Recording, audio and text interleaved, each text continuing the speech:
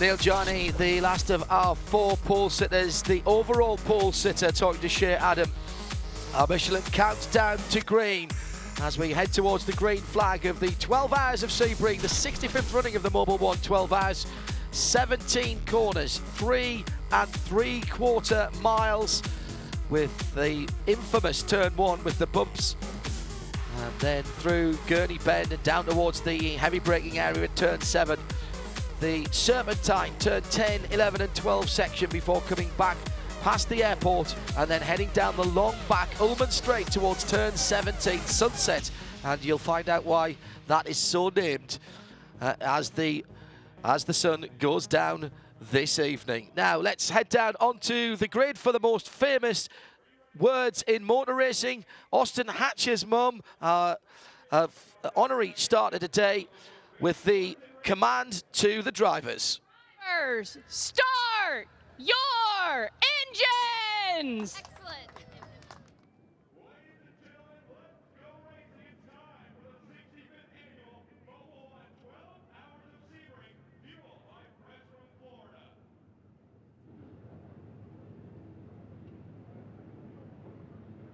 Hello everybody and welcome to Central Florida, one of the real jewels in the crown of sports car racing around the world is, and has been for the last 65 years, the Mobil 1 12 Hours of Sebring, presented by Fresh from Florida. And the 2017 edition will be no exception and will certainly be adding to the classic tag that this race has. Drivers from all around America and Europe and indeed the world want to pit themselves against this very tough, very bumpy and very demanding circuit, as well as the high level of competition found in the IMSA WeatherTech SportsCar paddock. Leading away from pole position will be the WEC entrants Rebellion Racing. They're in for the 4 long races this year, and Neil Johnny captured pole position in qualifying yesterday. Jeremy Shaw alongside me. Take your pick here, because this one is going to be so tight, so hard. There is no margin for error whatsoever in the race today.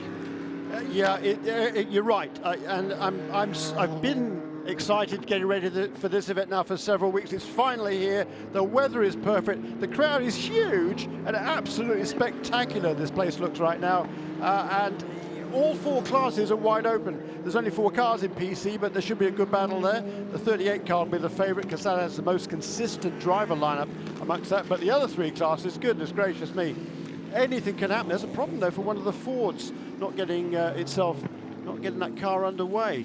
It's going to be the 67 car. The door is open. Jim Roller, this is absolute disaster for one of the favourites in GTLM. We've got a Ford mechanic looking like a Peugeot sock puppet. The car has fired, as you can hear, but I think he's having trouble with the gear selector. He's moving the paddle shifts up and down with his right hand.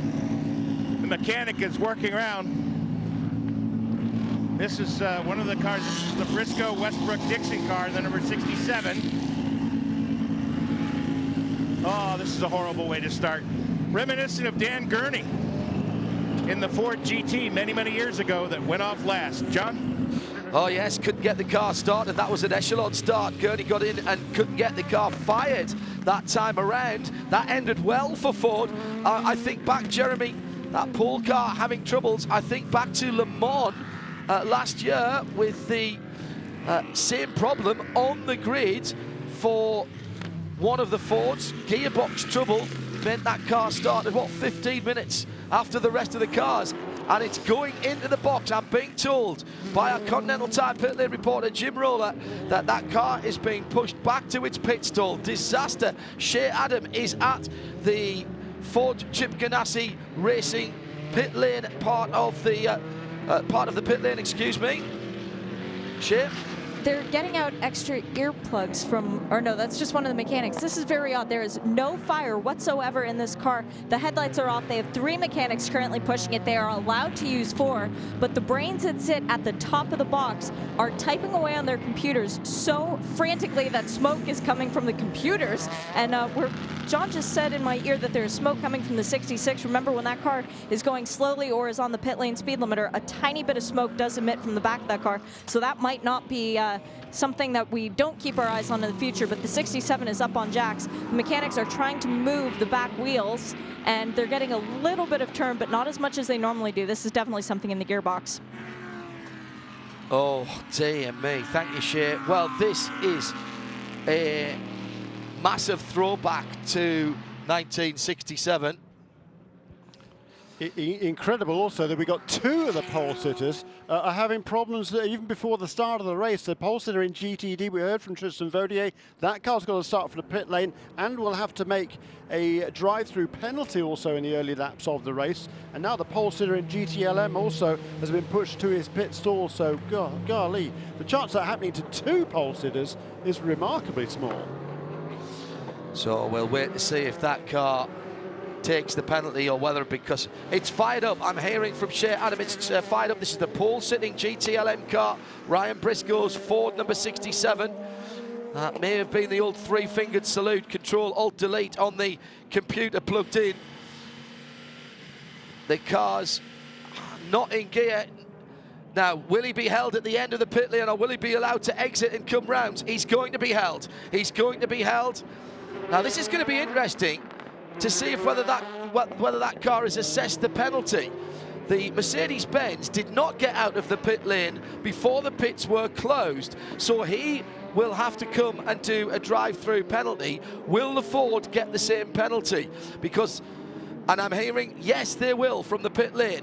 So that is already going to be a huge disadvantage for one of the favourites. And echoes of Dan Gurney not getting away from pole position of the race overall in the Ford GT40 back in the 1960s. Started dead last, and Fords came through to win that race.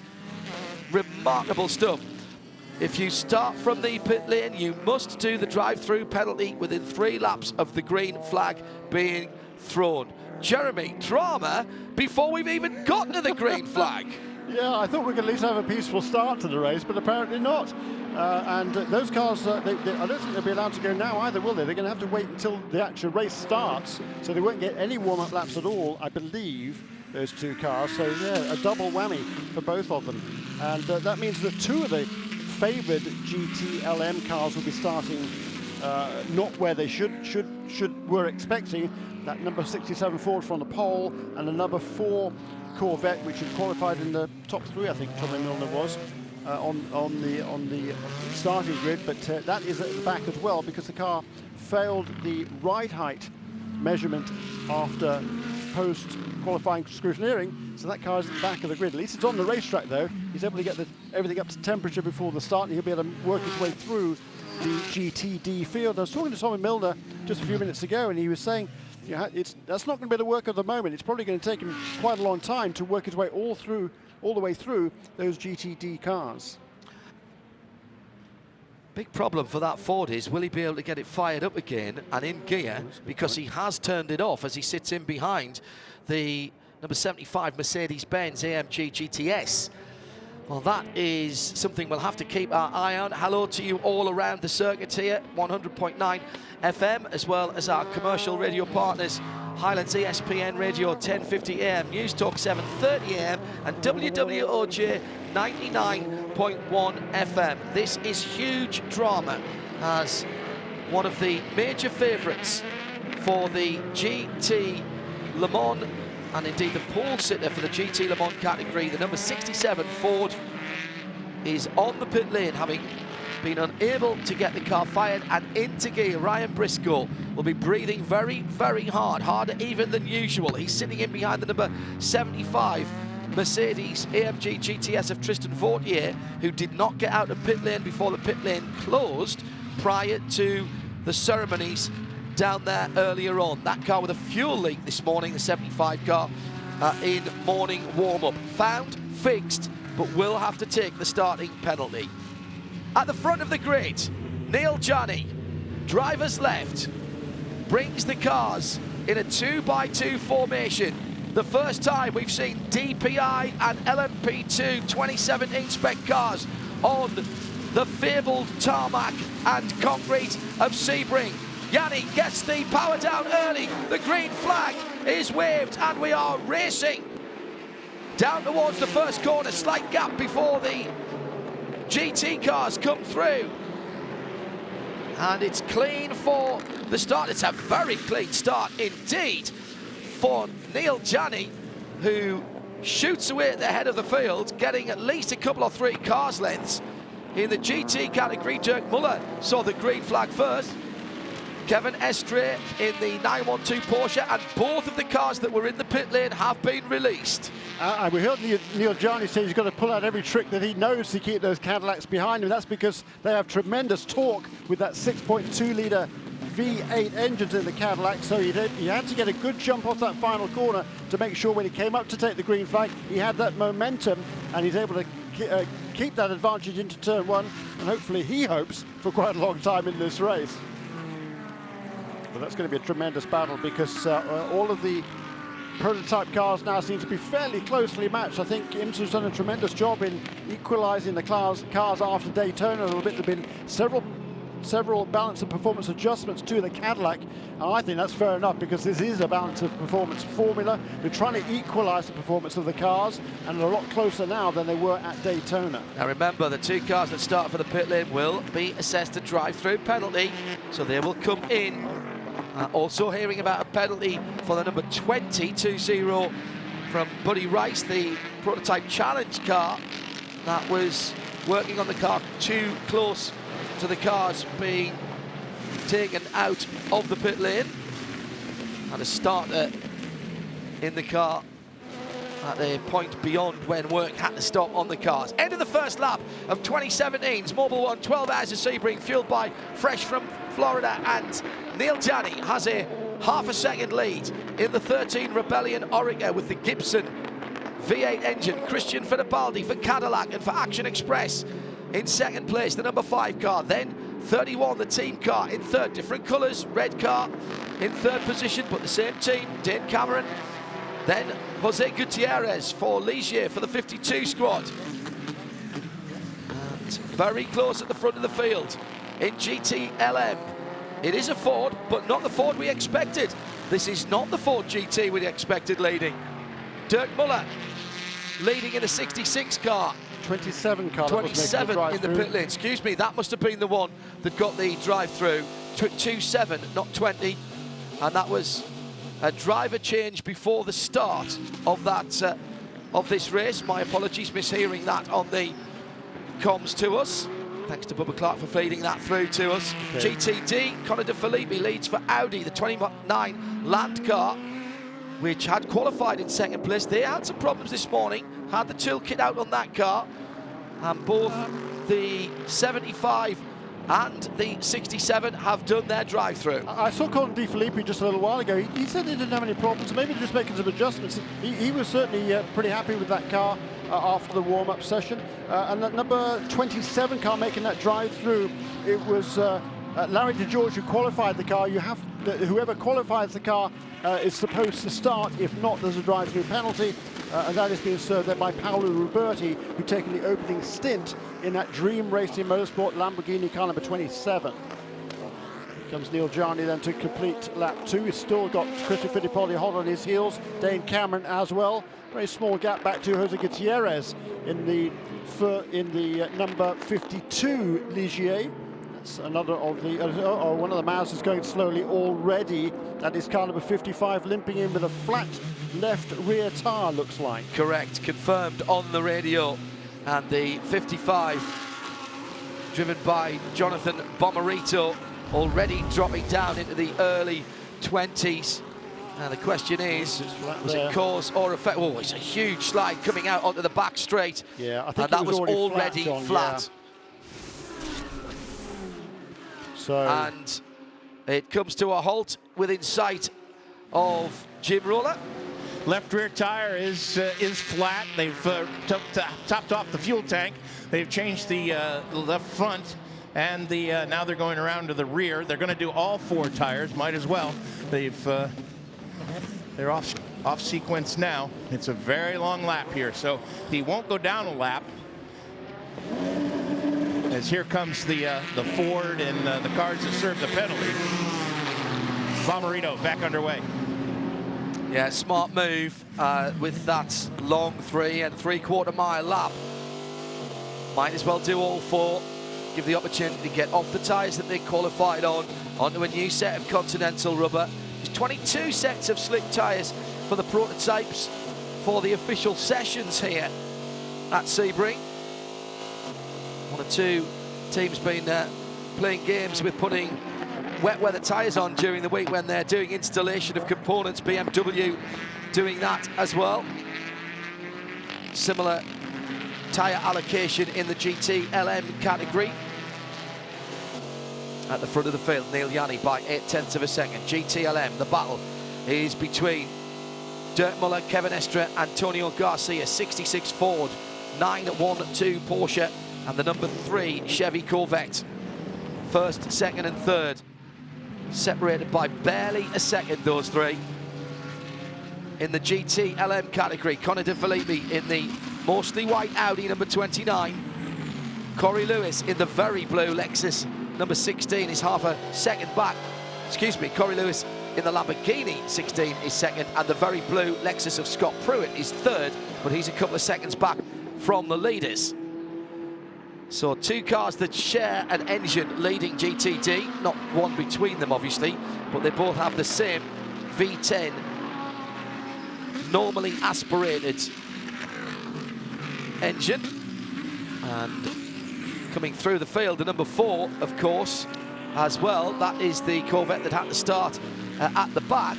Yeah, he's just moved past the 3rd place car in GTD, so Tommy Milner done a really nice job in the early stages to get past those cars, hopefully without any contact. But he's got quite a deficit to catch up with the tail of the field in GTLM, probably about 10 seconds or so. So it is a long race. He's not worried about that. Tommy Milner's been around the block a time or 2, and of course this is the defending series champion along with Oliver Gavin. They won this race last year, so no dramas there in the early stages for Corvette. Just get through that traffic, get into a rhythm, and let the race kind of cycle through.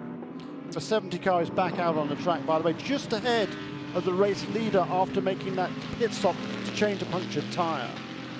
Hello to Brian Bearwalters of Continental Tyre. Managed to get his work done before the start of this. Fluid coming out of the back of the 57. That's the Stevenson Audi, left-hand side.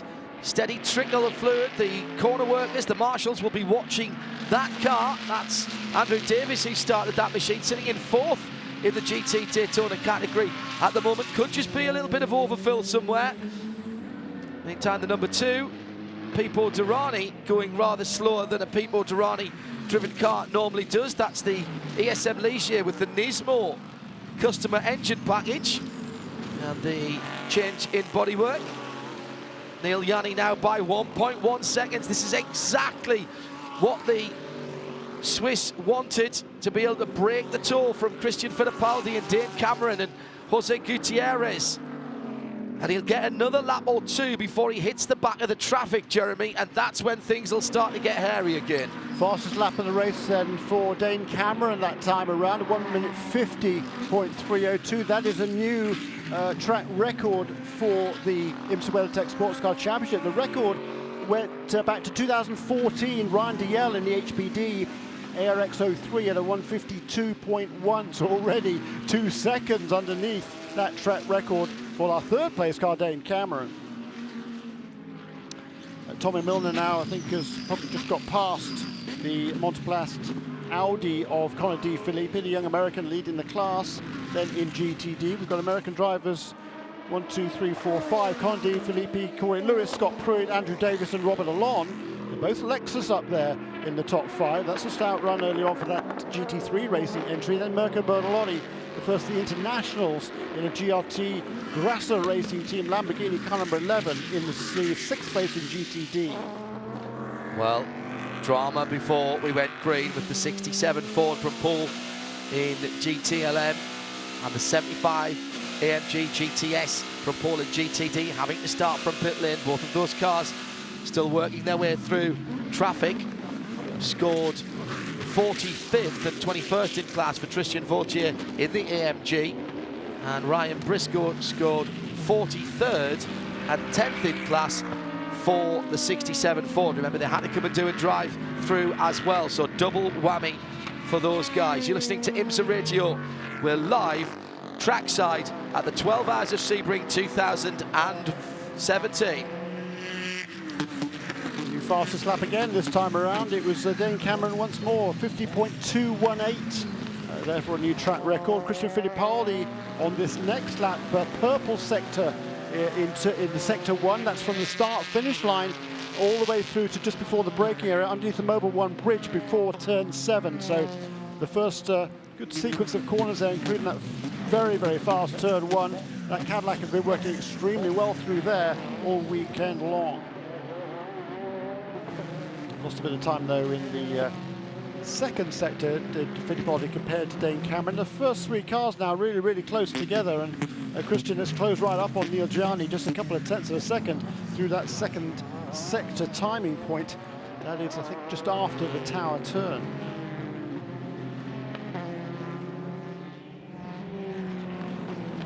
Some lap traffic then. The Dream Racing Motorsport GTD car, as they come around turn 1 to start lap 7, is in the way. The Mazda right ahead as well, trying to stay on the lead lap. That is the Jonathan Bomarito car. Slides across into turn 3 just ahead of Neil Gianni, and the Cadillac right behind Neil Gianni in second place. That is Christian Fittipaldi. Just a reminder for those of you who are not in the US, in Europe, you can get uninterrupted streaming video with our commentary from IMSA Radio trackside, the only broadcasters who have their commentary team trackside, via IMSA.tv or via the video player on the IMSA WeatherTech tab on radiolemans.com. Perfectly synced, don't have to have two browsers open, and there are no breaks, no interruptions, right the way through to the checkered flag. IMSA.tv, the IMSA app, or via the video player on the WeatherTech tab of radiolemans.com for those of you who are not in the US. I know one or two problems with some of the syndication over in Europe at the moment. That's a solid way around it.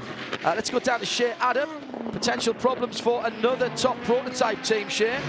Unfortunately, the same team that we saw problems from in qualifying yesterday, John, the number 2 ESM car.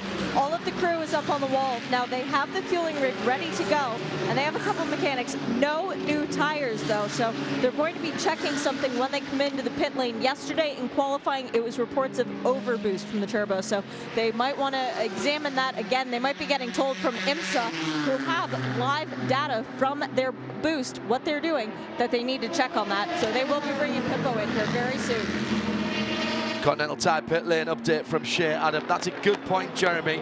IMSA take an inordinate amount of data from all the cars, and that side of things is the live data. Now at the front of the field, Neil Gianni is right in behind the Mazda, the number 55 car, and having a bit of problems getting by, and that has allowed Christian Fittipaldi to close right up, and that 1.1 second gap has disappeared to a tenth of a second. Yeah, and the third place car is right there as well. That would be Dane Cameron. So nose to tail, the top 3 cars, and right ahead of them is the Mazda trying desperately to stay on the lead lap.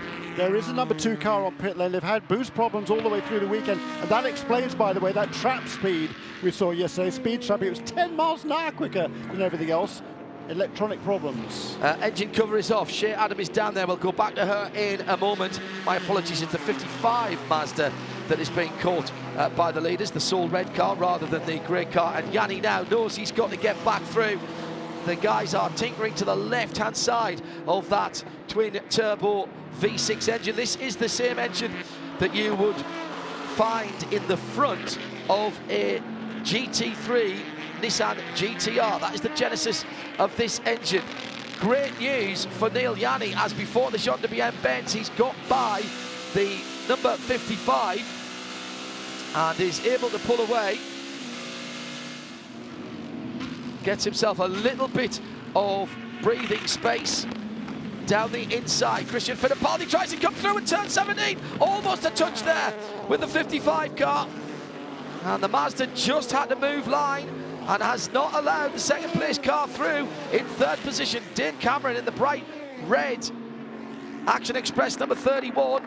And now they're going to have the same problem going through. Let's go back down for another Continental Tire pit lane update from the ESM pit. Here's Shea Adam. They were fettling in exactly the same place as they were yesterday during qualifying, John, so it must be the same issue. They pulled the engine cover off, had the engine turned off for about 30 seconds total, messed around, put the engine cover back on, and sent Pippo back out. So it's not something that they think will be a lagging problem. They're hoping, at least. That's Shea Adam down in the pit lane. The battle for the lead at the moment is being controlled, and the gap is now up to 2.2 seconds. Neil Janney will be wanting to buy Jonathan Bomarito an adult beverage at the end of this, because he is doing a sterling job for the Rebellion team. Yeah, he is, because he's slowing up the leaders by a couple of seconds a lap. They were doing low 1 minute, 2 minute, excuse me, low 1 minute 50s before they came up behind that number 55 car. Now they're doing 1 minute 52s. So yeah, clearly a problem there for the second and third place car now to get past that Mazda. Mazda, of course, it's pretty quick in a straight line. It's really struggling over the bumps here, particularly turn 17 and turn 1, which are the two trickiest and highest speed bumpy corners on this racetrack. And the car's been a handful for the drivers through there all week long. But it does have very good straight line speed, and that is proving very frustrating for Christian Fittipaldi and the Cadillac drivers. In the classes, GT Daytona still Conor De Felipe leading for Audi for the 29 Land Motorsports squad. He's again got 2.5 seconds over Corey Lewis in the 16 Lamborghini, and Scott Pruitt is another second or so behind in the number 14 Lexus. GT Le Mans, Dirk Muller leads for Ford from Chevrolet Corvette by about a second, 66 from 3. Kevin Estre up to third in the Porsche. In the 912, Stefan Mucker fourth for Ford in the 68. In PC, 26 from 38 from 8 from 20. They're separated by about 10 seconds.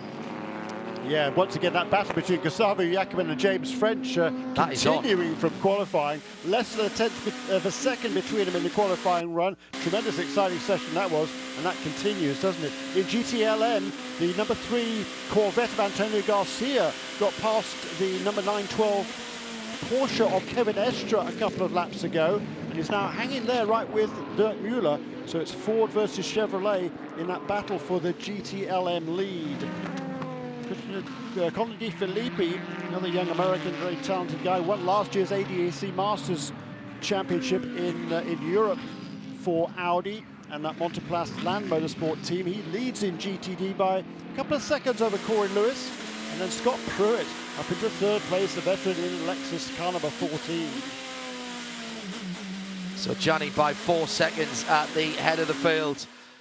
Renger van der Zande immersed in traffic at the moment. He's 3.5 seconds in that number 90 Multimatic chassis with the Gibson engine. Another one of the global LMP2 cars. Steven Simpson just ahead of him in the bright yellow Orica.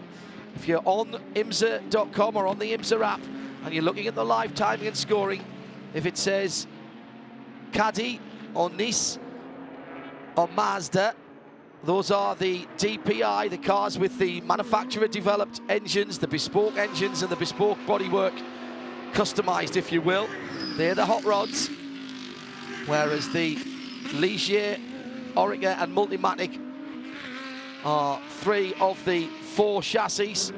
The other one being Dallara, which is what Cadillac uses, but they have the standard Gibson V8 engine that all of the LMP2s running in the FIA World Endurance Championship, the ELS, LMS, and of course at Le Mans. That's the global formula.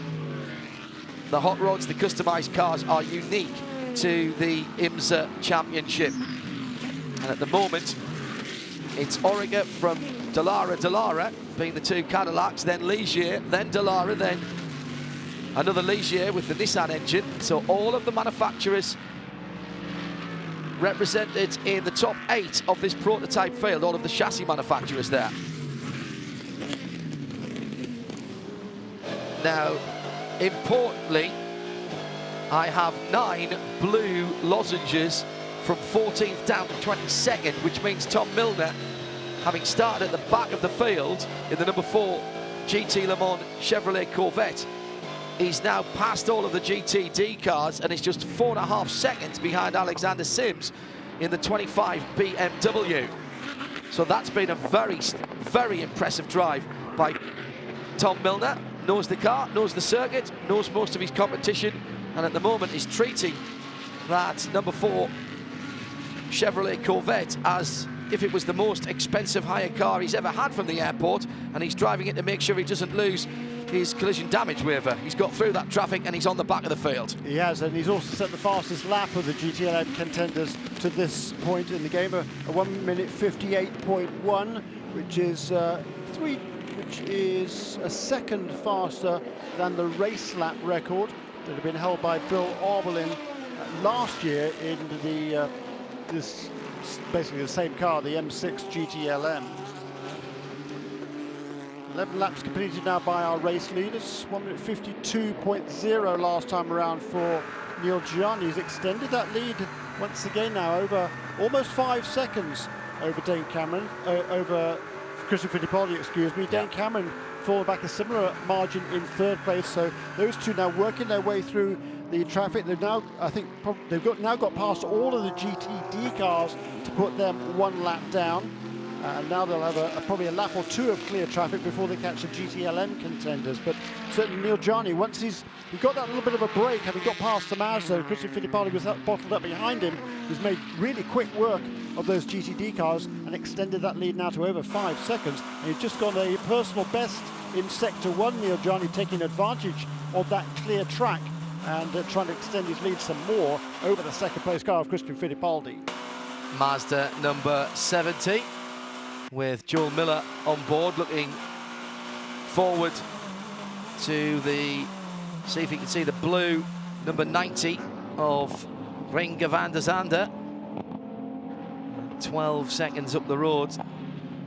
Has a slew of GT Daytona cars to get by before that, which has been holding up the Netherlands driver. Now, the Mazda, the dark grey Mazda, just fighting its way through that GT Daytona traffic, past one of the Acuras. Very distinctive colour schemes on the Acuras this year. Look very good. Mark Wilkins driving the 93 car, and Oz Negri Jr. in the 86. Now, at the front of the field, Neil Gianni has checked out for the moment. Fastest first sector that he's put in, 5.2 seconds. The chase being led by Christian Fittipaldi. And Dane Cameron just a couple of seconds further back. Ricky Taylor in the number 10 Cadillac.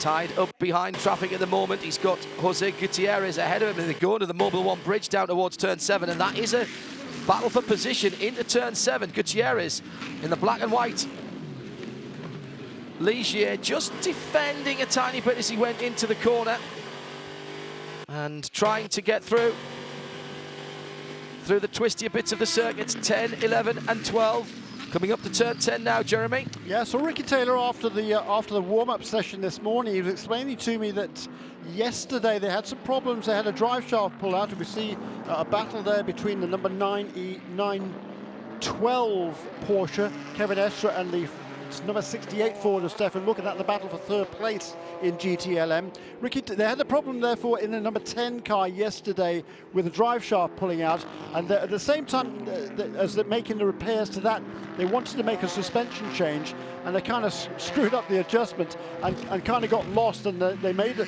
another change to the car going into qualifying, which was the wrong way. The car was just a bit of a handful in qualifying for Ricky Taylor. That's why he wasn't quite as quick as the other 2 Cadillacs in the qualifying session. The car was a little bit loose, plus he admitted to overdriving the car and just pushing too hard, trying to get too much out of it. Said, I didn't really get a great lap, but we've gone back to how the settings were on the car before. The car felt good in the warm-up. He feels good about the race ahead. IMSA Radio live from the Mobil 1 12 Hours of Sebring, fueled by Fresh from Florida. Welcome back to our listeners on ESPN Radio 1050 AM, WWOJ 99.1 FM, and News Talk 7:30 AM. We're on Sirius XM, Sirius 136, XM 204, and around the world, of course, on IMSA.com and IMSA.tv. Kyle Petty has joined us in the booth. Kyle, thanks for being with us. Snuck in here behind you, man. Hey, man, good to see you. Yeah, you've still a long time ago. You've still got the stealth capabilities, Mr. P. Thank you very much for joining us. Now, this is not the normal type of motor racing that you're used to watching and talking about, but wheels and engines racing is wheels and engines racing. Yeah, that's exactly right. It doesn't make any difference. 4 wheels, 2 wheels, handlebars, steering wheels, it doesn't make any difference. This has been exciting. It has been exciting to come to Sebring this week. My brother-in-law, Charlie Luck, has started running the Porsche Cup. And this is was his first race this weekend. Finished 4th and 8th, I think, in the 2 races they ran, and it just had a solid run. But just being in the paddock and being around people that love this sport, that love motorsports, that is what this reminds me, honestly. And we were talking earlier of what my dad and the Pearsons and the Allisons and the way racing was in the Cup Series back in the 70s and 80s, and when there was an excitement everywhere you went. It's been fun to be here at Sebring. And a real family atmosphere to that point, Carl, because the atmosphere in this IMSA paddock, whether it's the WeatherTech series that we're watching now, the Conti series, or the support series that you were talking about, there's a real joy about people coming racing here. It is always good when you go into a workplace that people don't treat as a workplace. They treat as a play place, as a fun place. And you walked in that paddock, and the drivers are happy, and the crew members are happy, and there's people, the fans are ecstatic. They get to meet the drivers. Pit lane out here was phenomenal this morning. We wondered at one stage whether the pit road was still there. We couldn't actually see it at the time. Bit of a problem there for the Fords. One of the Fords, I think it was Stefan Mucker's 68 car, down at the hairpin. In fact, did he get a little bit of help there from the Porsche ahead of him in the 912 Ford? It was indeed Stefan Mucker, just ducked up the inside and had to pinch the corner and spin it around. Loses a couple of positions because Kevin Estre got away and Dirk Werner went through again, and Giancarlo Fisichella's nipped through as well there in the red Risi Ferrari. So Stefan Mucker in the 68 car. That is the spare chassis, the development chassis for Chip Ganassi Ford Racing here in the US, being run by the Chip Ganassi Ford Racing UK team, because their car has gone back to the UK to get prepped for the WEC test at Monza in a couple of weeks' time. Different type of racing, but a lot of the manufacturers and brands that you're used to talk about. We've got Ford, we've got Cadillac here carrying the GM banner, and of course we add in the European exotics like Porsche and Ferrari, as well as the Far Eastern brands like Mazda and Nissan. Great variety here, Carl. And it is, and that to me is what makes motorsports. It's not just Ford's racing the GMs, the Chevys, like we've had in Cup for a while. You know, finally we throw the Toyotas in. Wish Dodge would come back, because you have fans. Fans are fans of drivers, but they're manufacturers too. Manufacturers fans, and it is amazing to walk through the area here and you see the Mercedes exhibit down here, or you see the BMW or the Porsche or the Ferrari. That is what is so cool to me. Is I'm a fan of the driver, Christian Fittipaldi especially. He drove some Cup stuff for us, so a fan of the driver, but I'm also a fan of the car. Petty Garage is, of course, well known for tuning up street cars, as well as the racing exploits. Some of these exotics must be of interest to you guys. You know what? It is so funny. I think we started this way when we started the conversation. Anything with 4 wheels and a steering wheel, you're excited about. I don't care. It is a little bit different, I will say that. When you open the bonnet of a Ferrari or a Porsche, compared to seeing that big V8 in there. Oh yeah. So we are definitely more American V8s when it comes to that. But these cars are works of art. When you take the body works off and start looking at the mechanical side of it, that part of the car to me is just an absolute work of art. Now you've got a family interest in this paddock coming up through the support series. We're going to see you at some more of these. I hope so. I've got to be honest with you. I was fortunate, ran the 24-hour races a couple of times with Leo Hendry and some of my friends. And good times. Been out of a car for about 5 or 6 years, 6 or 7 years. I've got a little bit of a bug coming down here. I could be coming down He's with... hopping from one foot to another to your listener and viewer here. He's ready. I could be coming down with the racing flu again, and I'm going to have to get back in one of these days. I'm going to make some phone calls in the next few weeks. And you would be very, very welcome here. I think you'd solidly enjoy this form of racing as well. And let's be honest, a 500-mile oval race is an endurance race. True. Just in a different environment. I've said that for years, and I love the longer cup races. I've got to be honest, to get to commentate on them for Mobil on the grid back in the UK. Before you go, and before something kicks off here, you've got to talk about your charity karting, because it raises a lot of money for good causes. Yes. Yeah, we do our motorcycle ride, across the country, the Cowpatty charity ride. We've been very, very blessed, and this will be our 23rd year of doing it. We've raised $17.5 million for different children's charities, and that goes to camp, which is Victory Junction, which is a camp we built when my oldest son was killed in a racing accident in New Hampshire, to camp for children with chronic and life-threatening illnesses. And this is how we built the camp, to be honest with you. I was fortunate enough to run some sports car races with Paul Newman, who has the Hole in the Wall, which is now Serious Fun Camps. And our camp, Victory Junction, is part of the Serious Fun Camp. So it's amazing to be here at Sebring and to understand how the motorcycle ride, the Cowpatty charity ride, the Victory Junction camp, and this form of motorsports tied it all together. Thanks for joining us. You're welcome anytime. And come on back to this paddock as anytime you want. And we'd love to see you in your race overalls again. Thank you, guys, man. I'll try sometime. Appreciate it. Cal Bentley joining us here live on IMSA Radio from trackside here at Sebring International Raceway. Let's get back down to a Continental Tire pit lane report with Shea Adam. The number 2 ESM machine has rejoined us. The prototype still with Pippo Durrani behind the wheel. They gave them some more fuel, and then instead of taking the engine cover off, they popped open the driver's side door, and they adjusted something in Pippo's side of the cockpit, so not the other side where all the electronics are, closed the door and sent him back out. Very, very odd stuff going on down here for our defending race winners.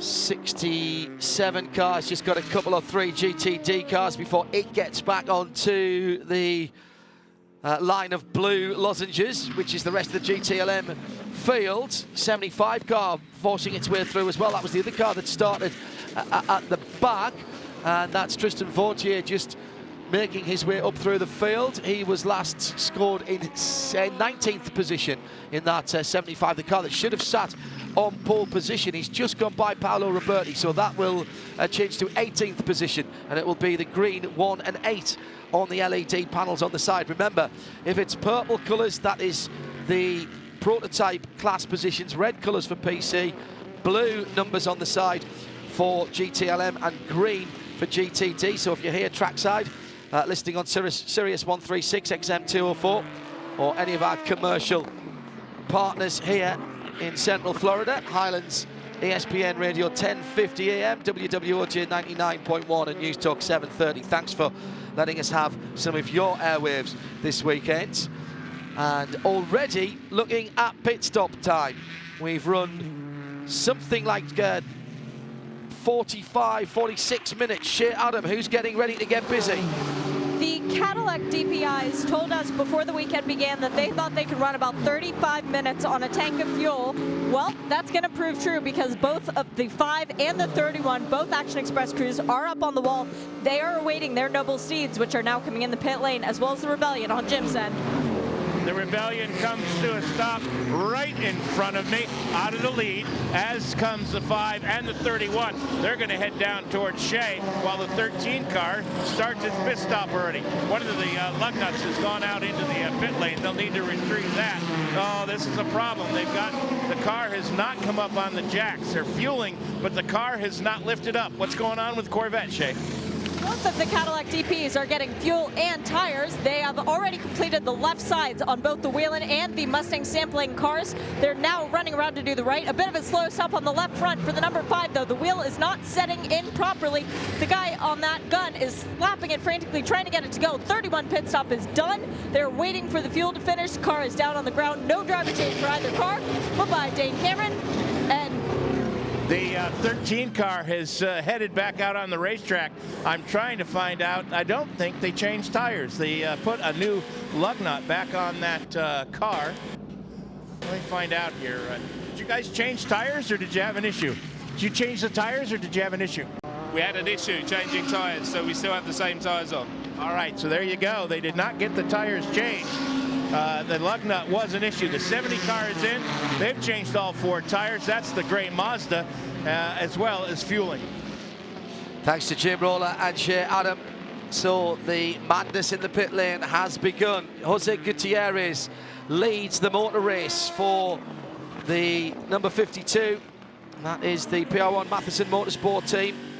Michael Gouache and Tom Kimber-Smith yet to drive that car by just a couple of tenths. Ricky Taylor in the number 10 Cadillac getting better fuel mileage than the 31 or the 5. So that could be interesting. We saw that at Daytona at the Rolex 24 as well. But expect to see that Cadillac into the pit lane, the black Konica Minolta machine. Brendan Hartley still out there in the number 22 Nissan, now in 3rd position. The Nissan, or the Nismo powered Ligier, the ESM black and green car, comes into the pit lane as through goes his teammate. Now, just a few moments ago down at their hairpin, little bit of contact between the 52 and the 10, and Ricky Taylor just having to back out of that side-to-side contact, and big oversteer moment from the 52 of Jose Gutierrez, who's now in the pit lane. 85 and 52 have come in together, along with the 90. Just fuel so far on the 85. They've got tires out for the 52 and the 85.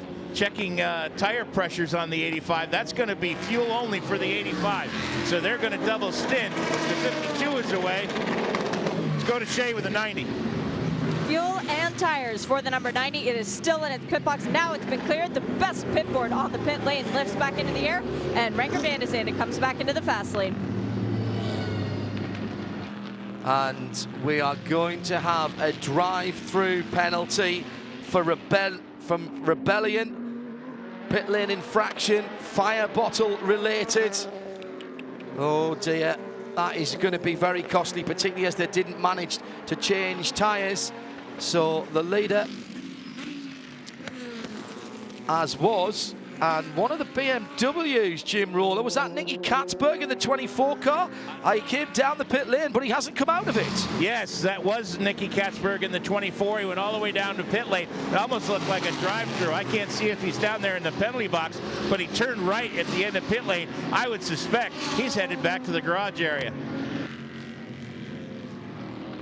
He did not stop in the penalty box. He did make that hard right turn. So trouble for BMW continues as Ricky Taylor has now come into the pit lane. He is making the very long trundle because he gets the first pit box on pit lane, having won the 24 Hours of Daytona. It's part of a big reward that carries through. If you are the points leader, you get the first pit box out. So for the Taylors, they should have no excuses with the bad pit stop leaving. Ricky will be staying in the car. They have 4 new Continental tires. Now the mechanics jump off the wall. The fuel probe has already gone in. Left side tires have been pulled off. Let's see if they can get them seated properly. Yes, they can. They do not have the same struggles that the number 5 did. There is a number 1 on the side of this car when it came in. But Jim, who's at your end? And the 22 car has come in. Fuel and tires, no driver change. Fuel and tires only for that. That's going to be a quick stop for them, and then they'll be back underway. Taking a while to get all the fuel in, so they've run these things down pretty low, and they're going to make sure they get them all the way topped up before they head back out onto the racetrack. Thanks to our Continental Tire pit lane reporters, we take a short breath here in the booth. And remind ourselves there's still 11 hours and 21 minutes to go of this race. We are really just seeing the opening salvos being fired. So Dane Cameron, having made the pit stop, he's leading the motor race for the number 31 Whelen Engineering Racing Cadillac DPI. And two interesting things about the first round of pit stops. I think, first of all, that Dane Cameron vaulted his way from third place into the lead. And not only that, but he's well clear of both Neil Gianni and Christian Fittipaldi, behind both of which he was before the round of pit stops. The other interesting thing to me is that Ricky Taylor able to do 2 extra laps in number 10 car before coming onto pit lane. I'm not sure, they weren't particularly quick laps, so I don't think it'll gain him much, perhaps. But certainly interesting, is he able to go that far before making his first pit stop? Yeah, that's a good point. We saw at Daytona that the Konica Minolta car seemed to be able to get a lap or 2 more than the other Cadillacs. The door has not been closed on the ESM car. Now it has. Heads up driving for the number 22 of Brendan Hartley. Ed Brown took over from Brendan, so Ed able to reach up and close the right-hand side door, and still gets out without crossing the blend line. Good concentration from the non-pro driver there. Well done, Ed, as sweeping by on his left-hand side was second and third, absolutely together. Neil Gianni in the grey, white and red, with the stars and stripes on the side of the Rebellion now, I see as well. And Neil Gianni has Christian Fittipaldi right up his tailpipes. Jim Roller. The 86 car has pitted out of his position in the Acura. We're waiting for the 93 car to come in. It was just fuel and tires there. Talked to Bobby Rahal. He says, what's wrong with the 24? He looked for a long moment and thought. He says, well, we're not real sure, but we know we've got a really bad vibration. Yes. So that car confirmed behind the wall. Second place. First car out at Daytona as well, that 24 car as well. Jeremy? Yeah, we saw the number 26 class leading car in PC coming onto pit lane last time around. This time the number 38 car comes onto pit lane for its first pit stop. So that was the second place car in PC. I would expect no change of driver in the number 38 machine, but I would expect the number 26 car to change away from Gustavo Jacobin and put in one of the silver, less experienced drivers in that car number 26. It's the exact opposite. Shit. It's actually the exact opposite of what Jeremy Shaw would expect. Gustavo Jacobin stayed behind the wheel of the pole-sitting PC car. The 38 came in, James French got out, and Pato O'Ward is now installed behind the wheel of that one. Well, that's interesting. Now, that's an interesting strategy, because now Gustavo Jacobin, that is surprising. 13's in for its penalty, by the way. And that is a drive-through. And will go straight out. So more frustration for the Rebellion team and Bart Hayden. And Patty Ward just going out as well.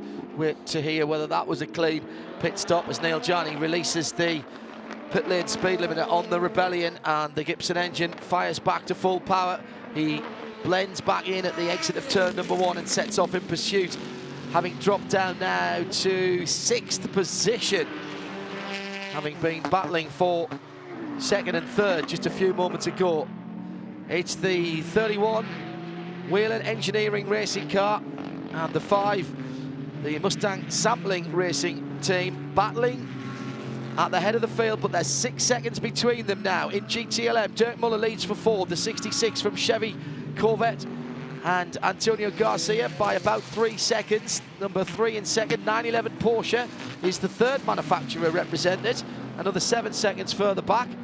And in 4th position, it's another different manufacturer, Ferrari and Giancarlo Fisichella, just a couple of tenths off the back of the 911 Porsche. In GT Daytona, Conor De Filippi leads for Land Motorsport, and the Audi by almost 6 seconds from Corey Lewis in the Lamborghini number 16. Mirko Bortolotti now in third position. That's another Lamborghini. He's got ahead of Andrew Davies in the 57 Audi, and the Lexus of Scott Pruitt has dropped down to 5th position ahead of Ben Keating in 6th position in the number 33. Let's go down to the pit lane. We have got GTLM pit stops. Both Porsches are in. 911 comes and hits its marks first. They will be doing a 4-tire change on this, but they are not going to be doing a driver change. The 912 hits its marks, and Richie Leeds is getting into that car. Kevin Estro's job for now is done. 4 tires on that one and a whole lot of fuel. Shea Adam down in the pit lane. Jeremy Shaw, and again at the 7th corner, the hairpin. It's a Ford kicking up dust, and it's the leader that's going around that battle between the Ferrari number 62, Giancarlo Fisichella, and again Stefan Mucker doing a bit of rally crossing. Got up alongside, there was a touch, the barest of touches. Dane Cameron in the red Wheeler Engineering car right in behind him. They try to go side by side, and there's again a touch as Fizzy goes for the Apex. Doesn't really give racing room there to the Ford. May have felt that he was ahead enough to be able to take the true racing line. Dane Cameron getting the heck out of dodge there and getting around them. They continue the battle as they come through the GT Daytona field, and the BMW of Turner Motorsport goes a lap down to those cars, not in the same category, of course. Standing by for GT Daytona pit stops, Conor De Filippi up to 21st position at the moment, has not yet stopped. Correct, yeah, the GTD cars haven't yet stopped, GTLM cars haven't yet stopped. I would expect the GTLM cars to run a little bit less than an hour, maybe 57, 58 minutes before they make their pit stops, and that's another, when did we start? When did we start? Did we start at 10:40? God, dear, I've got to do the maths now. How's that? 11 hours, 13 minutes to go, which means we've been going for, what, 47 minutes? So, yeah, around about 10:40. So within the next 10 minutes or so, I'd expect the GTLM cars on pit lane for schedule service. There's a bit of banging wheels there between number 62 Ferrari and that Ford GT. Really tremendous battling going on down there at the well, midfield for GTLM, because in GTLM it's number 66 car that leads now by about almost 4 seconds over the Corvette. So Dirk Mueller's managed to extend that gap a bit. Now Stefan Mucker, after that spin a little while ago, has forced himself ahead of the Risi Competizione Ferrari for 3rd place. Alexander Sims runs in 5th. Yeah, with the two Porsches coming onto pit lane somewhat earlier than everybody else in GTLM. I wouldn't expect them in for another 5 minutes or more. It's curious. Well, maybe they're trying to deliberately get out of sync so they have a cleaner run to their pit boxes. Just a note on the 3 Fords, by the way.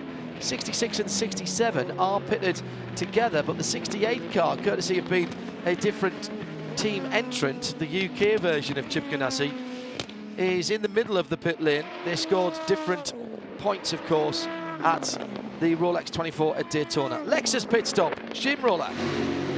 The number 14 has come into the pits. We're going to see a whole brace of GTD cars. As the 23 car, the Audi, the Alex Job Audi has come in the pits.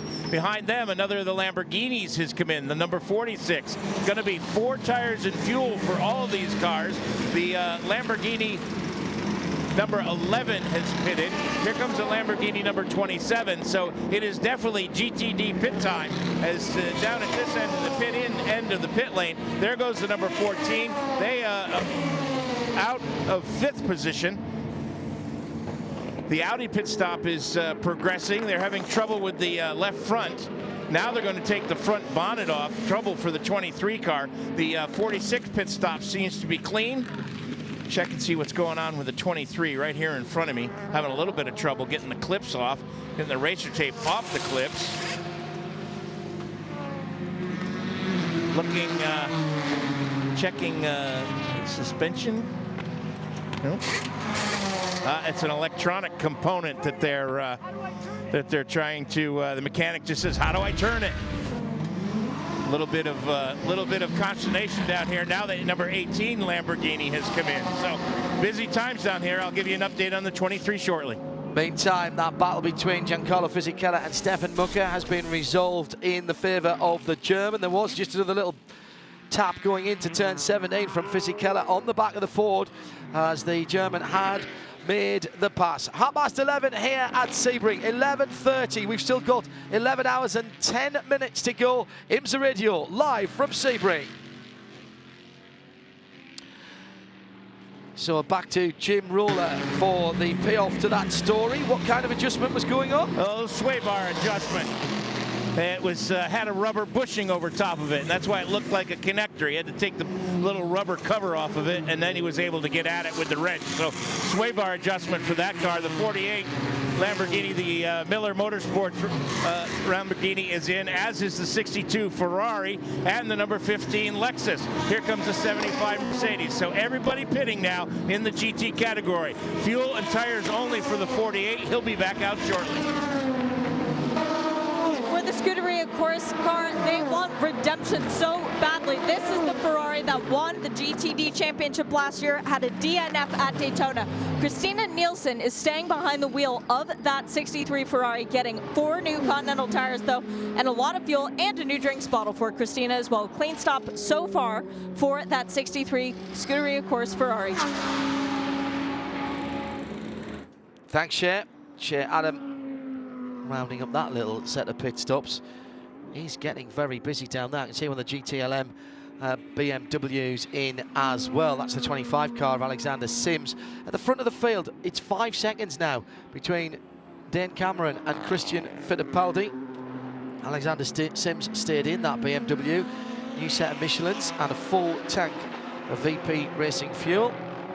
Ricky Taylor in 3rd position in the overall, so it's the 3 Cadillacs who have gently risen to the top, with Ricky Taylor in the 10 car chasing the 2 teammate cars, the 31 and 5. Risi Competizione 62 into the pits, and Giancarlo Fisichella got out of that car. That wasn't a great run for Fisi. He has not been... Well, actually, it was a lot better in the race than it was in qualifying, I was John. just going to say, he's not been himself this weekend. Tony Vilander certainly hasn't been himself. He's in the car now. Tony normally does the majority of the work in setup and at the track. And the 24 BMW has come back out of the paddock and is back on pit lane. I had Nicky Katzberg in it when it disappeared. Let me finish the thought about Ferrari. Tony Vilander has been quite poorly the last few weeks and was wrapped up running a temperature and having some kind of virus or cold. And Giancarlo Fisichella, just off his game in qualifying, didn't quite get the car to his liking, made a mistake on the outlap and didn't really recover from that. And a couple of taps with Stefan Mucker there as he was stoutly defending his position. Now Tony Vilander getting into the car. The 3rd driver in that GT Le Mans is James Collado, the Brit, who is a factory-stroke works driver for Ferrari and normally plies his trade in the World Endurance Championship. I suspect we might see James getting quite a lot of work in that car today. 7-hour maximum, minimum, depending on class. And we'll go through that with Jeremy in a little while. Back to the pit lane, more pit stops here. The number 28, the Allegra Motorsports car, the GTD entrant that won at Daytona, has come into the pit lane. Driver change, Daniel Morad out, and Michael De Quesada, the youngest driver, into that one. Fuel and tires for the Porsche. We also had the Land Motorsports Audi come in. That's the number 29. Fuel and tires for them as well. No driver change. Up at pit in, the Accurate guys are standing by with the number 93 car. Now, they've asked the IMSA officials if they could do some data acquisition while the car is on the pit lane. So we'll keep an eye on that, see if they hook a laptop up while they make the pit stop. That's very interesting, but smart move from Michael Shank Racing.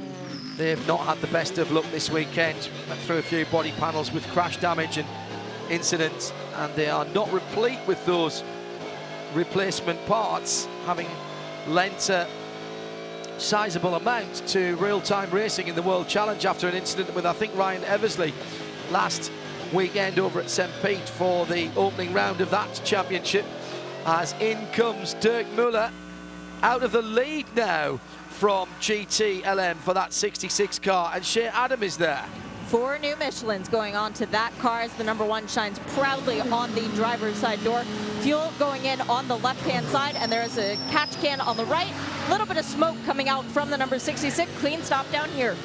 93 car has come in, 4 brand new Continentals and fuel. Doesn't look like there's any sort of data acquisition going to go on with this GT Daytona car. Michael Shank has come down off the pit box. He's manning not only the stopwatch but the kill lever on the fuel system. Now they're looking, they're holding the guy. Now we do have a computer cable, one of the mechanics. Okay, now the fueling and work is done. They've opened the passenger door, and they are going to do a little data acquisition before they send him out. So they're obviously not happy with something that's going on in the car, and they're trying to do some diagnostic work with the laptop. Also, the 24 car, I don't know if we talked about it earlier. If we did, I apologize for the redundancy. Katzberg has come back out and is back on the racetrack. Thank you, Jim. We did see that 24 car come back on the pit lane. I didn't see it leave the pit lane, so thank you for reminding us there. Welcome back to our local listeners on commercial radio. Good to have you back. John Hindhoff and Jeremy Shaw in the booth, the voices of Jim Roller and Shea Adam, our Continental Tire pit lane reports. It's IMSA Radio, live from the Mobil 1 12 Hours of Sebring, fueled by fresh from Florida, 65 glorious runnings of this race. And at the top of the field, Dane Cameron for the 31 team, now named as Whelan Engineering Racing. 6.1 seconds away from the second place car, Mustang Sampling Racing, also a Cadillac. And then 18.9 seconds in arrears, Ricky Taylor for the third of 3 Cadillacs, locking out the first 3 position, and that is the Konica Minolta Cadillac DPI VR racing team. He'll be sharing with his brother Jordan and Alexander Lynn. Back to Jim Roller for an update on the Acura from Michael Shank Racing. Michael, guys had to do some data acquisition. What are the concerns with the car?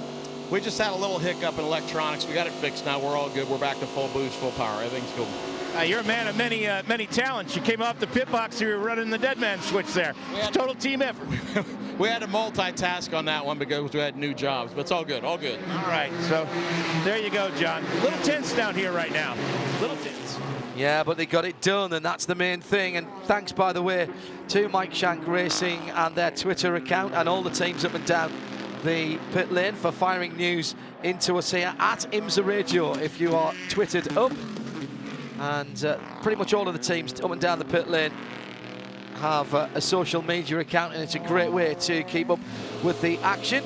Use it in conjunction with us here on IMSA Radio. Trackside for every one of the IMSA WeatherTech SportsCar Championship races in 2017. This is round 2. And the battles at the front of all the classes just beginning to warm up again now, as the number 3 Corvette of Tonio Garcia has Dirk Muller ahead of him in the 66 Ford. That's the battle for second. About a second or so further up the road is the 67 car, Ryan Briscoe. Now remember, that's the car that should have started from pole position, actually started from pit lane, and then had to come in for a drive-through. So that's been a brilliant piece of redemptive driving by Ryan Briscoe. As the 73 Porsche comes into the pit lane, let's dive back and pick up some driver reaction from the first hour of racing or thereabouts. Andrew Davies is out of his Audi and can talk to Jim Roller for this Continental Tire pit lane update. Well, John, he's at least got the good sense to sweat a little bit, so I don't feel quite as out of shape. This is the warmest day we've had. Well, it is, and it changes the car for sure. This is the slickest it's been out there. So, you know, we have to start on our qualifying tires. And I had done an extra lap on my qualies, so I was feeling that about halfway through the stint. So my arms are a bit pumped up right now, and I'm certainly sweating a lot. But we're really happy with our Audi R8. I think it's going to come to us over the run. We're going to have have a good car in the second half of the race is important. A little concerning that some of the other cars seem to be going a little longer than us on a fuel stint. So we'll have to work through that as well. So we'll have our work cut out for us, but we'll get that Audi up front. All right, good luck. Daniel Morad, you're fresh out of that Allegra Motorsports Porsche. You know how it handles when it's running well. How is it now, the 28? The car is great. I mean, it's pretty crazy out there. Very aggressive start to the race for a 12-hour race, and I mean, being inexperienced, this is actually my second one now. I just chilled out and followed the cars in front. I know the Allegra boys are amazing on the pit strategy, and they told me go out there first stint, take it easy, feel for the car, and bring it back, and you know, we should have something strong for the end of the race. It's warmer now than it's been all week. What were track conditions like? Track conditions were quite different right now compared to qualifying, especially in previous days. I mean, we've had cold weather. Now it's pretty warm. I think about 80 degrees out there. But the Porsche are performing pretty well. We're strong where we need to be. Thanks. Jeremy, this is already shaping up to be an absolute cracker. Some wheel-to-wheel racing, certainly at the front of the GTLM field at the moment, where the top three are separated by virtually nothing at all. And PC as well now as well. We saw a battle early on. During that first round of pit stops in PC, number 26 team did not change drivers. Gustavo Jacobin stayed aboard, which I was quite surprised by, because we heard him say earlier on they want to get the silver drivers in the cars to get their stints done, then he can get in again at the end. But they wanted to stay up front.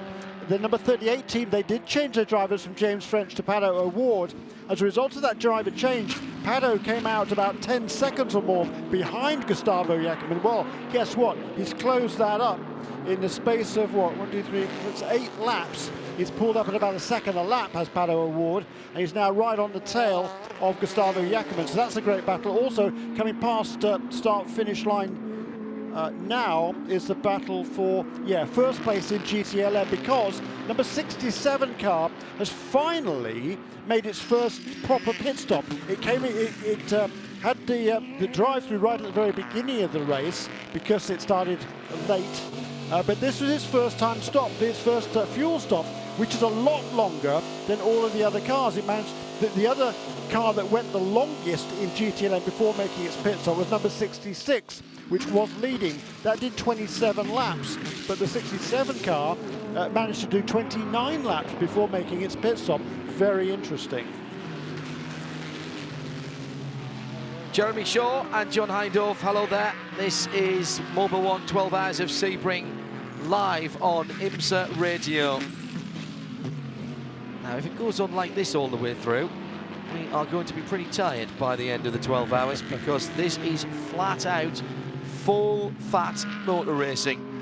Leading the field at the moment, Dane Cameron in that very striking red and white Cadillac, the Dallara chassis with the big 6.2 litre V8, and he's going round the outside of the Land Motorsport Audi, which Conor De Felipe is still driving and which is still leading GT Daytona. That was through the Jean de Bian bends and now onto the back straight.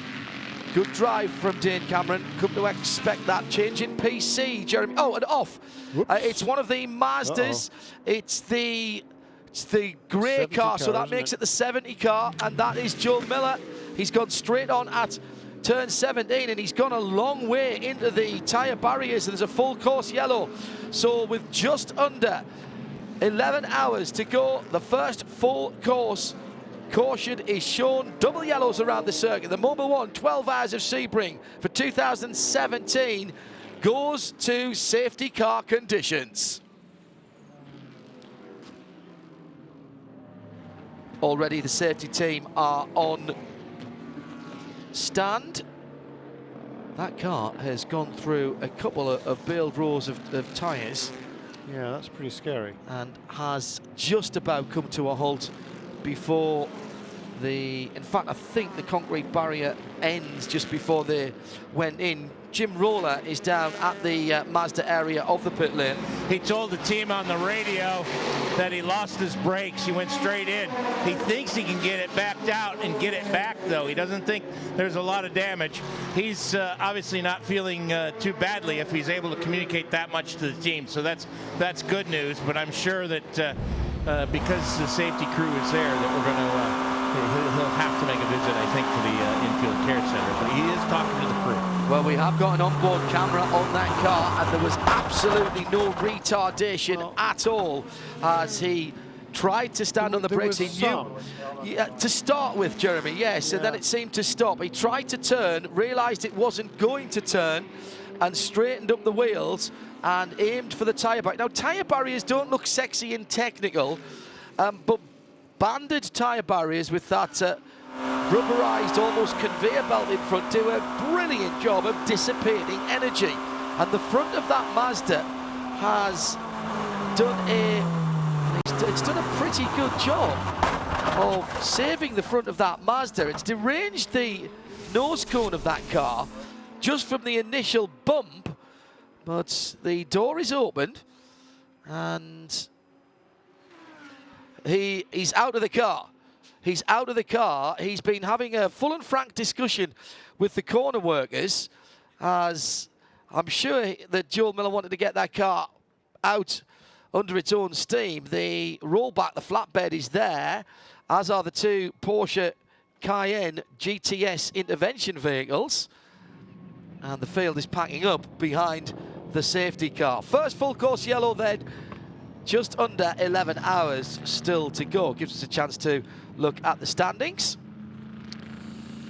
Yeah, it does, doesn't it? And Dane Cameron, tremendous stint. He pulled out a lead of about 11 seconds over the second place car of Christian Fittipaldi. Most of that gap came just a couple of laps ago. It was around about 5-6 seconds. All of a sudden it jumped out to 10 or 11 the last couple of laps. That was a lap on which Christian Fittipaldi hit some traffic. Third place then is Ricky Taylor, who was a similar margin back in the third place in that car number 10.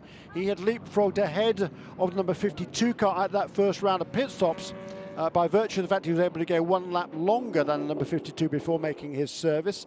Number 52 car also must have had a fairly slow first stop, I think, because that dropped back several positions. So up into fourth place, number 85 car, Stephen Simpson, at the wheel of the JDC Miller Motorsports Orica Gibson. We've got Cadillac 1, 2, 3, therefore. No surprise there. The Orica in fourth place. The Multimatic Riley of Renger van der Zende, kind of a 90 in fifth position. He was dicing with number 85. There's a good little battle going on there between those two. Neil Jarni, the pole sitter, after that drive-through penalty, then back into sixth place, ahead of number 52.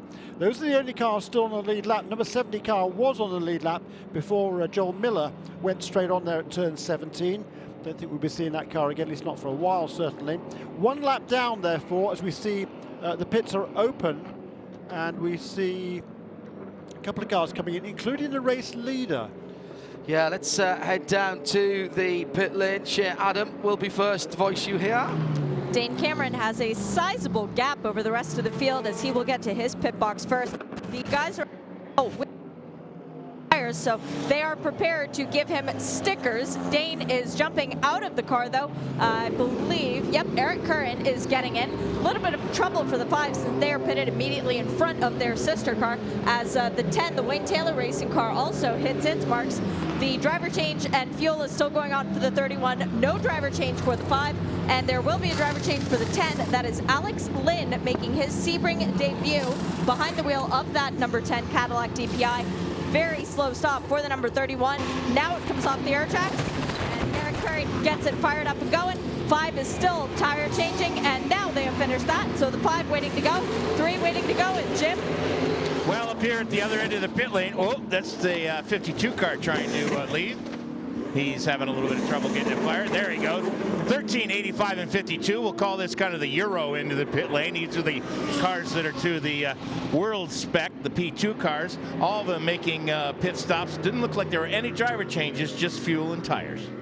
Meantime, the Mazda number 70 is on the rollback, and Jim, the team already making preparations to get that car fixed and back out again. Yes, it was very interesting. The team was very deliberate. Each of the mechanics went and they have their own private toolbox. Each guy grabbed his toolbox and put it on the cart.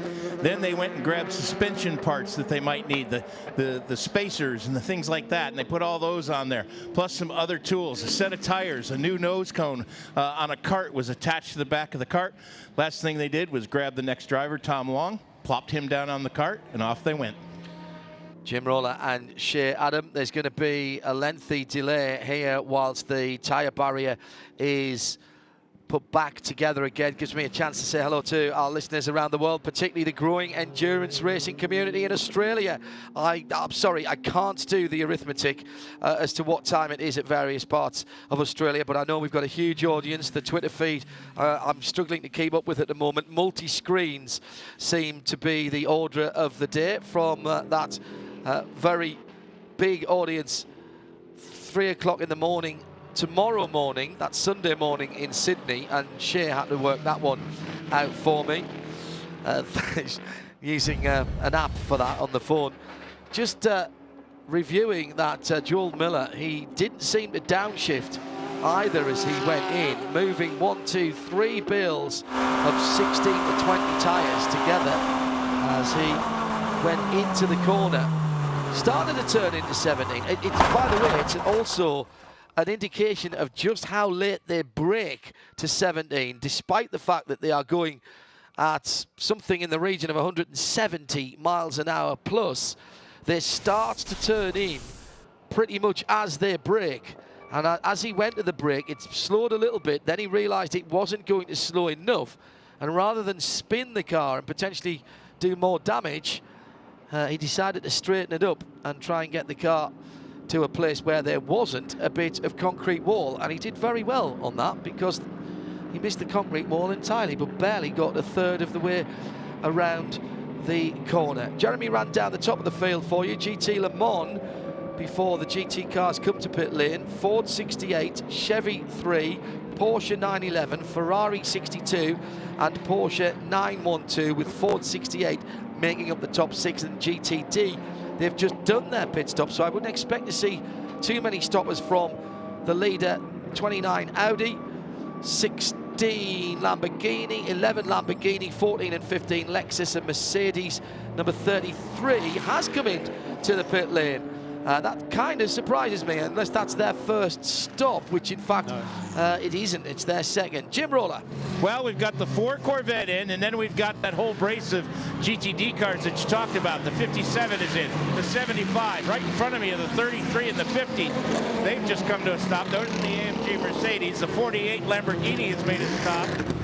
There goes the 33. No driver change there. Just tires and fuel for all of these pit stops. I've got to correct one thing. Steven Simpson did get out of the 85, so there's a new driver in that prototype. Acuras are also making pit stops, John.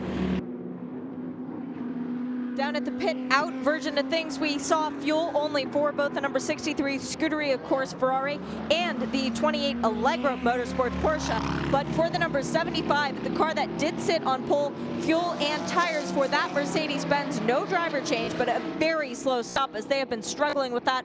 Also, the number 912, the GTLM Porsche came in. They took off the left rear tire, jiggled around with the brake disc a little bit, and then put the tire back on. So maybe the first signs of trouble for Richie Leeds, who stay behind the wheel of that car. Thank you, Shea.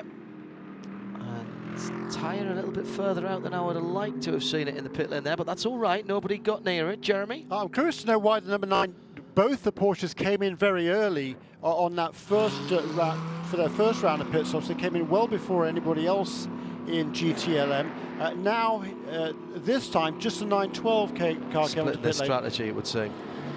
Now, yes, but why they came in so early in the first is interesting. And also, the number 4 car was in earlier on as well, wasn't it? Did we address that? I can't remember.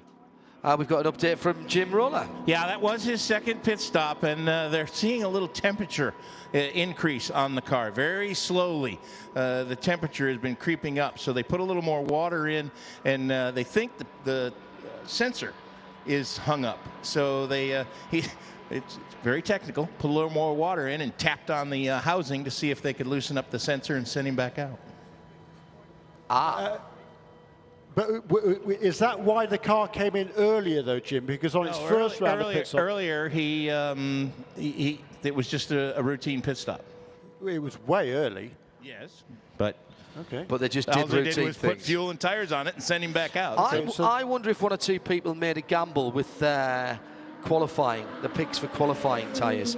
I had heard that there was a potential that the Corvette one of the three Corvette might change tyres, and also let's not forget that the number 4 car started at the back of the grid, Jeremy, and therefore had to use his tyres pretty hard coming through the field, so that may have had some bearing on that stop. Into the pit lane, the 93, it's rolling again now. That seemed a long stop, Jim.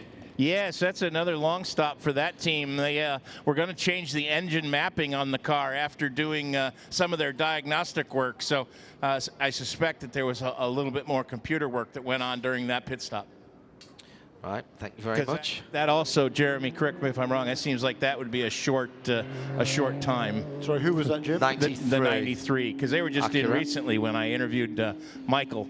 Time does fly when you're enjoying yourself, in fairness. Coming up towards midday, high noon, 5 minutes away from that here. 10 hours and 45 minutes still to go. The Corvette running with the Mobil 1 12 Hours of Sebring 65 glorious years livery on the side, leads the field round. At the moment, it is the leader in GT Daytona that is the leader behind there, which is the 27 Lamborghini with, now that's interesting, that has Persiani behind the wheel of that car, who I don't have listed in that car. So that's an update as well. See if we can have a quick chat with some of the drivers while we have a moment. Stephen Simpson is out of the 85 JDC prototype. That is the Orica with the Gibson engine, one of the global cars. Misha Goldberg has taken over. Jim Roller is down there. Stephen, how are things in the first 2 hours of this fun event? We're almost to high noon, heat of the day. Yeah, it was an okay start for us. We did not change tires at our first pit stop, so by about, well, early on, a third of our way into the second stint, I was sliding around a lot, so just trying to hang on to it from then on out. But JDC Miller Motorsport guys have done a great job as always, and got a long way to go here, so we want to, you know, just keep up a good pace and make sure that we're there at the end. I tell you, John, he's been having some energy drink, I think, because he's got, it looks like I used to when my mom would give me Kool-Aid. I got the red around my lips. Good on you, mate. Well, at least he's had the good grace to look like he's been working. These guys are so fit nowadays. They get out of the car, you'd think they'd pay for a drive down to the supermarket and back. Super. Anyone who thinks that motor racing drivers aren't athletes, think again. Dane Cameron led the race for the number 31 Whelen Engineering Racing Cadillac, and he's with Shea Adam. That was just a simple walk in the park, right, Dane? Not even sweating, not hot at all? Just a bit of a Saturday drive. We definitely got a bit fortunate there. I'm not sure what happened to the other two cars, but obviously they had a bit of a drama on that first service, so we cycled up to the front, and then I struggled a bit in traffic. It's just some days or some stints you just really feel like all those GT cars are really timed just right for you, and some days they're just a little bit off. So the first stint really felt like it was off for me, just kind of timing wise, and second stint, once you sort of get a bit of a read on who's in what car and that kind of thing, started being a little bit more aggressive, and I was a lot happier with how I was getting through traffic, and seemed like we kind of had a bit of a margin, and we were able to maintain that. But obviously it's the hottest day of the week by far, so it's a bit tricky now when you spend kind of the whole week tuning in the cooler conditions. So it's just a bit of a handful, but hopefully it'll come back to us at nighttime. How has the temperature affected the grip level out there? It seems to be down a little bit for sure for us.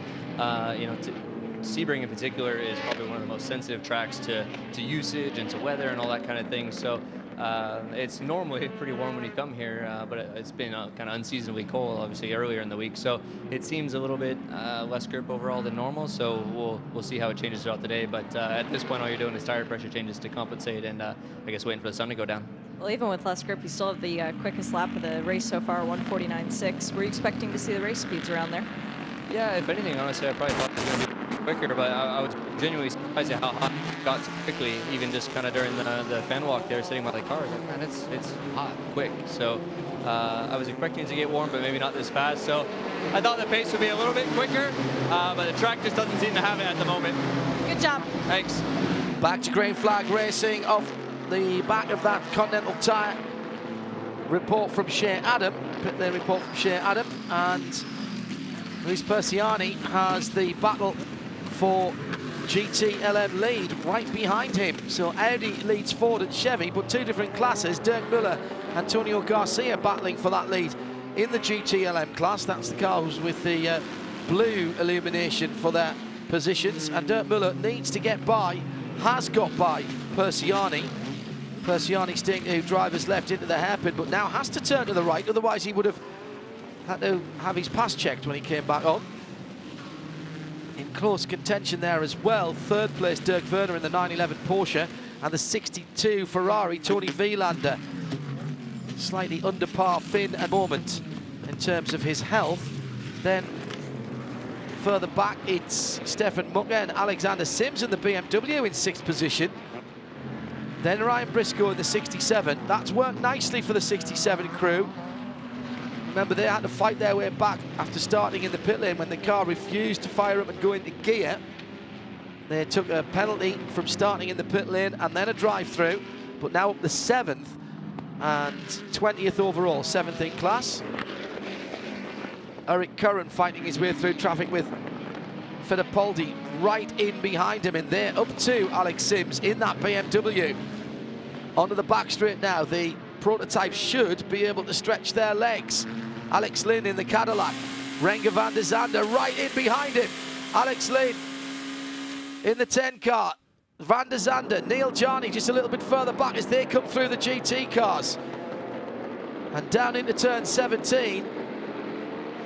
This is a product of the GTD cars having just stopped and not coming to pit lane, and thereby the first leader behind the safety car was the GTD leader. So not a full reset of the field to put the prototypes in front, and that gives the faster drivers a little bit of extra work. It's a quirk of the system. Eric Curran leads the motor race but is embroiled in traffic. Number 10, Alex Lynn. What a way to start his Sebring racing career. Dropped into a street fight with some of the street cars around him, or street-derived cars around him. Fantastic driving by all concerned so far. 57, Stevenson Audi taking a penalty from that last set of pit stops. That will be a drive-through. Curran in traffic, doing a great job. 1.4 seconds now ahead. And into the pit lane has come Persiani in the Lamborghini, the 27 car that was leading the GTD ranks. That's that car's 3rd time down the pit lane. 57, Lawson Aschenbach is in to answer that penalty call. I'm quite sure how he managed to be in the lead of the race. Osmosis. Yeah, it must have been something like that. Curious. Persiani is in the penalty box with Lawson Aschenbach in the 57 car. So a Lamborghini and an Audi both having a penalty there. So that I think that was probably an improper pass round then, perhaps, or something like 57 that. 57 is rolling, and he blew the red light at the end of the pit lane. Fine. And that's a quick penalty. And if you do the wave by, then you're in trouble. You're parked for a couple of laps. They're parked there till 3:30 this afternoon. Yep. That one. It is punitive because you get such an advantage from doing so.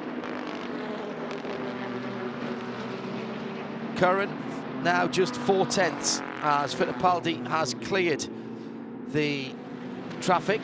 Then the battle for lead in GTLM comes under the Mobil 1 bridge and heads down to the hairpin. So that's Renger van der Zande in the blue number 90 Visit Florida Racing Multimatic Riley chassis with the Gibson engine, another one of the global cars.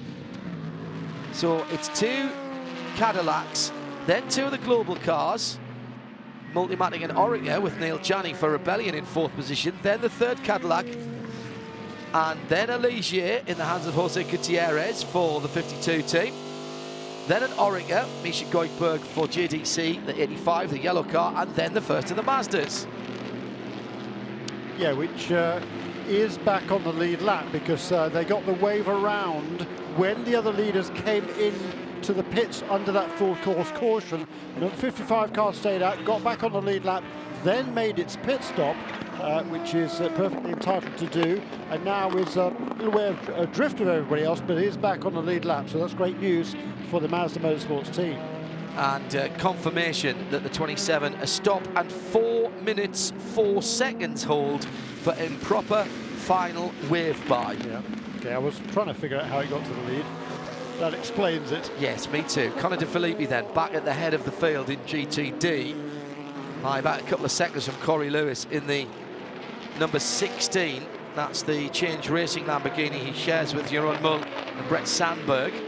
Then it's Rolf Inaishin in the number 11 Lamborghini, GRT Grasser Racing team. That is a team that has good endurance racing pedigree. We've seen them in the FIA International Endurance Series, racing a Lamborghini. Rolf Inaishin also from that series in Gulf 12 hours, I think, and certainly the 24 hours of Dubai earlier this year. So do not count that car out. That is a team that knows which way is up when it comes to endurance racing. Not perhaps quite as much experience of the American and the IMSA way of racing, but they are, as you would say over here, a quick study. They're fast learners. The leaders going round turn 10 into the almost parkland section that runs from 10, 11 through to 12 at Tower Turn, and parallel to the still active airfield. Chasing through the field at the moment, Ed Brown in 10th position, holding his own in that Nismo-powered Ligier for ESM, 9th in class at the moment, and just coming up through the PC battle. He's only got the number 38 leader in class now before he's on the back of the prototype class. Not been a quite as clean a race as that 22 car would have liked in their sister car. Still off track in the pit lane. In fact, behind the wall, Pipo Derani with overboost problems on that. Yeah, they've had electrical gremlins all the way through the week with that car. That's why they had the problem in qualifying yesterday. Stunning middle sector here in qualifying yesterday for Pipo Derani, but the reason for that is the boost basically stuck over. They got a massive amount of horsepower and took advantage of it. But they see that real time up in race control, and they got onto the radio and said, guys, you might want to bring that car into pit lane because the lap certainly isn't going to count. It would have been fun to see him complete the lap, I must admit, but he did come into the pits, didn't complete the lap, and there was a clear violation of the rules, not intentionally, of course, but that's one of the problems with advanced electronics. Yes. Mark Blundell, Nissan Le Mans. Yes. It could have been such a different story if they'd had real-time monitoring in those days with a wastegate stuck open on that car. Mark always tells that story very well. I've heard it a few times now when I've been working with him. Come in, the wastegate's open. They can tell on the telemetry. He's thinking, come in, this is the fastest I've gone all week. Not a chance. I'm going to run it until it blows up. And it didn't. And he got pulled by a huge margin. They hit it with a hammer and it was fine. Pretty much. Ah, the good old days. Yes. Leaders onto the back straight now. The Ullman Straight. Huge amount of overflow parking to drivers left, and even at all dark 30 this morning when the IMSA radio team were booling up in our Audi A6. Thanks very much to Audi North America for that. Thanks, Mark and Ted. It was very full down there. This is a big crowd here this weekend. The whole of the infield strewn with campsites right round the catch fencing. Absolutely lined with very knowledgeable fans here. Battle for the lead in GT Le Mans is at turn 17. Goes under the bridge. Big bump underneath the bridge there. But that Ford GT rides them well in the hands of Dirk Müller. Antonio Garcia behind the wheel of the Corvette in second place. They cross the line in front of us, going from our left to right and heading down towards the first corner, turning left at the Audi Experience. Great view from there on the infield. And hello to Andy and Summer and the rest of the team there and their guests. Jim Roller will be joining you later on through the day for a few updates and some driver interviews. 10.5 hours still to go. Welcome back to our local radio listeners on ESPN Radio 1050 AM, News Talk 730, WWOJ 99.1 FM. We're also live on Sirius 136, XM 204, and of course the IMSA app around the world.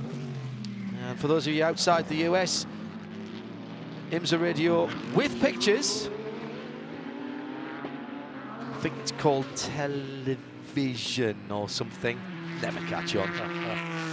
On IMSA.tv and of course on radiolemans.com as well, with the pop-out player via the WeatherTech series link, which is on the front page. And you join us with 10.5 hours, 90 minutes completed, 10.5 to go. Eric Curran holding on to a scant 0.6 of a second lead over teammate Christian Fittipaldi, although team names are different now. They have been adjusted to reflect their sponsors, but effectively the same team. Van der Zande in third position for Visit Florida Racing, that very pretty blue Multimatic Gibson. Yeah, and the two leaders, or Eric Curran in particular, nice and consistent at the front of the field, taking advantage of clear track at the moment. It won't last for very long. His last 2 laps within a hundredth of a second of each other. 1 minute 51.27 this last lap, 1 minute 51.28 the previous one, 1 minute 51.5 the one before that. So that's exactly what you want to see in an endurance race, is consistent lap times, not abusing the car too much either. Christian Fittipaldi hanging on there in the second position. I'm sure he feels he's probably a little bit faster than Eric Curran at this stage, but he's unable to find a way past him. Renger van der Zande, as you were saying, John Hindhoff, hanging on there in the third position. Neil Jarni not too far back either, in fourth place. And in fact, it was Jarni who was the fastest man on track on that last lap with a 50.7. Then Alex Lynn making his debut in the IMSA WeatherTech SportsCar Championship in that 5th position aboard that Konica Minolta Cadillac, car number 10. This from about 10 minutes ago, Jeremy, and thanks to Marshall Pruitt of Racer.com for passing this along. Joel Miller checked and released from the infield. Kerr said that after that scary-looking run into the turn 17 tyres, brake failure on that number 70 Mazda. The car is back in the paddock and being looked at by the Speed Source Mazda mechanics.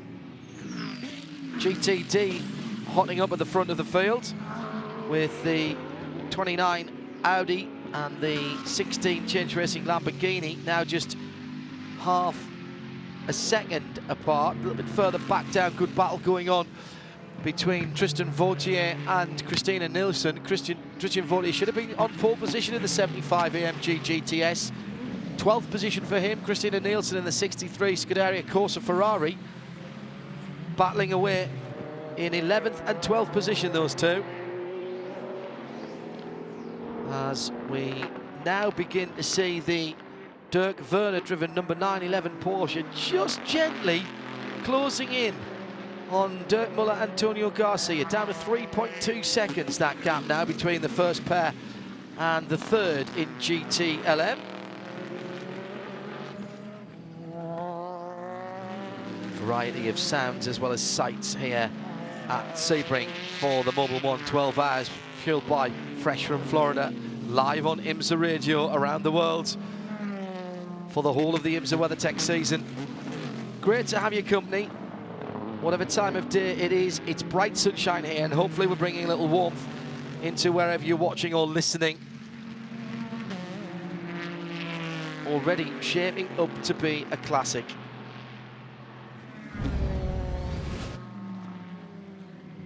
Plenty of action down at turn 7, the hairpin. And just a moment or two ago, Neil Yanni went down the inside there with a classic overtaking manoeuvre to take third position. Third position then back in the hands of Neil Yanni in the recovering Oreca number 13. One thing we do need to find out, and I know Jim Roller is listening down there, is whether they managed to sort the wheel nut problem, the lug nut problem out on the 13 Rebellion, and therefore has Neil Yanni been on the same set of tyres for an hour and a half, or did he get new Continentals? In the meantime, bad news if you are a Chevy Corvette fan. The number 4 car, which started at the back of the grid, has made a couple of stops. That may have been the portent of doom. It's come along the pit lane and it hasn't left. It's turned right into the pit lane area from inside the top 10 in class and past the TV compound there and back into the back of the paddock. So charged through the field, maybe taking too much out of it. Well, yeah, they had a problem. I mean, that early stop wasn't on schedule for sure. Water temperature issue. Ryan Smith telling us. Thanks, Ryan. Well, yeah, and Jim told us that when they made their second stop. He didn't say they wouldn't tell him why they made the first stop. I think it must have been the same then, probably as well. So that's a great shame. It looks like there's going to be no repeat win here then for Tommy Milner and Oliver Gavin. Last year's series champions, of course, and winners both of Daytona and Sebring 1 year ago. IMSA Radio live from Sebring and the Mobil 1 12 hours. The 3 car still running quite well though, second position, and still has just about the sight of the back of Dirk Muller's Ford in the distance. It's not an easy thing to see, that Ford. It doesn't, it has a very low radar signature, almost stealth technology. It blends into the background quite well. That's Ford. And Jim Roller has already, you're setting new standards here, James, in the Continental Tire pit lane reporting field, has the answer on the Rebellion. Well, when you're working with cooperative people down here in the pit lane, it makes your life a lot easier, actually. There was just a bad wrench on that first pit stop, so they brought him in for the second scheduled stop, had fresh equipment, no problem changing the tires. They'll be good to go the rest of the way, they hope. L. Purry tweeting us on @IMSA Radio, how serious was the damage on the number 70? The car did get back to the paddock, certainly a nose cone, L, and possibly some other damage there. It wasn't, Joel Miller wasn't allowed to reverse that car out under its own steam. It was dragged out, but the team were already getting pieces together and taking it back there. We've not seen it back on the pit lane yet. We'll try and get an update from Mazda for you. I know they're listening to us here at the moment. The cosmetic fixes were relatively routine, but I'm hearing that the bigger concern was what caused the brake failure in the first place on that number 70 Mazda. That for L. Purry, tweeting us on @IMSA Radio. If you want to get in touch, please do the same thing wherever you are in the world. Sirius 136, XM204, as well as around the track on 100.9 FM. Interesting to see, after this first part of the race, people starting to move around the infield now. They've drifted away from the trackside for a moment or two, maybe to grab something to eat or to grab some souvenirs, but the battle does, of course, continue. And at the moment, the focus is on the front of the GT Daytona field, just going through turn 3 at the moment, and heading down to the infield straight that runs down to the heavy braking area, turn 7, the hairpin. And that's Conor De Felipe, who's got his hands and his mirrors full with Corey Lewis in the Change Racing Lamborghini. What a fabulous sight those two cars make as they go through that corner under heavy braking and head out towards turn 10. Yeah, the Audi versus the Lamborghini, two very similar cars, share a lot of, fair to say, share the same components, but the mechanical side, and certainly the drivetrain. If you lift off the inspection panel on the Lamborghini, you might just see 4 rings on the top of the gearbox. But the shells themselves are different. They are not the same car underneath with different body panels. Yeah, but certainly very similar, and a good battle going on there then between those two. Also, the PC leader was just onto pit lane. Pato O'Ward brought number 38 car in for Performance Tech. He pulled out a big lead and is now going to be resuming, not sure where he is on the racetrack, but that is probably going to put number 20 car into the lead in PC. Don Yount at the wheel of that car at the moment. It's one of the Bar 1 Motorsports entry. Garrett Grist will be next up in the car number 8 for Starworks Motorsports. Then Mark Drumright, who took over the wheel number 26 car after that first stint by Gustavo Jackerman. Hello to Sam Bird, Ferrari driver of some repute, on the bike in the gym, watching and listening to us on IMSA.tv. Hello, Sam. There in the northeast of England, I presume, which is where he now calls home. He says, I wish you were here. A suspicion that the Ferrari team that wishes you were as well, actually. Poor Tony Vilander not feeling very well, but driving very well indeed through the problems. James Collado yet to get in the 62 car. Fisichella just doing the one stint. Seems a little off his usual pace this weekend. Bit late on parade for qualifying, and then had a messy outlap that she just didn't recover from. We'll see Sam in action at the first round of the FIA World Endurance Championship, Silverstone, over Easter weekend. No snow this weekend, though. That weekend, please, for that race. GTLM, still Muller and Garcia, just about 2 seconds between them at the front of the field. This battle rages on in GT Daytona with Rolf Ination just starting to get interested at the front of the field as well in the number 11 Lamborghini. That is the GRT Grasser Racing team that he shares that car with Mirko Bortolotti, Richard Antonucci and Christian Engelhardt. It's not a bad driver lineup, that, is it? It's not indeed. A very good driver lineup, and Mirko Bortolotti certainly did a great first stint. And Rolf Ineken is carrying on that good work in third place, just ahead of Scott, or a little bit ahead of Scott Pruitt, only 3 or 4 seconds ahead of the Lexus car number 14. Then Mario Farnbacher at the wheel of the Riley Motorsports Mercedes car number 33, and then Robert Alon in the second of the Lexus and then got a Jeanette in car number 50.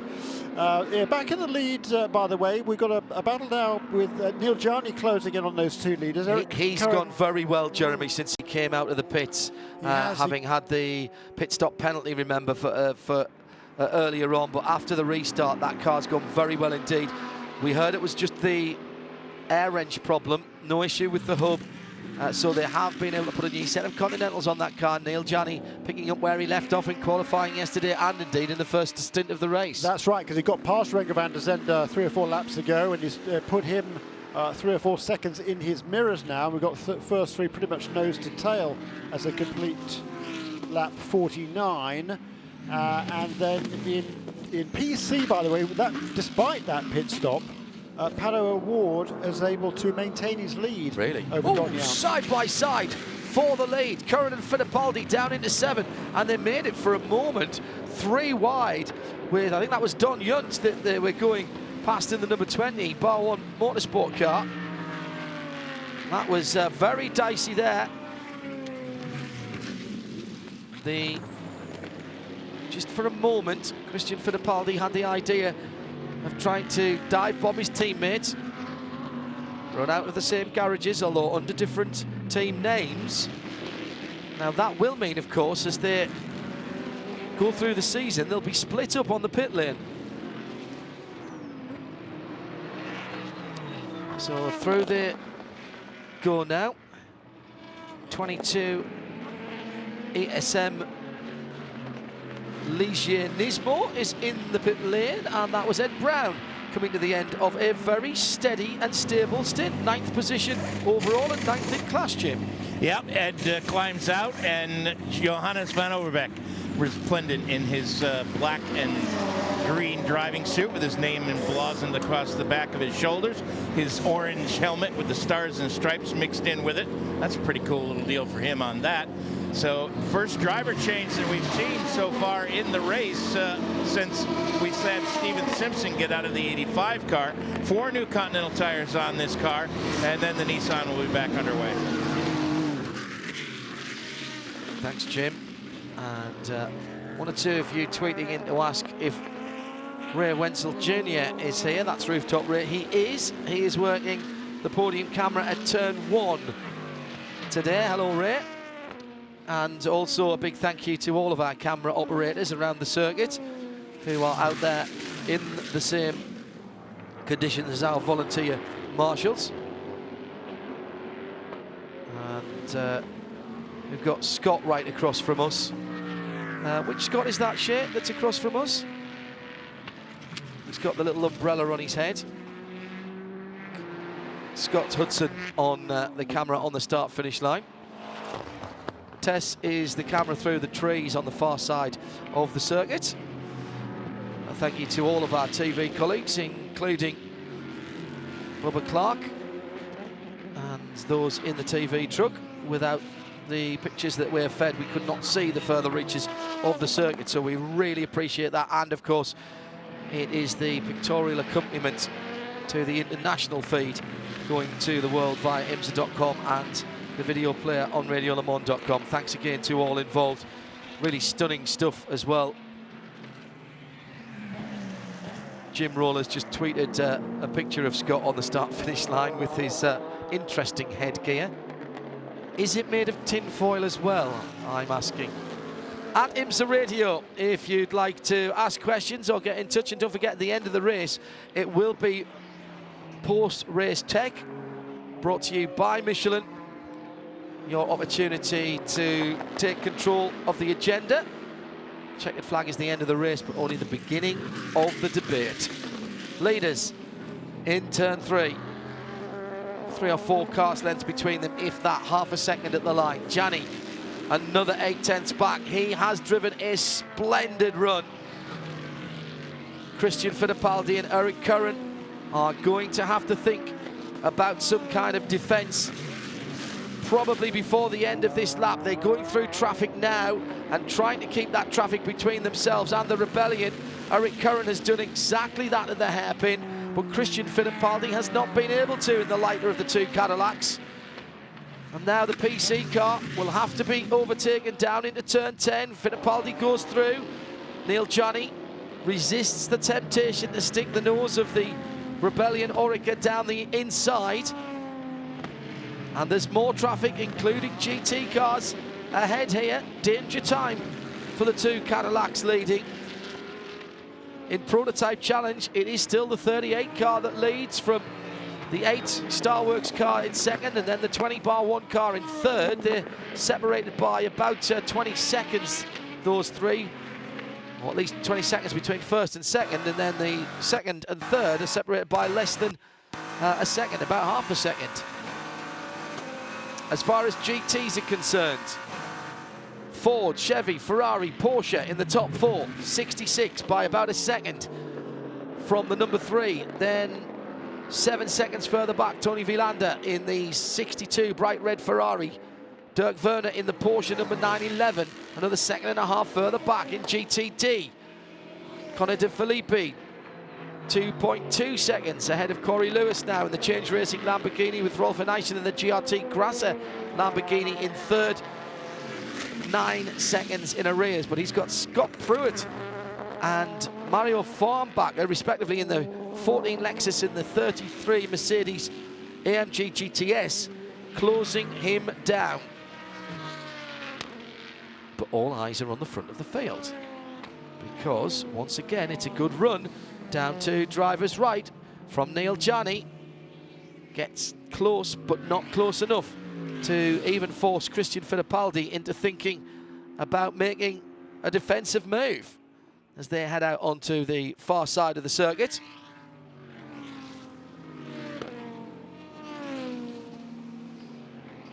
Tell you what, this is a very, very good drive by Neil Gianni. Could have got frustrated, Jeremy. Could have lost his head after the drive-through penalty, but has settled to his task after the restart. 1 full course yellow so far. Joel Miller in the number 70 Mazda. Brake failure. Went in hard. Not even a third of the way around turn 17. Pretty much straight on at the end of the straight, actually. The cosmetic damage, minor. The concern is what caused the brake failure on that 70 car. Yeah, that's pretty scary on any racetrack, particularly going down into turn 17, because you've got a little bit of runoff there, but you've got no brakes. The car, and particularly on the concrete, this car doesn't slow down at all. And that's yeah, that's not a side a racing driver wants to see, and particularly if the cause of it isn't clear, then it's even more worrying. But the other car is running well. Jonathan Bomarito is shown at the wheel number 55 car. I thought it showed Spencer Piggott a while ago, but maybe I was mistaken. That car still on the lead lap, then in 8th position. That's car number 55, the Sol Red Mazda prototype. While this battle as they weave their way through some GTD cars. Little bit of breathing room all of a sudden for Eric Curran there, and again lapping very nice and consistently in the 1 minute 51 second range. That's certainly a second or more, perhaps even 2 seconds away from the pace capability of that leading car. But you know, it is a long race, and it's a grueling racetrack, and it's hard work out there, mentally and physically. So you want to make sure that you drive within yourself. There's no point in overextending yourself, particularly at this stage in the race. There is a potential for long green flag runs here at Sebring, particularly with a relatively small field of just the mid-40s of cars. This is a long racetrack that gets spread out. You get good runs through, and don't say that. The worry for some people is that if they haven't got the pace now and they can't stay on the lead lap, that is the problem. You always want to stay on the lead lap, or at least as close to it as you possibly can. You have got the opportunity to get a lap back. The top 8 cars are still on the lead lap.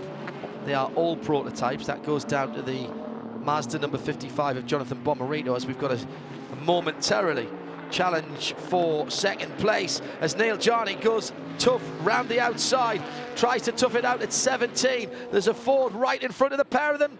Yanni has to come back, and great driving by Fittipaldi and Gianni. Now down the inside, Neil Jarney has the run into turn 1, but he's not got the overlap. He'll have to drop into the wheel tracks of the Cadillac ahead of him. But this is heated up in the last lap or two. Eric Curran all of a sudden a second and a half further up the field here.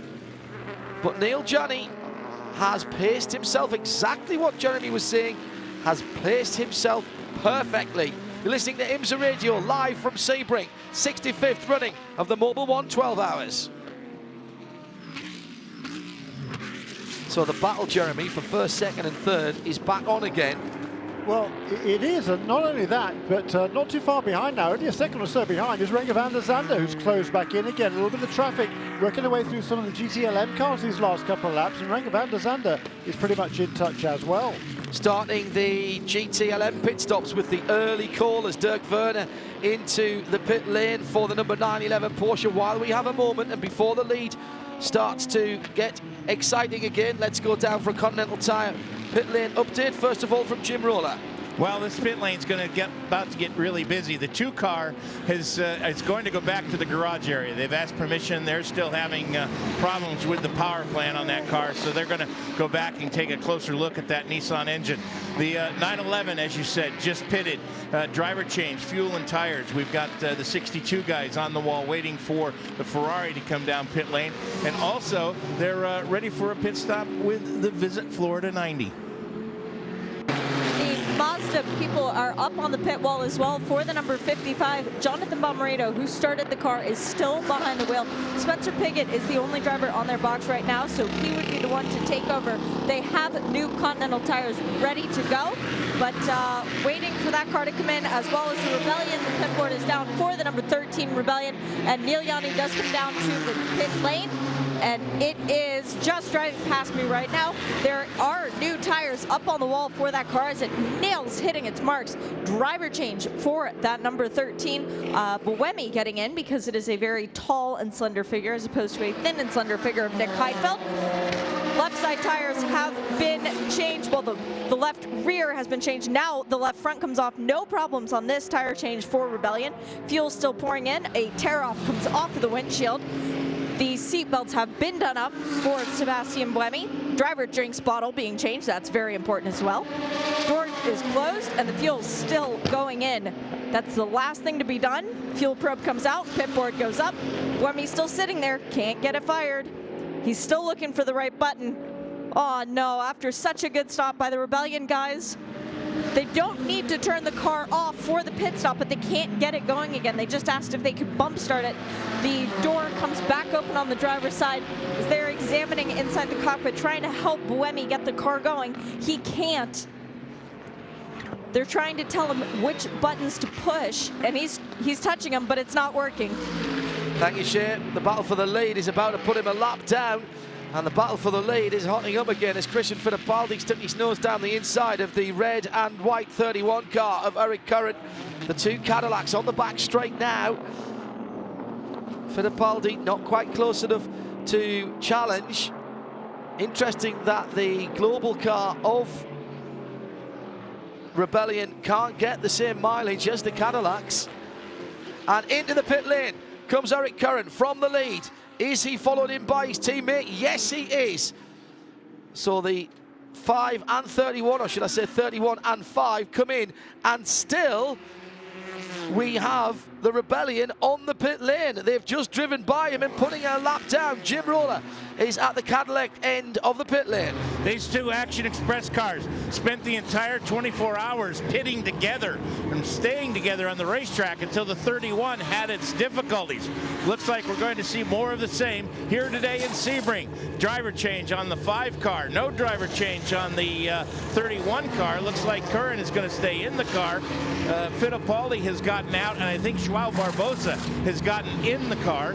It's either Barbosa or Albuquerque. It's either one of them is going to speak Portuguese. So fuel is done. 5-car pit stop. Fuel is done on the 31. They leave the way they came in. 31 first, then 5. Down here at Rebellion, the engine cover has come off, and the tail section of the car they also pulled off so that they could get the engine cover. They are looking in the bay. They have tools out now. Gloves are coming off of certain mechanics, so this is not good. A little further up the pit lane, the number 85 doing a fuel stop as well. They tried to move the car a little bit too far forward, though, and almost took the probe with them. All is okay, though, down for JDC Miller Motorsport. Down here at the 90 car, another of these global entries, my favorite name in motorsports, Renger van de Zande gets out of the number 90 car. He'll be replaced by the veteran Mark Goosens. The driver change is complete. Fueling is done. On his way. Once again, Jeremy, courtesy of better fuel mileage, the number 10, the Cadillac run by Wayne Taylor Racing for the Connington Minolta race team. Alex Lynn has cycled to the front of the lead, to the front of the field. I think he'll peel off this time and come into the pit lane, but this is significant. They can feel they can be confidently going just a little bit further. They're not closing in on the leaders, but they are getting a bit better mileage. Yeah. Oh, almost a crash for the number 10 car as the 15 Lexus came out. Robert Alon brought that car in. I'm not sure whether it's still Robert in. That was the definition of a unsafe release and a big swerve from the number 10 car as the 15 came into the fast lane without looking. Meantime, the Rebellion has fired but isn't moving. Let's go down to Jim Roller with the 10 Cadillac. Well, I bet the pulse rate of that driver is right up there. They're not going to do a driver change, so he'll get this moment to be able to collect himself. Young Alex having a big scare as he came down the pit road. That's so far the only problem with the pit stop, though. Fueling is going on. They've changed left side. Now they're working on the right side tires. Going to be a routine stop. Alex will stay in the car. That Continental Tire pit lane report from Jim Roller. Finally, Jonathan Bomarito is being prized out of the 55 Mazda. Adam? He did put super glue down in the seat before the race started, John, so we should have expected that Jonathan was going to be difficult to get out of the 55. The Mazda pit stop is going on. The tire change is going on right now. Spencer Piggott has gotten behind the wheel as we predicted because Tristan Nunez nowhere to be found. And the tire change is now done. The fuel's still going on. The driver change is complete. The door closed. Fuel probe is out. And Spencer Piggott, perfect job. He gets very sideways. back out there, and the Rebellion has come out as well. I will find out what's wrong with that one, but a very heads-up move by one of the 68 Ford mechanics. They are pitted immediately behind the Rebellion, and where the wing was placed from the Rebellion when they took the back section of the car off, it would have been a problem when the 68 came in to do its pit stop. This mechanic got off the wall and gently moved the wing closer to the wall so that his car would not be hindered trying to leave the pit lane. 912 Porsche has rejoined. Richard Leitz still at the wheel of that car. Bill Oberlin takes the 25 out, and in comes Tony Vilander in the Giuseppe Risi number 62 Ferrari, Jim. And Justice Collado will get in the car. Vilander, who's been feeling a little poorly all week, that's a heck of a stint for a guy who doesn't been feeling very well. He's been in the car for, what, 2 hours now, John? Full first stint for him. The rest of the stop is routine. The tires, Michelin's have been changed, and as soon as the fueling is done, he'll be back on his way. Thank you. As he was in from the start of the race. So, at the front of the field, just 0.7 of a second between Curran and Albuquerque. Alex Lynn rejoins in third. Nisha Goldberg fourth. Mark Geesens now behind the wheel of the Multimatic Riley chassis of the number 90, the blue prototype. So another set of pit stops coming in. This time the Porsche's not quite as far out of kilter with most of the rest of the GT Le Mans field, Jeremy, with the BMW and the Ferrari coming in around the same time as the 912, although the 911 wasn't a bit early. Yeah, as you say, the two Porsches have split their strategies in terms of fuel stops, but the Fords once again going a good bit longer than most of the other contenders out there in GTLM. I'm not sure what happened to the number 90 car on that round of pit stops, because that was a long stop. They handed over to Mark Goosens, but he was running in the fourth position, make that third after the problem for number 13. He was 8 seconds ahead of Alex Lynn in the car number 10, the Konica Minolta Cadillac. Now, after the pit stops, Alex Lynn is about 19 seconds behind the two leaders, which is about what that gap was before. Then there's another 20 seconds back to Michael Goldberg in the JDC Motorsports car number 85, and then another 16 seconds behind is Mark Goosens. So that Visit Florida team lost a lot of time in that round of pit stops. Now we've been wondering about the GTLM pit stops. Jim Roller has gone down to Core Autosport to find out what's been going on with those two very lovely mid-engine 2017 RSR Porsche 911s. Jim, what's the story? Well, we noticed that they weren't pitting together, and one car was pitting before the other, so I asked the team, are you off sequence on purpose? What they're doing is apparently the different tire strategies on the two cars, and the 911 was scheduled to, the 911 came in when it was scheduled to, according to the team. The 912 pitted on a different schedule because they hadn't changed tires the previous time. So it was, and I may have those out of sequence, but that is why they are out of sequence with each other, is because they're on different tire strategies.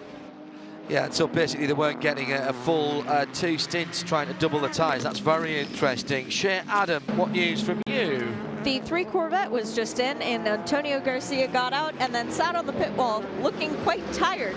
Antonio is a fit guy, so if he's looking pretty pooped, then I would hate to see the rest of them when they get out. But fuel and tires for that number 3. That's the car that had the fire during night practice the other night, so everything was all good after that. And I believe Jim said that Dan Binks was upset that there were no parts to donate because nothing was actually broken from that, so all good for the 3 right now. Thank you, Shea Adam. As we head towards the completion of another racing hour in what, 3 minutes? In fact, we've just gone through another racing hour. We're under 10 minutes, excuse me, under 10 hours to go, wishing my life away, and I certainly don't want to do that with the quality of competition that we have here at the moment. The GT Daytona category led at the moment by Mario Farnbacher in the number 33. That is the GTS AMG Mercedes-Benz. Gunnar Jeanette in second is 12.2 seconds further back in a similar car. And Tristan Vautier, the car that should have started on pole position, but had to start from the back of the field, up to third. Now he's had an extra trip through the pit lane. If you're looking at IMSA timing and scoring, he's not had 3 pit stops. He's had 2 pit stops plus a drive-through. The drive-through being for not getting the car ready before the pit lane closed, and therefore he started from the pit lane and took a drive through. Exactly the same situation as Ryan Briscoe, who's been in the 67 Ford since the start, and that car yet to make its second full pit stop, sitting in second at the moment in GTLM, also a pole sitter, or should have been. Still this battle at the head of the field between Curran and Albuquerque in the 31 and 5, 51-4, 51-6 last time around for the 2 cars respectively. Oh, and a puncture on the left front for the BMW number 24. It's not been their day, has it? This is the car that's already been behind the wall, and the 24 car. Now that's Tomczyk behind the wheel, and that car's just come out of the pits. That's on its outlap, and is pretty much missing any rubber at all on the left front. And that was an outlap. Just had to take a second glance there at our timing screen as Tomczyk locks up coming into the pit speed limit because he's not actually got grip on the front end. Shea Adam is down at Rear Hall Letterman Lanigan Racing. A really nasty sound coming from the BMW as the splitter drags along the concrete. There is rubber left on that front left tire that they don't actually have a replacement for yet. The guy who was supposed to bring it over forgot to bring it over for the tire change. Now they've got a new one put on, but the rim is completely intact, and there is a very thin line of rubber around what was the inside of that tire. Tomczyk fires the car back up and goes back out. Very, very odd situation. And an update for you on the number 13, the Rebellion. What happened was they came in to do their pit stop, and when they did the driver change, somebody turned the car off and then it wouldn't refire. So it's a force of habit in the series that they normally race in. They have to turn the car off. So they did it just because that's what they're used to. Don't like the fact they couldn't get it started. Turning it off's not an issue. I actually think that that's the smart thing to do. On safety grounds, far too easy for a car that's running to be knocked into gear and pulled away from the fuel hose. Really don't understand why we don't mandate turning the cars off in IMSA, particularly when you're allowed to do fuel and tyres at the same time. I just think that's a step too far.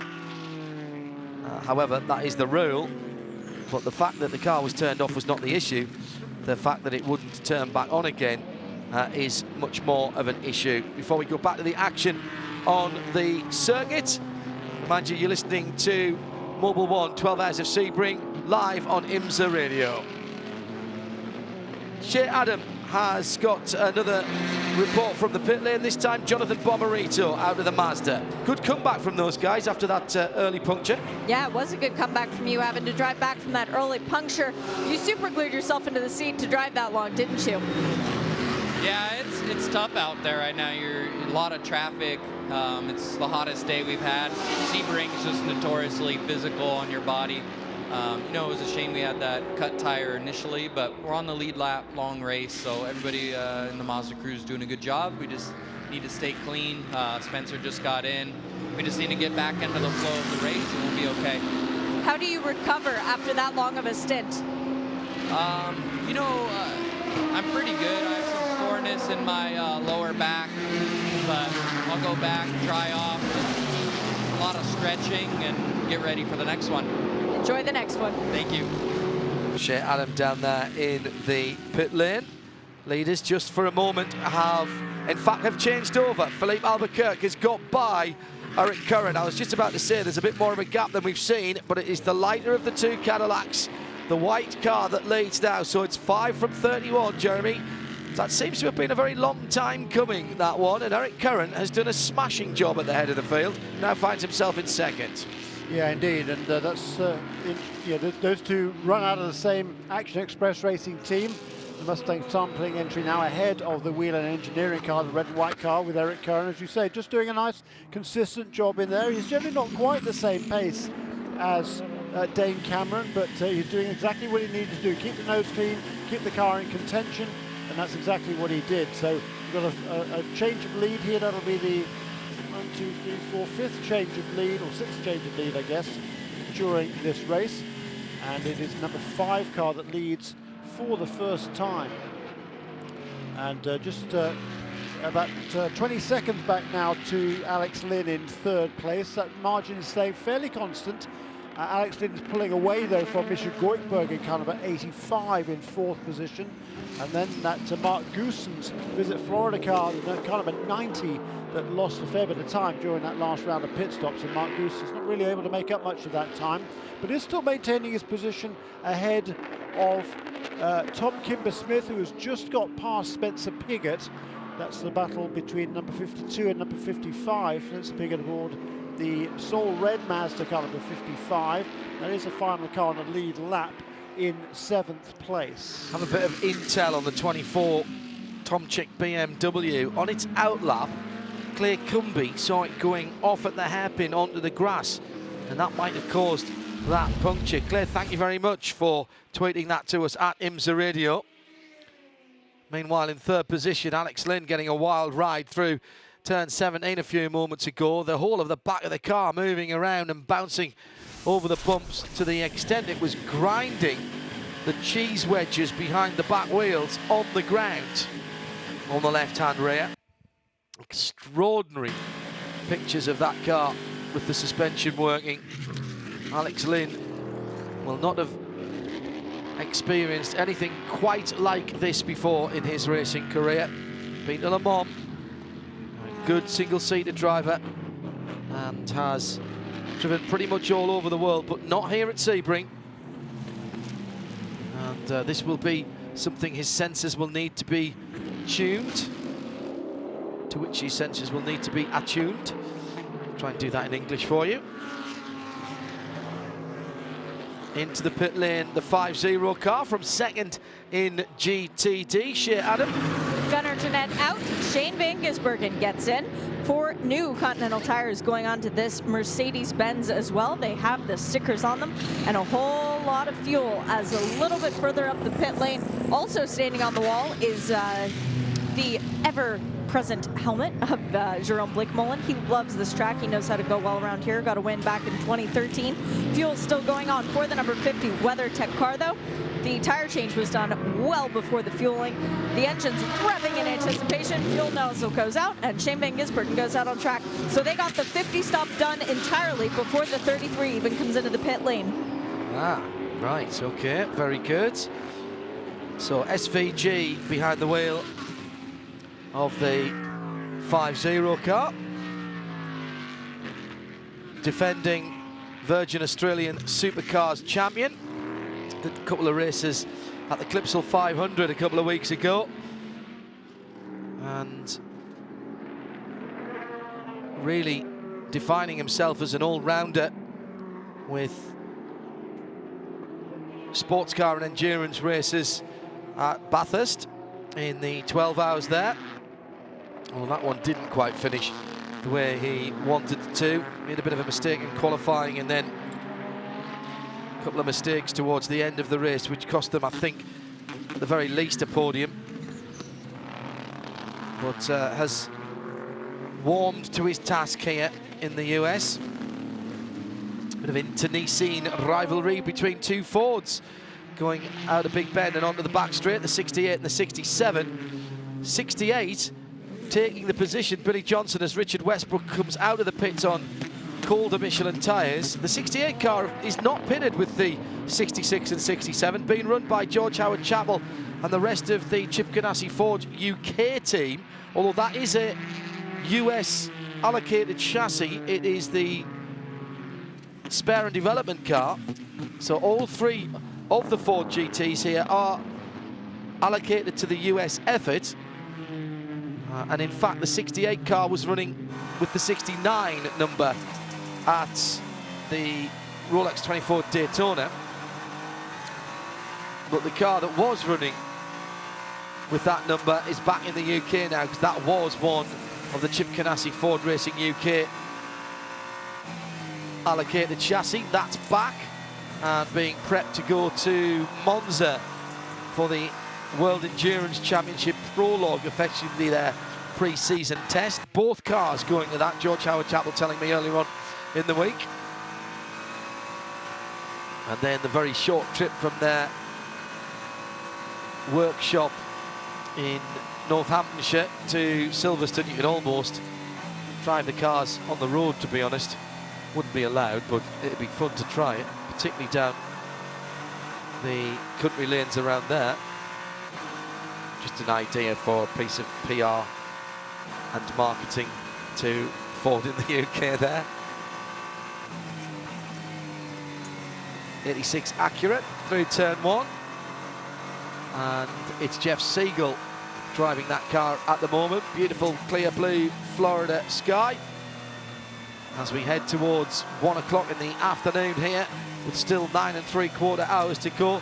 Jeremy, your thoughts on the first couple of hours or so of racing? Pretty much what we expected. Cadillac's looking strong again. The number 13 Rebellion Racing entry also looking fast, but unfortunately 2 problems in the pit lane. That's dropped them now 2 laps off the pace. Yeah, 2 laps behind now. That is Sebastian Buemi in car number 13. That's going to be awfully difficult to make up that time. So the Cadillac's 1, 2, 3. Alex Lynn doing a nice job. They're just setting his personal best sector 1 time in that car.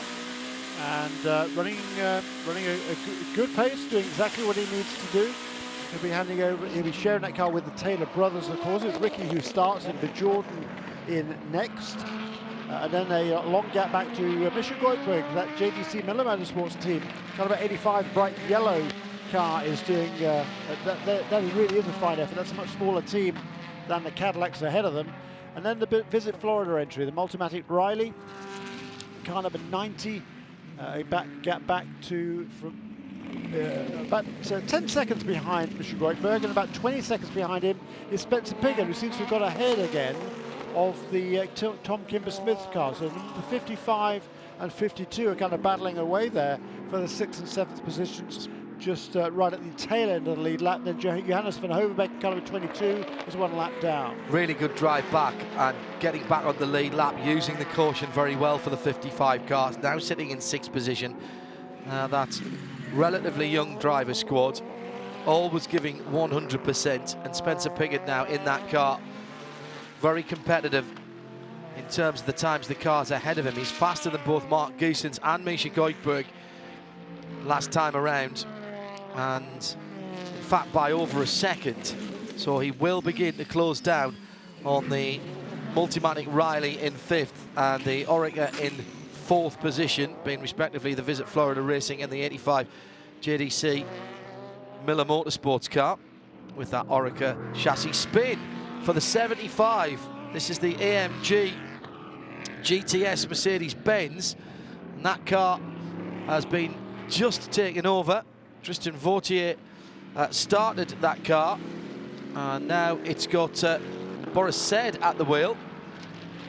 Boris just dropping that car. Should have started on pole position, but could not get the car out of the pit lane in time. Now, did Boris jump or was he pushed? It's a huge irony if it's a BMW that's nerfed him off. There's a long time association with BMW, with PTG, and it was. It's a 25 car. There's Bill Overland.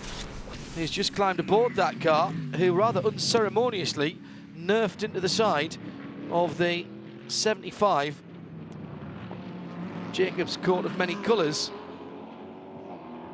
It's a GTS AMG. Yeah, that was odd, wasn't it? So Boris was actually having breakfast this morning with the BMW people, so I'm quite sure that was... You know, many happy memories of Boris and Hans Stuck driving together for Tom Milner Sr. in PTG BMW, the red, white and black M3s. And unusual to see Bill Overland sticking his nose in where it wasn't wanted. Must have thought that Boris had seen him.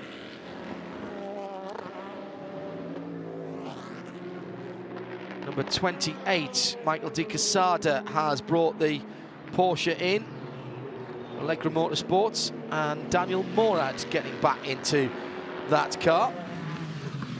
It's the car that won at Daytona, of course. Yeah, very good, very good. Seems like they're saving Michael Christensen and Spencer Pumpelly for later on in the race. All going well. Absolutely right. And meanwhile, the race leader now, once he's got through into the lead, Philip Albuquerque in car number 5, edging away now from Eric Curran. 3.8 seconds the gap between those two. And that'll certainly be a sigh of relief, I think, for Christian Fittipaldi, who started racing in that car number 5, and Joao Barbosa, who will be up next on the driver lineup, because Eric Curran had been Dave Cameron took the lead, and Eric Curran maintained it, but he was clearly not quite on the same pace, and he frustrated him for a while, but now the 5 cars got past and is well, yeah, only when it changed. Fittipaldi couldn't get by him. Albuquerque got by and has pulled away. This from ESM, and thanks to Marshall Pruitt for this. The 2 car is still behind the wall, but they're still trying to fix it.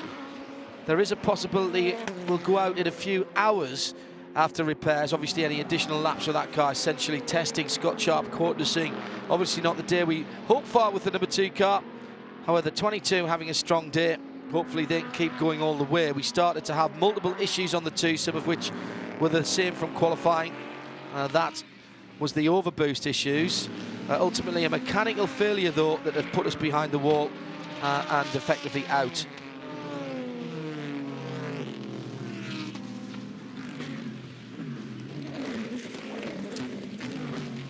So the 75 car starting in pit lane because of a fuel leak that became apparent in the morning warm-up, by the way, if you are just joining us. Thanks to Adam for reminding us of that. People joining the broadcast of IMSA Radio all the time. It is exactly 1 o'clock here at Sebring. You're listening to IMSA Radio.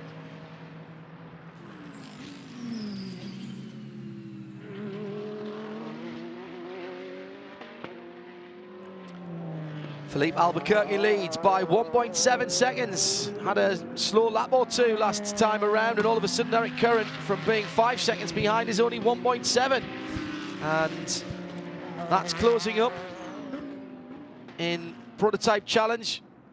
Patricio O'Ward brings the 38 car into the pit lane. Shea Adam has this Continental Tire pit lane report. Kyle Masson, who already boasts a pair of wins this weekend in the Monster Prototype Challenge level of one of the support races, just got behind the wheel of the number 38 Performance Tech PC car. This is the car that won the 24 Hours of Daytona with these youngsters, and now Kyle gets to go, but he is not leaving yet. They've told him he's cleared to go. Nice smoky burnout to make up for that little bit of tardiness, but Kyle Masson heads out to do his first laps ever of the 12 Hours of Sebring. Yeah, but as you say, Shea, good point. He's seen the circuit, he's driven and indeed raced on the circuit already this week. And that will be invaluable experience as Kyle Masson rejoins. I don't think that car gave up the lead there. The Starworks car hasn't come through yet. So I reckon that pit stop for the Performance Tech number 38 Orica was done without giving up the lead, Jeremy. Yeah, they were pretty much a lap ahead of number 8 car for Starworks, because the Starworks car made its pit stop about 10 laps ago, and that dropped it off the lead lap. So I think the 38 car might well still be in the lead, still in that class. Number 20 car running in 3rd place in PC. And it's Sebastian Bourdais now is at the wheel of car number 66, who leads the way in GTLM. But still can't shake off for Jan Magnussen, that number 3 Corvette, staying right there. We're watching those 2 cars on our screen right now as they work their way past the number 3 GTD entry. That is Jerome Blekemolen in one of these Mercedes, this Riley Motorsports Mercedes. Those cars have been super fast. They've been they're kind of flying under the radar screen a little bit through the practice sessions, and it was only in qualifying that we really saw the true pace of the Mercedes, because Tristan Vautier laid down a lap that was 7/10 quicker than anybody else, And the two silver category drivers, Ben Keating and Cooper McNeil, also well inside the top 10 on the overall qualifying run against some pretty stout drivers. So that Mercedes is looking very, very strong this weekend. They had a little bit of a break on the balance of performance after Daytona, an increase in the size of the restrictor up to a slightly larger air inlet, more air into the engine equals more horsepower, 2 millimeters larger that air restrictor now, so that gives them a lot more horsepower, and they've certainly taken advantage of that here at Sebring. And clearly the car, we've seen how it was handling at Daytona extremely well. Now they've got the horsepower, and the Mercedes are very, very strong. Yes, and any car that has Jeroen Bleekemolen at the wheel is always competitive.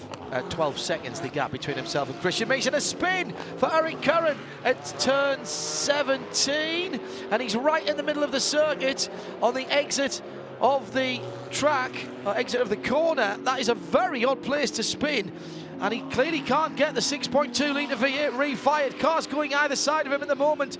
The pits are closed, and this will bring a full course caution. That's a disaster for Eric. Had such a good run. He's saying he can't get it started on the radio. The starter not engaging. And awful to be sitting there dead stick, just waiting for the sickening third. So he was coming up behind. Oh, and in fact, he hit the 22. Hit the... Johannes van Overbeek has dived straight into the pits, and that was before the pits closed. I know. Was the 22 car slowing to come into the pits? I think it might have been. He was on an odd line if he was, Jeremy, well, because he was probably a car or two width too far to the left if he was. Yeah. May have had a problem in that Nissan at the last minute. He did seem to slow dramatically coming apex out.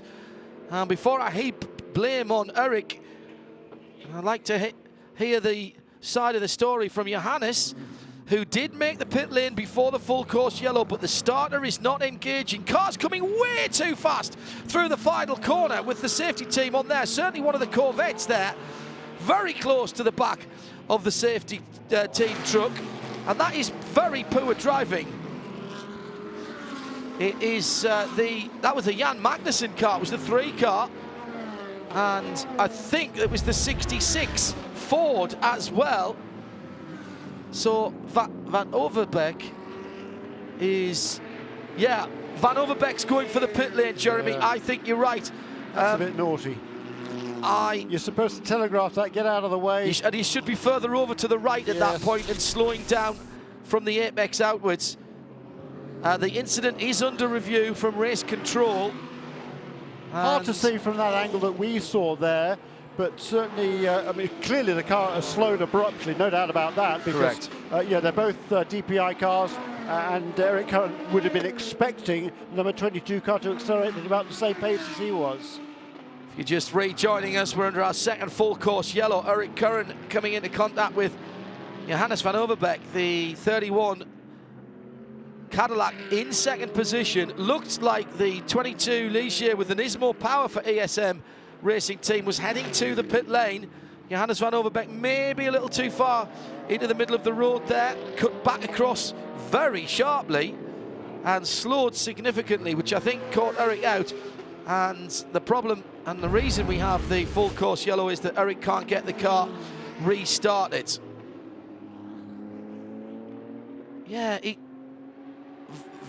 Van Overbeek was...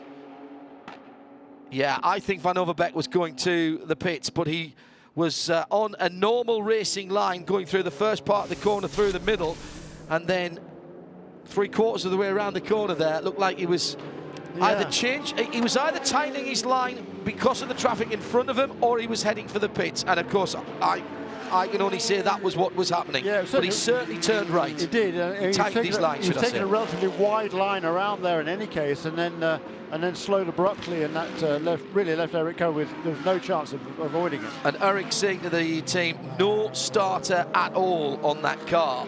Now that is going to be an issue because the cars do have to start if you stop the engine in the pits, you do have to start it under its own steam. The 31 guys share should be waiting on their pit stand for this car to be delivered back to them. Nope. They just jumped on the golf cart and drove back to the garage, so they're going to be expecting the car to come back there. Thank you, Shea. Yes, good point. It's taken the flat toe, and Eric Curran has shut the door. He's being towed. And where is he being towed? He's being towed straight into the back of the paddock, not into the pit lane. Yeah. So that is going past the hospitality area. Let's have some good news from the pit lane. Sure, Adam, has this #glass-half-full Continental Tire pit lane update? That's a Mazda-powered engine. That's from the number 70. It just came back out from behind the wall, did not even stop in its pit box because the pits are closed. You can't do any service. But the 70, the crew rebuilt it. They're going back out now. They're going to get laps on that car, test it, and use it as a mule for the 55 because now they could do different tires on that car and see what works better for the 55 to go for a win. Very good point, Shea. Thank you. By the way, that was the cause. That car was the cause of the first of the full course cautions. That was Joel Miller at the wheel of that car when it went in hard at 17. Joel's fine. Did tweet a moment or two, quite a while ago now, that he was impressed at the structural safety of the LMP2 stroke TPI cars and said thanks to IMSA.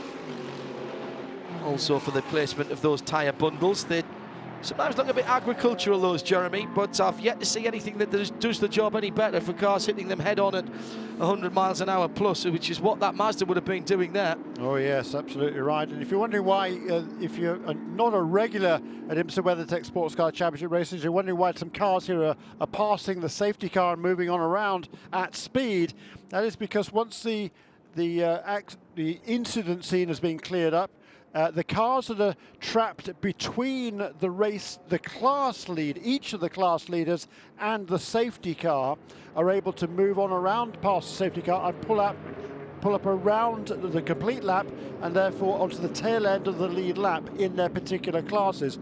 Obviously in the prototypes cars, there were no cars that got the wave around because they are lined up behind the race leader. The safety car picked up the race leader, but the cars behind that and ahead of each of the respective class leaders, they get the wave around, and now they come around to the back end of the train of cars. Once that is complete, then the pits will be opened initially for prototype cars, and on the next lap, any of the GT cars that want to come onto pit lane can do so. One car we won't see on the pit lane in the GT pit stops is the number 4, officially retired now. That water temp issue has caused a retirement, and from Ryan Smith at the team, they do not know the root cause of that temperature issue. So that is bad news for the winners here last year. Ashley Freiberg has joined us just before we get the flurry of pit stops. Ashley, love to see you here. You brighten up our broadcast booth, but shouldn't you be out there driving?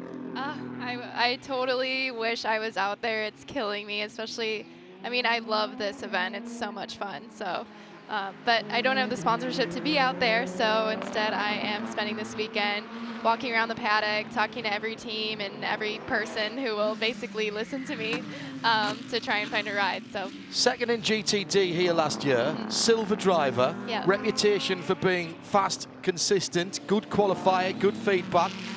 Why haven't you got a drive? Is it literally just about finding some financial investment? Yeah, it's totally and completely about funding, which is challenging when you hear from pretty much every team owner you talk to, like, yeah, you're really fast, we've seen what you can do, but it's hard to hear that, because it's like, well, does that really have that much value anymore? Because, I mean, racing is a business, so the money's got to come from somewhere. Great to see so many cars out the track. Frustrating that you're not in them. Anything that you can tell us, anything positive that you can tell us about, not necessarily giving us any names, but that you've been talking to a lot of people, I've noticed this week. Every time I've seen you, you've been on the way to speak to someone else. Oh yeah, this weekend's been crazy, meeting after meeting. I do have some things that are pretty close to happening. I can't give any names, but I'm feeling optimistic. So hopefully one of them comes through. Well, hopefully next time we see you, we're not talking to you in here, no disrespect meant, but we're talking to you down in the pit lane, which is where we're headed now. That's Ashley Freiberg joining us here on IMSA Radio. Let's go down for this update from the 31 pit, the Cadillac. Shea Adam is down there. It came back out from behind the wall, and they stopped it in its pit box doing a full fuel load because they are going to have to come back in when it goes green anyway. Circuit penalty for entering a closed pit lane. And Eric Curran seems to have no trouble getting it in gear and getting back out on the pit lane. He's going to have a long way to go to catch back up to the safety car train, and then, of course, serving that penalty. Thank you, Shea. Shea Adam down there in the pit lane. No further action on that incident as per the notes from race control, and thank you for passing that down. One or two people, including Marshall Pruitt, is just pointing out, wouldn't it be easy to let people know if you're going to a pit lane if you use the turn indicators on the cars? That little blinky thing.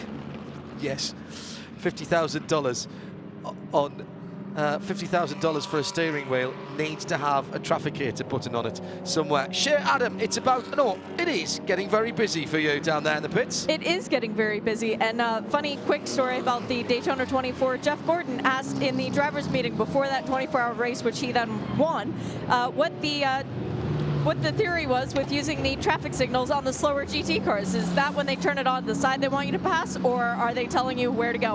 In more recent pit lane news, though, the Wayne Taylor car hits its marks all the way at pit out.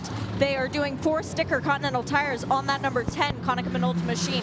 The Mustang sampling Cadillac DPI also doing 4 tires and fuel. The number 90 Visit Florida Riley, fuel only for that car. The 85 JDC Miller Motorsports gets fuel and tires and a driver change. It looks like the door is open. 52 fuel and tires, driver change, and I think that's it for right now, John, as it suddenly goes very quiet. Oh, trouble for Wayne Taylor. As I look back up the pit lane, actually the nose came off during that pit stop. They pulled the nose off, they made a slight adjustment, now they're putting it back on. They are holding on to the tail, trying to make sure that everything is tight on that portion of the car too. Still sitting on the pit lane, engine running. The 5 is long gone. That's the sound of the 85 going past as well. The driver door is closed. Now they lower the car off the air jacks. I think they were making a setup change while they had an opportunity. Well, we'll get that question asked down there for the Konica Minolta Cadillac DPI VR race team. Can't wait to see what happens later on in the season if the Mustang Sampling Racing team and the Whelen Engineering Racing team, now different entrants, get split up in terms of their points and have to work from different parts of the pit lane. Very interesting. That's happened with the Fords, of course, this weekend. And welcome back to the pit lane for Jim Roller. And, excuse me, he's off on the other side of the circuit at the moment, but amazingly I can still hear him. Again, spot from turn 1 for us, which is where he's headed. 70 car back on the pit lane. And just having some checks done before it's released again. The prototypes have made their pit stops. 85 car came out second, 10 car third, 55 in fourth. 90 still sitting there, as is the 52. That's 2 of the global cars. It'll be the GTs in next time around. You're listening to live coverage from trackside at Sebring. This is IMSA Radio. So, Jeremy, another one bites the dust. A couple of laps lost there for Eric Curran, but that car back in the race. Eric's still listed at the wheel of that car when it went out, having come back to the pit lane. Yeah, most unfortunate for them. And the number 13 car, neither the number 13 nor the number 22 made a pit stop during this caution period. So they've both got the wave around. Well, they're waiting for the wave around now. Once the GT cars have pitted, then anybody else, same as before, that was between the safety car and the respective class leader will be able to go on around and then make their pit stop effectively. So that's what number 13 and number 22 car are waiting for. Number 52, however, wasn't able to do that. They'd just fallen a lap down right before this caution period, but oh, is the car still in the pits, the car number 52? Maybe it is.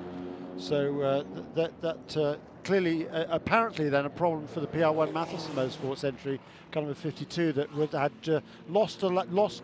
fallen off the lead lap right before the caution period. GT cars on pit lane. And Shea Adam has this. Thanks to Wayne Taylor, who said that they had the time, they may as well do some setup changes, especially given that they lost an entire practice session due to those issues that Jeremy told us about during the countdown to green. Pit lane is littered with GT cars. The first one back out was the number 3. They did fuel only. Both of the Porsche GT cars are doing fuel and tires. There has been a driver change for the number 912. Richie Leeds has gotten out, and I would imagine that's Lawrence Vantour getting behind the wheel because he has not done any driving duties yet today. The number 28, the Allegra Motorsports car, also came back in. And Michael De Quesada, who jumped out what seemed like 5 minutes ago, has decided that his break time is over. And Daniel Morad back out, Michael De Quesada back in.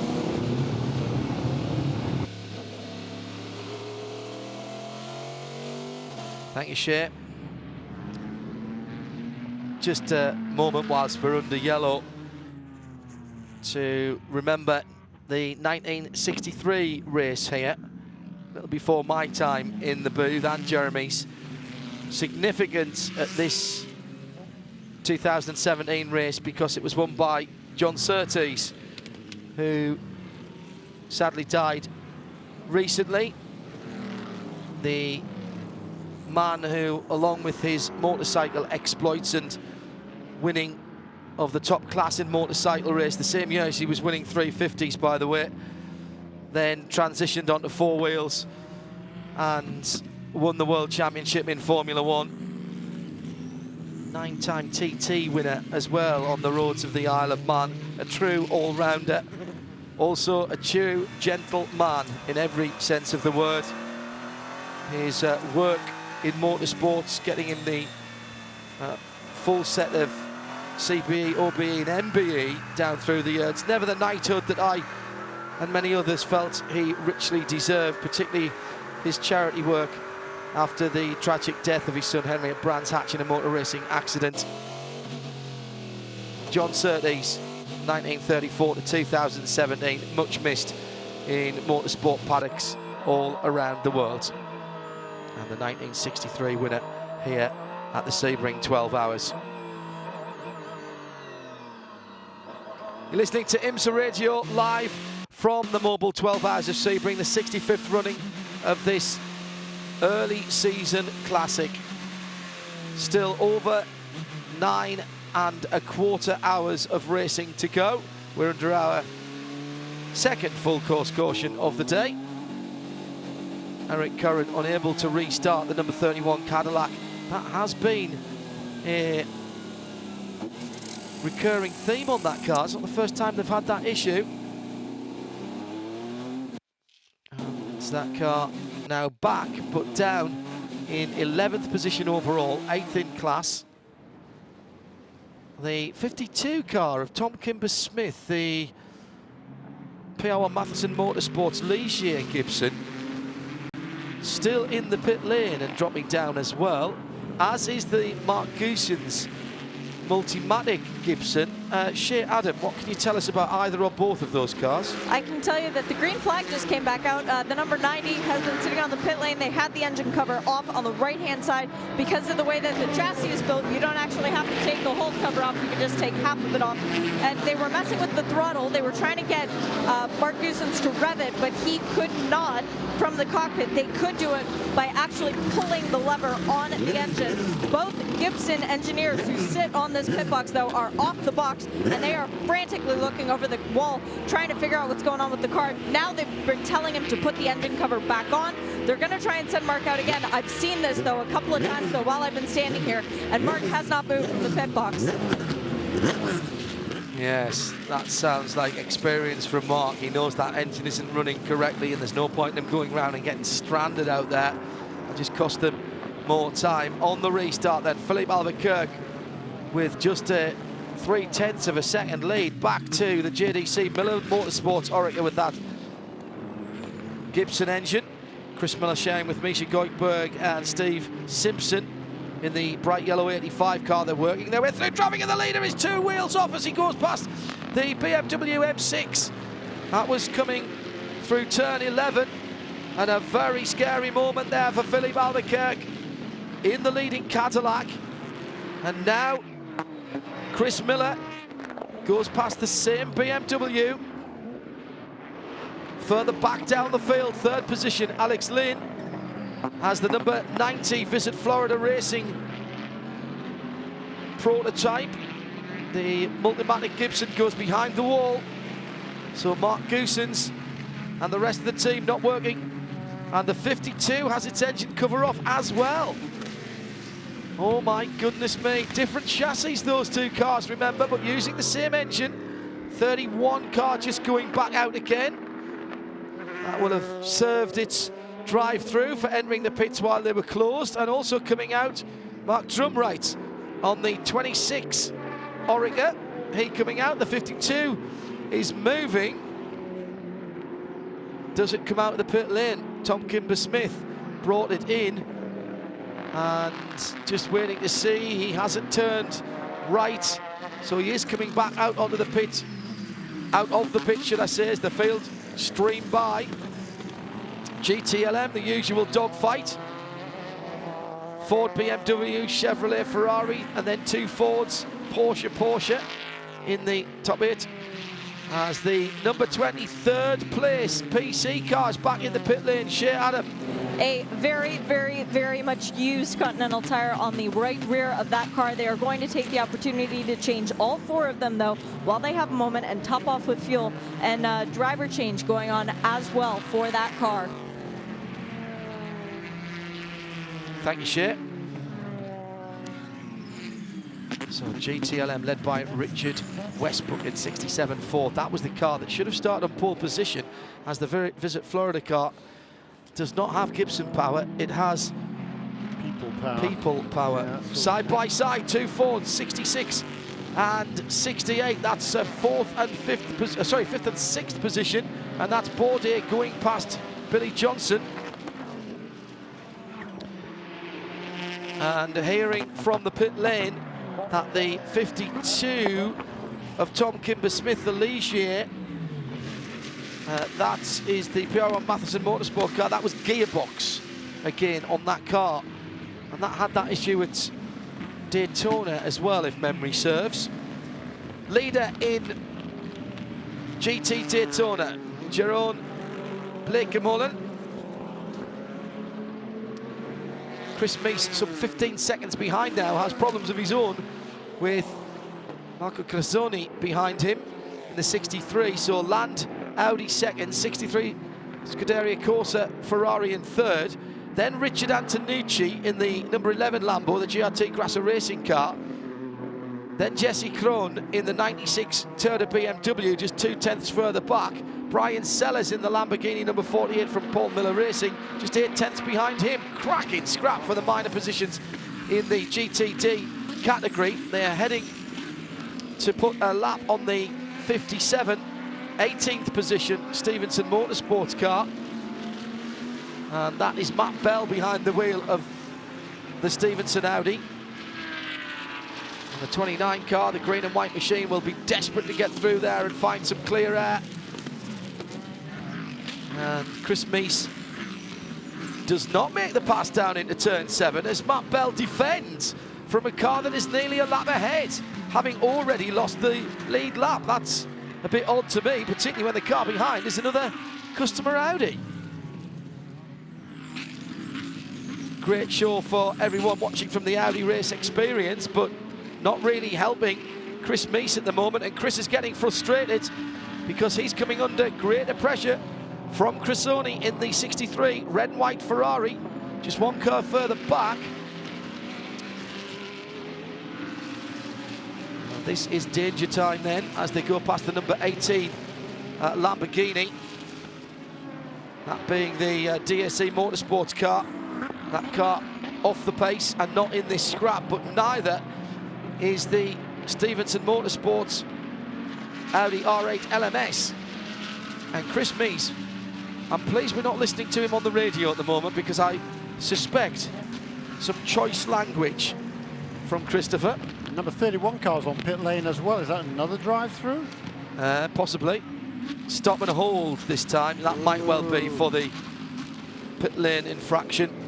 I may have called that prematurely before. They will have come in to do a pit stop and then maybe had the stop and hold after that. Working on the car on a closed pit, I'm hearing.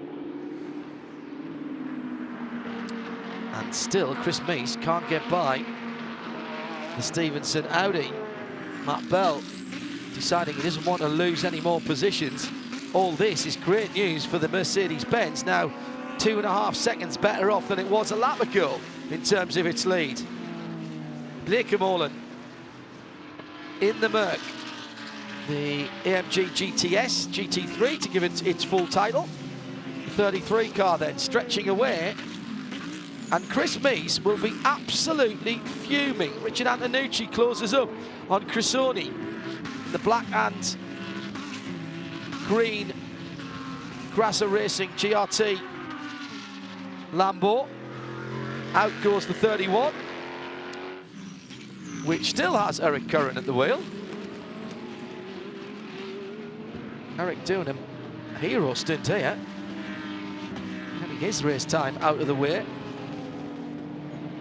Now behind the Grasser Racing Lamborghini is the 96 Turner BMW of Jesse Krohn, then Brian Sellers. Jan Heelan's not that far further back in the 73 Park Place Porsche.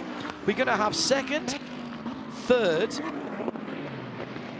check that, we're going to have third, fourth, fifth, sixth, seventh and eighth, because Acura number 93 has just popped up in second place, which it wasn't a moment ago. So a timing glitch there, my apologies. Yeah, there's been a bunch of those. Andy Lally is second in the 93 Acura at 14 seconds. The gap between Blake Molen and Meese is still 17 seconds, but there's a car between them which was absent without leave a moment or two ago. My apologies. Oh, the spin! That is the 18 car right into the path of the second down to 8th position in GTD. The 18 car got a tap there from the 75. It's Emanuele Nassis who's driving the 21st position Lamborghini, the DSE car. He's got the engine fired and got it going. Very scary moment, but there was close quarters there with the 75, Boris said, and the slightest of touches perhaps, but that's all it takes there because the cars are so on edge over the bumps. Wow, scary moment. Boris said coming down the inside, loses the car on the bumps, and yes, there was a touch.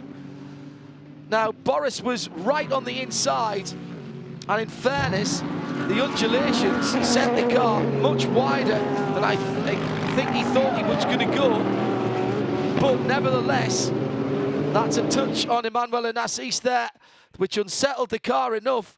Thank goodness Emmanuel got his foot on the middle pedal quick enough to pull that car up without it sliding backwards into what would have been a train of 5 or 6 GTD cars. Boris continues, as does Emanuele Nassis now.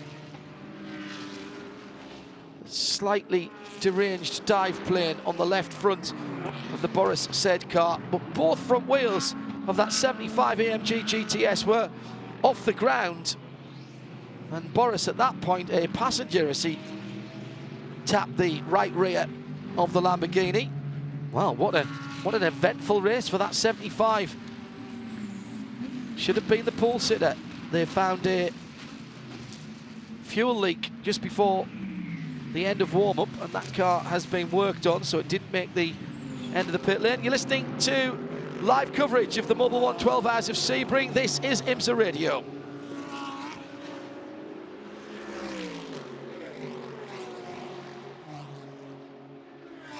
Well, Jeremy Albuquerque again pulling out at the head of the field to 5 seconds from Chris Miller and the Orica in second. Good run by the JDC Miller Motorsports cars, getting in amongst the manufacturer machines there. What a run for the Nissan 22. Johannes van Overbeek just holding on to the end of the lead lap there. No, he's a lap down. Oh, he is a lap down now, is he? But right. he's got, he was 2 laps down, so he got 1 back. Sorry, during that previous caution period by staying out, getting a wave around, then making his pit stop. So he's 1 lap down, as is Sebastian Buemi in car number 13. But you're right, there's a brilliant run so far by JDC Miller Motorsports car number 85, and particularly for Chris Miller, who's not a regular driver. I mean, he only does pretty much the Tequila Patrón North American Endurance Championship in this car, but he's showing some very good lap times. So 51.9 last time, and 51.6 I think it was the previous lap, and that's right on pace with the race leader Philippe Albuquerque, who's got a lot more experience. Okay, he's not a regular in this championship, but drives a lot more than Chris does, and it's been a much bigger team as well. Thanks to Marshall Pruitt for digging around in the paddock for us. Marshall from Racer.com. Throttle control issues on the number 90 Visit Florida racing car. And well, problems for that car, unfortunately. The number 52 car, meanwhile, is back out onto the racetrack. So Tom Kimber-Smith. Yeah, that was gearbox issues on that car. Yeah, so that's now a few laps behind, 1, 2, 3, 4 laps back, but is running in a 20th position. 55 car in along pit lane, and Shea, that does not look like Spencer Piggott is having a standard pit stop. It's definitely not a standard pit stop. The engine cover came off on the right-hand side because it is a Riley chassis. Again, like the Visit Florida car, you only have to take off part of the engine cover that you're working on. And they didn't take the whole thing off. They just took off the right-hand side. They refueled the car. They have finished refueling, and now they have 3 mechanics in that engine bay. Spencer's door was open. They gave him a new drinks bottle and closed that. But car's still not fired back up. No tire change for the 55. Yeah, that's only 8 laps since his last pit stop during that full course caution, so that doesn't bode well. He'd been losing a couple or 3 seconds a lap, had Spencer to the rest of the prototype cars ahead of him. The car still, though, shown in the 4th position. Yeah, 4th position. Car is moving again, says Shea. Try and grab a look at the number 68 Ford. Left-hand brake light seems not to be working on that car. I have to say, I thought I'd noticed that early on, but it's been spotted by quite a number of people from various parts of the world as the 55 Mazda goes behind the wall. It was moving, but only into the paddock. So that's problems for both of the Mazdas early on here. Oh, dear me. Can't buy any look, that program at the moment. Welcome back to our listeners on local commercial radio. Lap number 84, the leaders at the moment. And the battles continue throughout all 4 of the classes, with Jan Magnussen right in the wheel tracks of Bill Oberlin. That's Corvette in 3rd position from BMW in 2nd. Confirmation of the Mazda number 55 going behind the wall. Before he had the 70 car having to have some repairs, as Jan Magnussen realises now he has to get a bit of a wiggle on down at turn 7, the hairpin. Tries to go around the outside of the BMW. That's a very brave pace to try and make a pass. There's a Ferrari there. Magnussen dives down the inside, going in the braking area for turn 10, around the inside of turn 9, which became the outside for turn 10. That is a stunning piece of driving as right behind James Collado in the Risi Competizione Ferrari had a grandstand view of that great pass by Magnussen. Indeed. He's lost nothing. No, he hasn't, has he? It's for second place then, ahead of the BMW now with the interesting strategy, slightly different strategy by BMW Team RLL. They didn't make a pit stop on the last full course caution, and that suckered them through ahead of several other cars, but now being overhauled finally by Magnussen. It took a while. It did. Boris Said has just gone through the pit lane underneath me. He didn't stop. That was the drive-through for the contact with Emmanuel Anassis in the Lamborghini at turn 17. That one seen and acted upon by race control. Very quick decision there. This is a very interesting battle for second down over in GT Le Mans. 8 seconds ahead of this is Richard Westbrook in the class-leading 67 car, the pole-sitting car, but it didn't start from pole, started from the pit lane. Gearbox and starting problems, and now we've got the BMW, the Ferrari, and Sebastian Bourdais hoving into view in the 66 Ford in 5th position, and Billy Johnson's not that far behind there. The Johnson car is one I want to have a look at. There's a query over the brake lights on the 68 car and whether they are both working. Here comes the Ferrari down the inside of the BMW of Bill Oberlin into turn 7. Smart move, clean move, like a knife through butter. He's through. Bill Oberlin maybe just struggling with a bit of grip on that BMW. Yeah, well, they've been trying different things with tyres and tyre pressures all week. The GT Le Mans runners have all chosen Michelin tyres. It is an open tyre class. Their tyres had to be selected, their tyre compounds for the slick racing tyres had to be selected from a number that were offered by Michelin, but had to be done before the start of the season, and no revisions are allowed throughout the IMSA season. So the tyres that these guys picked before Daytona, not the actual tyres, the tyre compounds that they picked, I should say more correctly, have to be the tyres compounds that they select from for the whole year. Of course, back in the day, certainly back in John Surtees' day, we were talking about earlier on, there were people who did a whole season on one set of tyres. Even at this level. I just remember talking to Alan de Cadney about doing the 24 hours of Le Mans on a set of tyres and then going out and doing a Grand Prix the next weekend on the same set of tyres. And I said, what, the same construction and compound? He said, no, the same set. Yes, times changed, don't they? Massively.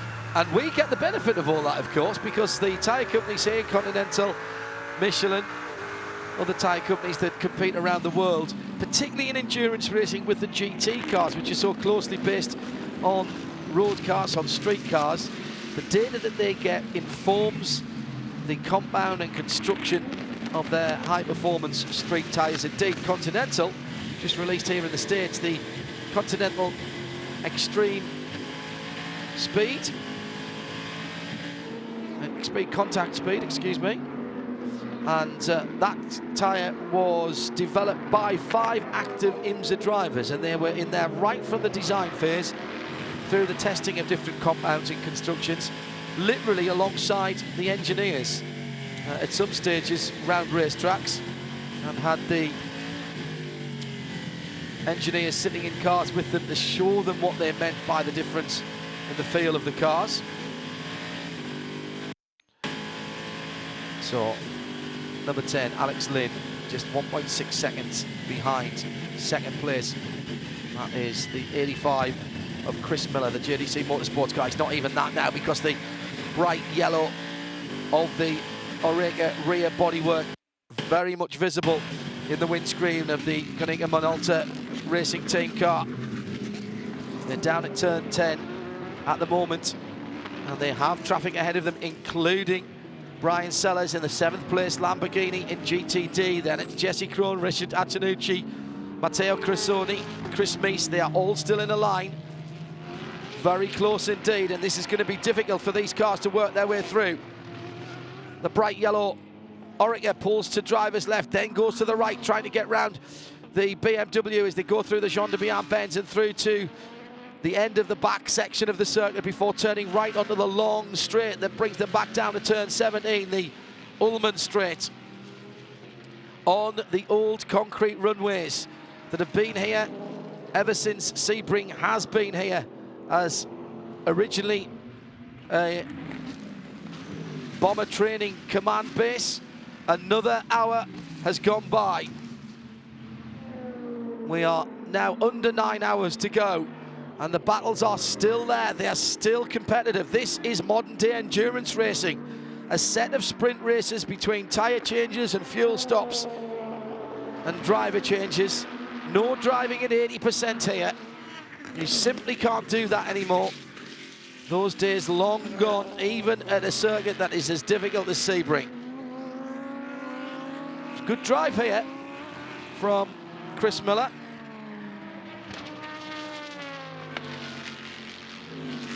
Keeping Alex Lynn, who has an impressive driving CV behind him. BMW number 25, Bill Oberlin, dropping back down through the field, was coming to the end of a stint, and I just wonder whether they didn't quite get the pressures right on those Michelin tyres because he was losing grip. Drops down to 8th position with that pit stop, but now has the benefit of a new drinks bottle as well as a full tank of fuel and a new set of tyres. Fabulous stuff. Fabulous stuff from Chris Miller under the most extreme pressure of having to get past these very quick GTD cars, while at the same time not give any ground to Alex Lynn behind him. Alex Lynn's having a ball, by the way. Hasn't overtaken as many cars for a very long time. Very, very smart driver, Alex Lynn. Oh, and the 85 car held up coming onto the back straight by the number 93 Acura, Andy Lally. Didn't do that on purpose. And out in the grey stuff, here comes Alex Lynn to driver's right. He's got alongside Chris and will get the position as they go into 17. No, he won't, because Chris toughs it out on the outside. Now he's got to hold the car back over the bumps. Amazing stuff. And Chris Miller, driving out of his skin there, was balked onto the back straight by Andy Lally. Not intentionally at all by the Acura driver. That was all the invitation that Alex Lynn needed. And for me, that was all done and dusted bar the shouting. But Chris Miller decided to raise his voice a bit. Magnificent stuff from both drivers. Racing room asked for and given. Great respect from both drivers. Front end of that Oreca bouncing around. Great classic look to the front end of that Oreca with the big light apertures there. And there is squint. There is a touch of the 917s about that to me. Not in the rest of the car, but just in those wheel arches from the front end and that very, very domed windscreen profile. Wow, Chris Miller, Jeremy Shaw, doing a very good job indeed in that bright yellow JDC Motorsports Oreca. Yeah, very impressed. Certainly, Philip Albuquerque has extended quite a lead now, particularly over the last few laps as Chris has worked his way through this slower traffic. But there is the number 10 car of Alex Lynn held up a little bit in traffic there. We're going to get a replay now of that incident where where Miller tried to get the inside of Andy Lally at turn 16 onto the Ullman straight, had to clamber over the curbs there, lost a lot of momentum, and that enabled the Cadillac to draw right up alongside him. But the straight line speed of that Gibson car, that's one of the things that the Cadillac people aren't terribly happy about, because the car was blindingly fast at Daytona. There have been various tweaks to the balance of performance since then, including a smaller engine restrictor, therefore less air into the engine, less horsepower, and significantly reduction in straight line speed as well. So I think the Gibson engine in that 85 car was able to drag ahead of the Cadillac towards the end of that back straight. That's Class Jeremy Shaw. leader. That's Jeremy Shaw. I'm John Hindorf, and you're listening to IMSA Radio live from Sebring.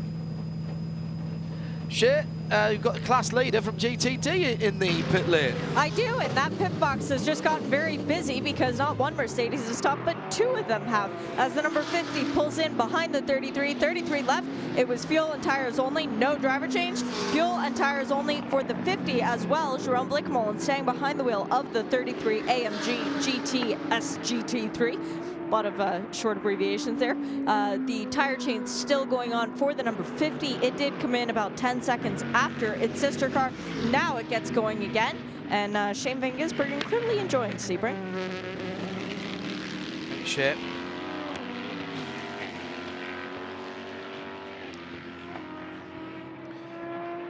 A couple of people, including Laverne Davis Jr. and Greg Kachaturian, saying they used to race a whole Le Mans 24 hours on the same set of tyres, but how?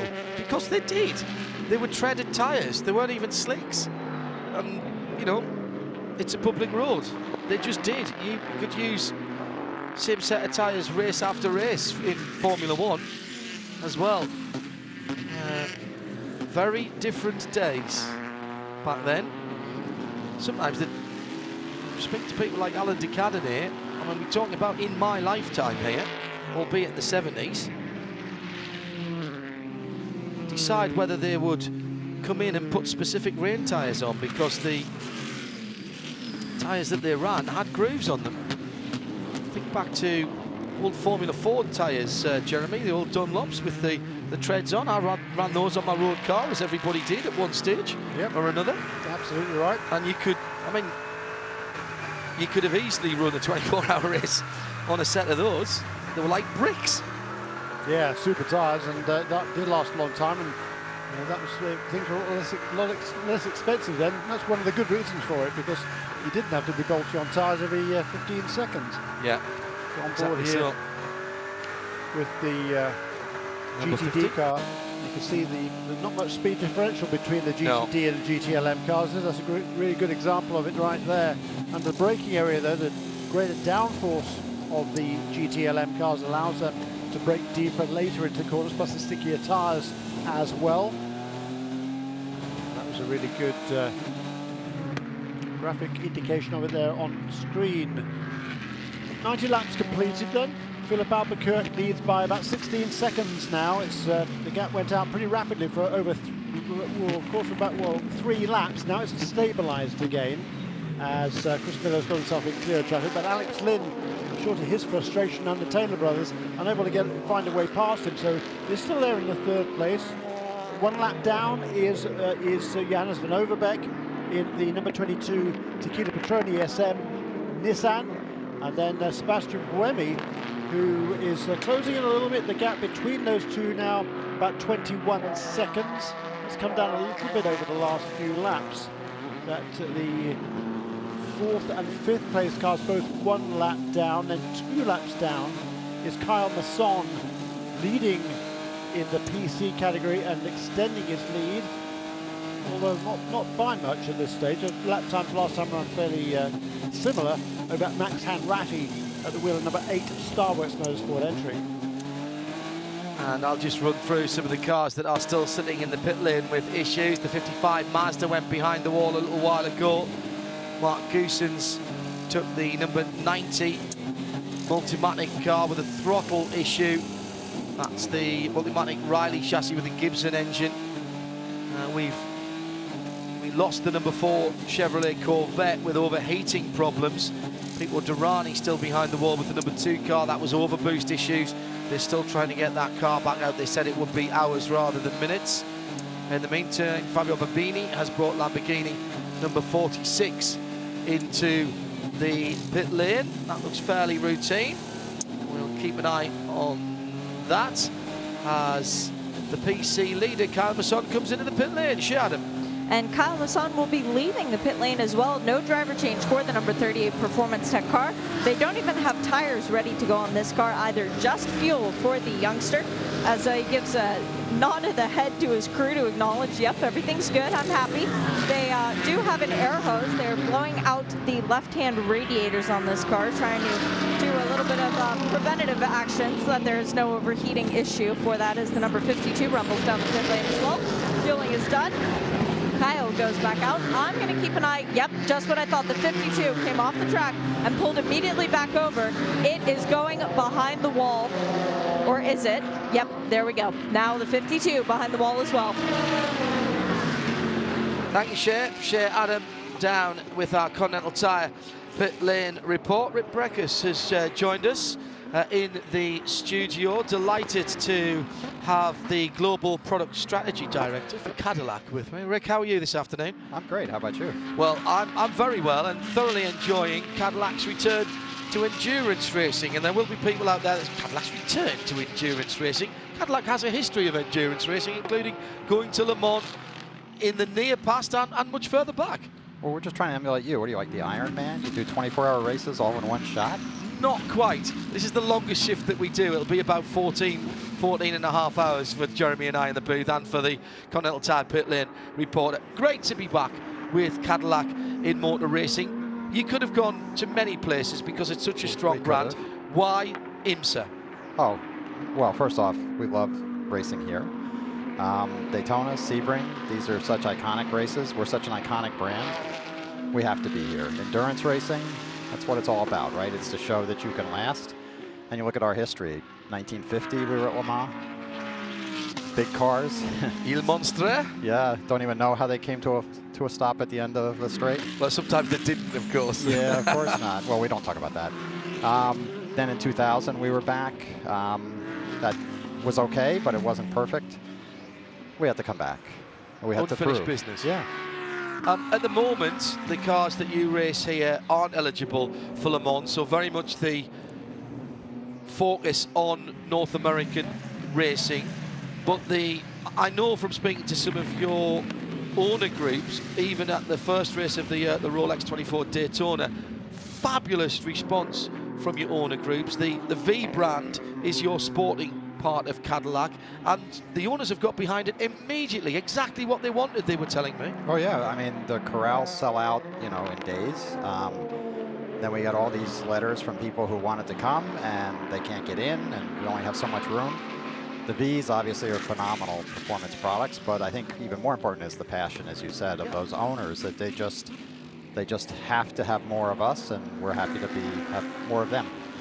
The IMSA DPI concept of taking a known quantity in the LMP2 chassis and then, for want of a better word, customizing it, as we're in America, with bodywork that has styling cues, and in your case a lot more than that from the Cadillac range, as well as an engine from the manufacturer. Right, the heart of the car comes from us, and then it's a big 6.2 V8. Yeah, well, that's Cadillac. That's what you do. Yeah. So how important was that concept to bring you back so that you could actually have input into how the cars looked and sounded? Yeah, look, first looks. It's really important for us that the cars are out there and look like a Cadillac. A lot of times in prototype racing, it's a stretch, right? So with what we were able to do, with the styling freedom that we had, and the interesting thing is as our designer was working through it with Delara to basically fine-tune this, the aero was getting better. So, you know, our design cues, I mean, they come from, you know, years of designing cars. The guy who did it is a production car designer. You know, all of our production car designers now, they design the cars, they go in the tunnel, they see the results, they have to fine-tune them. So they see aero, and yeah, how did they do that? That's like that Adrian Newey understands how air moves around things. I don't know how those guys do that.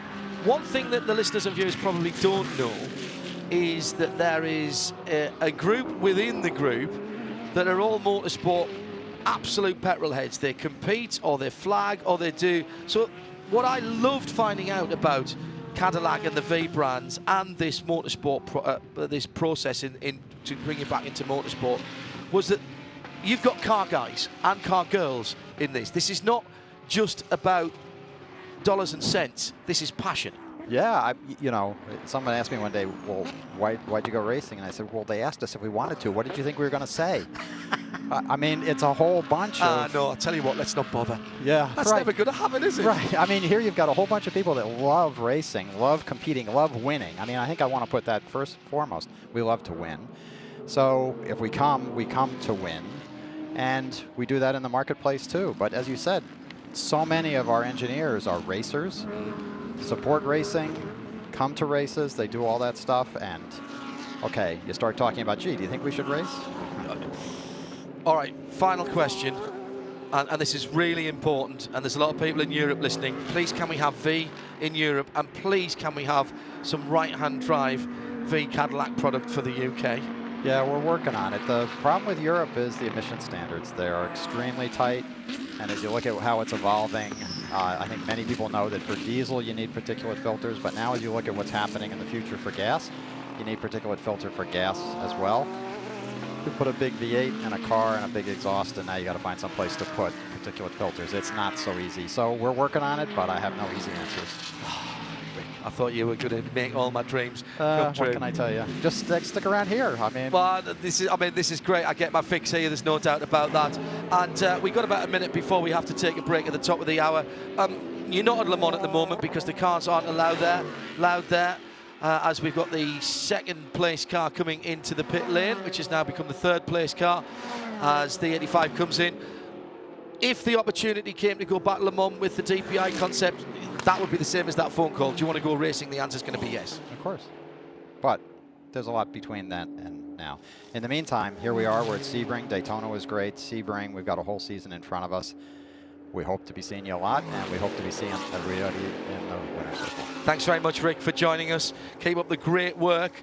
That's our Global Product Strategy Director for Cadillac, Rick Bruckers. Thank you for joining us, and great to have him here. You're listening to IMSA Radio live from Sebring. Fairly standard-looking stop for the 85 car as we head towards 2 o'clock in the afternoon here. It's the 85th running of the Mobil 1.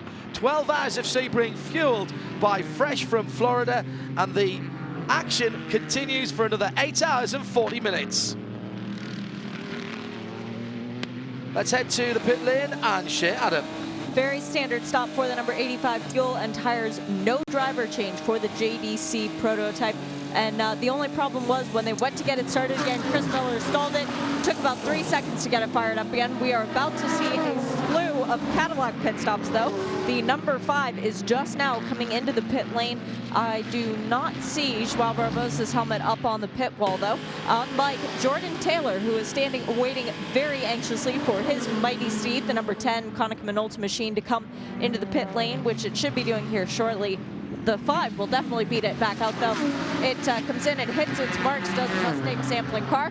They are doing a drinks bottle change, but there is no driver change. They do have 4 Continentals going on the left sides first for this car in particular. Every team has a different strategy of how to put tires on the car. The Mazda tend to stagger front and back, but the Mustang sampling crew, they do lefts and then rights. The tire change still going on. Fuel probe still in the car. It's coming off of the air jacks now, lowered back down. Fuel still going on. Very anxious driver revving that Cadillac V8 to let it know that it wants to come back out. Away goes the 5 and Philippe Albuquerque as Jordan Taylor comes off of the 10, off of the pit wall, and goes to jump into the 10. Alex Lynn running out of the car, and the left side Continentals changed on the number 10. Working on the rights now as the left-hand shoulder belt goes over Jordan Taylor's Hans device, exactly as you would hope it would. The driver change nearly complete, doors shut. All the external work on the car is done. The fuel's still going in. Knocks it into gear, and goodbye, Jordan. Another pit stop that we saw down here just a few moments ago was the number 63, the Scuderia of course Ferrari, Alessandro Balzan, the champion from last year and race winner of this last year. He's gone back out. Bill Sweedler spinning at turn number 3 was helped into that spin by Boris Said in the 75 Mercedes-Benz. It's a second incident for Boris, and I think that's going to get him a drive-through at least. The front end of that Mercedes-Benz, pretty robust. Hasn't even lost any of the dive planes yet. They might not all be pointing in the right directions, but the 75 car having a mixed bag of a run here. Very quick in qualifying. Should have started on pole. Fuel leak in that car meant it couldn't get out of the pit lane at the right time. Started from pit lane, started to fight its way back, but it's already had one drive-through because of avoidable contact. First two cars on the timing screen back out as we start to see the pit stops for the GTLM runners. Also coming in, Sebastian Buemi in the 13 Orica Rebellion. It's a neat stat from Marshall Pruitt. Top 14 GTD cars have set fastest laps less than a second of each other. 0.974 from P1 to P14. That was a few minutes ago, the changing, but very interesting. And Jim Roller back in the pit lane. All three Riley prototypes in the paddock with issues already. And Philippe Albuquerque pulled nearly 29 seconds out on Alex Lynn in that stint. That was a stunning run by Felipe. He stayed in the car. Jordan Taylor jumping into the number 10. This has been very impressive so far from Felipe Albuquerque from the very moment he jumped into the Mustang Sampling Racing Team Cadillac. Yes, but very frustrating for him. That last stint, he just could not find a way past Chris Miller. And Chris Miller, though he did a good job, he was a lot slower through the traffic than I think Albuquerque would have been. And as a result of that, the gap, which had been running fairly stably 5 or 6 seconds, mushroomed out to 25 seconds or more before he made the pit stops. And right now, after both of them have made their latest pit stop, number 5 and the number 10 car, the good news for the number 10 machine is that he's ahead of Chris Miller now, but and that's as a result of going one lap longer, I'm sure, before making his pit stop, but he's now 32 seconds behind the race leader. So Albuquerque leads in kind of a, I'm sorry, Alex Lynn, I should say, was the one who was frustrated. He was the one who was held up behind. He could not find a way past the number 85 car. Alex Lynn has now handed that car over to Jordan Taylor. As a result of going one lap longer, he is able to leapfrog ahead of the number 85 car. So Jordan Taylor now in second place, but 32 seconds behind the race leader. Alex Lynn has just sampled the bump and grind of Sebring's 3 3/4 miles, as Boris said, comes through for his second penalty for avoidable contact. He's out of the car. Alex Lynn is now with our Continental Tire pit lane reporter, Shea Adam. Alex, now you've had a decent amount of racing laps around Sebring International Raceway. What do you think of the 12 hours so far? I think it's living up to its name of how tough this race is. There's a lot of traffic out there and the track's very slippery and a lot of rubber going down, so it's making the chance of mistakes quite high. But you know, the number 10 car's running real good, so hopefully, hopefully we can come home in a decent position. You guys made a setup change when you came in under that stop under caution. Did that make a positive or a negative effect on the car? No, I think we made a positive balance change to the car. I think we're a little bit more trimmed out than the Action Express Cadillacs at the moment, so you know, we're hopefully gone a bit more aggressive for the end of the race. But definitely it was a positive balance change, and I didn't take any risks with trying to pass the JDC car, but you know, Jordan's gone out in a great position, so hopefully he can start hunting down Felipe. Good luck for the rest of the race. Thank you very much. That's our Continental Tire pit lane reporter, Shea Adam. Boris said then 2 V10s he's just had contact with. Clearly doesn't like those 2 extra cylinders from the V8 that he's driving. Into the pit lane for the number 15 Lexus. And Jim Roller is watching that car pull to a stop with Jack Hawksworth at the wheel. Welcome back, Jim. Yeah, thank you, John.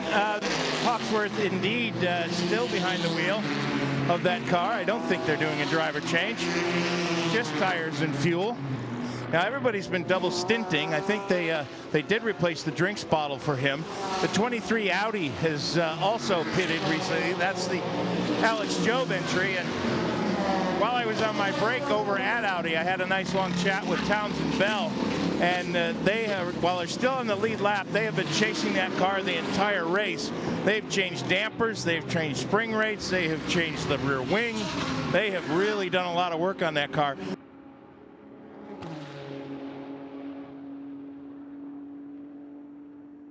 Be competitive when we get to the last couple of hours. Thanks, Jim.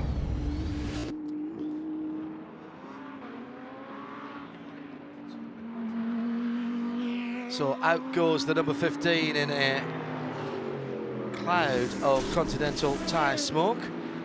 Might get the attention of the race director there. Big smoky burnouts out of the pit box. Oh, and then something's fallen off the back of the car. Or did he run over some debris? Or did he run over something that was already there? Yes, yeah, good point, Jeremy. The exit lane from the pit lane is well to driver's right. If you're on the racetrack, you're going through turn 1, and there's a lot of rubber and bits and bobs and whatever gets thrown out there, and that is where the cars actually run as they exit the pit lane. So it could have been one or the other there. Just recap things for you then, with 99 laps complete. We're just on our 100th lap right now. We are 3.5 hours into the race almost. So still a long way to go, 8.5 hours and a minute or so remaining. Albuquerque leads by about 30 seconds over Jordan Taylor. Chris Miller about another 10 or 11 seconds back. Once again, after that pit stop, maintaining good pace there in third position. 2 laps down now, I think, to where they actually come around. Difficult from our vantage point here.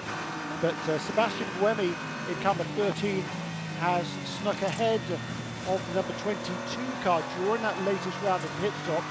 And those two pitted a few laps apart. They are both a couple of laps adrift, I believe, now of our race leader. Yes, it's a complete lap 100.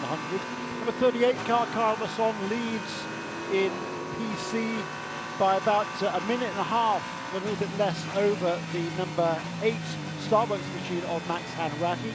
Then it's the best of the GTLM cars. It's Jan Magnussen who leads the way at the moment. Number 67 car was on the pit lane a little while ago.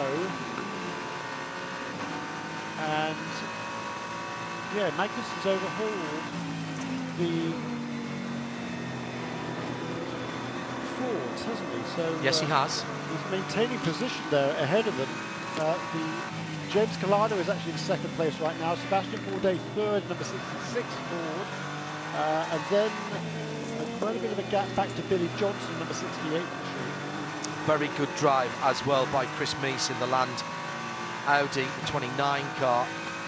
When they came out of the pitch, they were about 12 seconds ahead of the field, and Chris has stretched that to 25 seconds now and is pulling away. And oh, the Whelen Engineering racing car completely off the circuit to the point where it couldn't be seen by the camera at turn turn 6 rather. That's the 31 car fighting its way back. Mike Conway, an uncharacteristic mistake from that young man. Well, he's just taken over the wheel of that car, so that was a couple of moments ago, about a lap ago. Well, that would have probably been Jeremy, his outlap. Might have been his, I was just going to say, I wonder if that was his outlap. Kavame is out in the number 20 bar 1 Orica in 4th position at the moment. No, I tell a lie, he's just come back into the pits.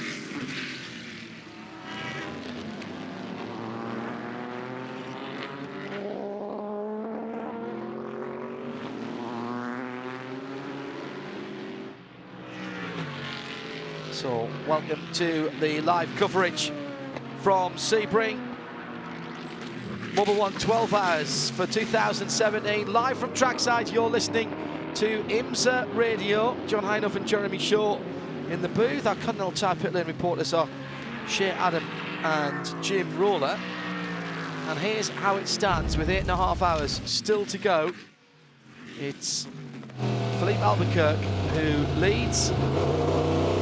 In second position, Jordan Taylor, 32 seconds the difference. Now, looks as though Mike Conway got clipped at the rear by a Corvette, number 3 car, I believe. That is the just lead before battle. He went out. That was the lead battle. He was right in front of them. 3, 62, 66 and 69. are the top 4 cars. Yep. The top 3 absolutely together, John. Absolutely together. That's a Corvette ahead of a Ferrari, which all of a sudden is competitive in the race, having not been so in qualifying. And then the best of the Fords now back in 3rd place, which is a little bit of a surprise. Yeah, and lovely driving by James Collado, drafted into that squad. They've got prototypes coming through them as well, including Sebastian Buemi in the 4th place. Oric, a good fight back from Rebellion as well, after problems at their first pit stop and a drive-through, but they're still in touch. Very much in touch, in fact. Bruno Senna behind the wheel of the 22 Nissan in 5th position. That's the Nismo-engined Ligier of the ESM team, Extreme Speed Motorsport. Magnussen really impressing me today. I'm really liking his driving style. He's very aggressive. He's making those passes that we've been used to seeing him make down the years. Clearly he's in a good place. He's got the family with him. Very chatty on the start line, having a bit of a joke. And he is in the form of his life at the moment. Yeah, it's great to see, isn't it? And you know, with experience, you know, he's still only 43. I mean, he shouldn't be any problems there in terms of slowing down. I mean, I think drivers at their best, sort of late 30s, early 40s, particularly for endurance racing. And I was talking to Tommy Milner just this morning. Tommy Milner, unfortunately, the other car is out of the race, that car before, but he was saying the hotter it is, the better he feels the Corvettes are going to be in comparison to the competition in GTLM. And it's certainly a lot warmer this afternoon than it has been all week. And Jan Magnussen taking advantage of that and running strongly in the lead of this race in GTLM in 9th position overall. Pit stops due. Oh, big sideways moment for the BMW number 86. Number 96, excuse me. And that is the 2nd place car of Jesse Krohn, and he's lost a position there immediately to Brian Sellers, who nipped through. And that was very good driving indeed by Brian, who saw the opportunity as that car just went sideways under Jesse through the back section of the Jean de Bihan S's. Huge gaggle of probably 15 cars, maybe more, coming down the back straight together. Amazing that on 3 3/4 miles the cars seem to find each other and then stick in these groups. But there are places that it's nigh on impossible to pass here at Sebring. And so once you do get behind a car, you've got to follow it through some parts. The GTs, by the way, are very evenly matched. Yeah. Pit stops for GTD. Let's go down to Shea and Jim. Jim first. Well, the 48, 96, and 14 have all come in together. The 29 car came in ahead of this group. Brian Sellers is going to turn the car over to Madison Snow. Also a driver change taking place on the 96. Can't see on the driver change or not on the 14. Scoring will let us know on that one. But it is 4 tires, 4 new Continental tires for all 3 of these cars, and fuel. Fuel and tires for the number 75, the Mercedes that has been a bit of a troublemaker out there on track. Boris had stayed behind the wheel belt of that car. The number 912 Porsche has also come into the pit lane, and Lawrence Ventura has hopped out, handing over to Kevin Estre. They are doing 4 new Michelin tires and a whole lot of fuel on that Porsche, as well as a tear-off. And wow, what a difference that made. You could barely see the windshield before they pulled it off, and now it looks like a brand new car as the number 48 and 14 rumble out down the pit lane. Also of note, the number 28, the Allegra Motorsports Porsche that won the 24 Hours of Daytona, is about to have a new driver in the car for this weekend. That is Spencer Pumpelly. He sat on the pit box during their win in the 24 Hours of Daytona, and Spencer has been sitting with headphones on this whole time, listening and calling strategy for the car he's about to jump in and drive. Close moment for the 14 and the 48. The 14 beat the 96 and the 48 out of the pits, and then when they released the 48, Madison Snow really had to modulate the throttle, and he wasn't very happy about that. Otherwise, it would have been an unsafe release. We'll see if we can get a word with Brian Sellers in a moment, John. Yeah, Brian has been quick in that car all week. Super bit of opportunist driving just before he brought the car into the pit lane to get around Jesse Krohn. So at the moment, it's Jan Helen who leads in GTD. The Park Place Porsche has been through the pit lane. Even as I say that, that has just changed because Jan's come to the pit lane. So it's don't ask. It is your own Blake Mullen who comes through in the lead in the number 33 car. TV keeping me on my toes. Jan Helen in the pit lane. Alessandro Balzan behind the wheel of now third place Scuderia Corsa Ferrari, and Shane van Gisbergen in the 50 Mercedes.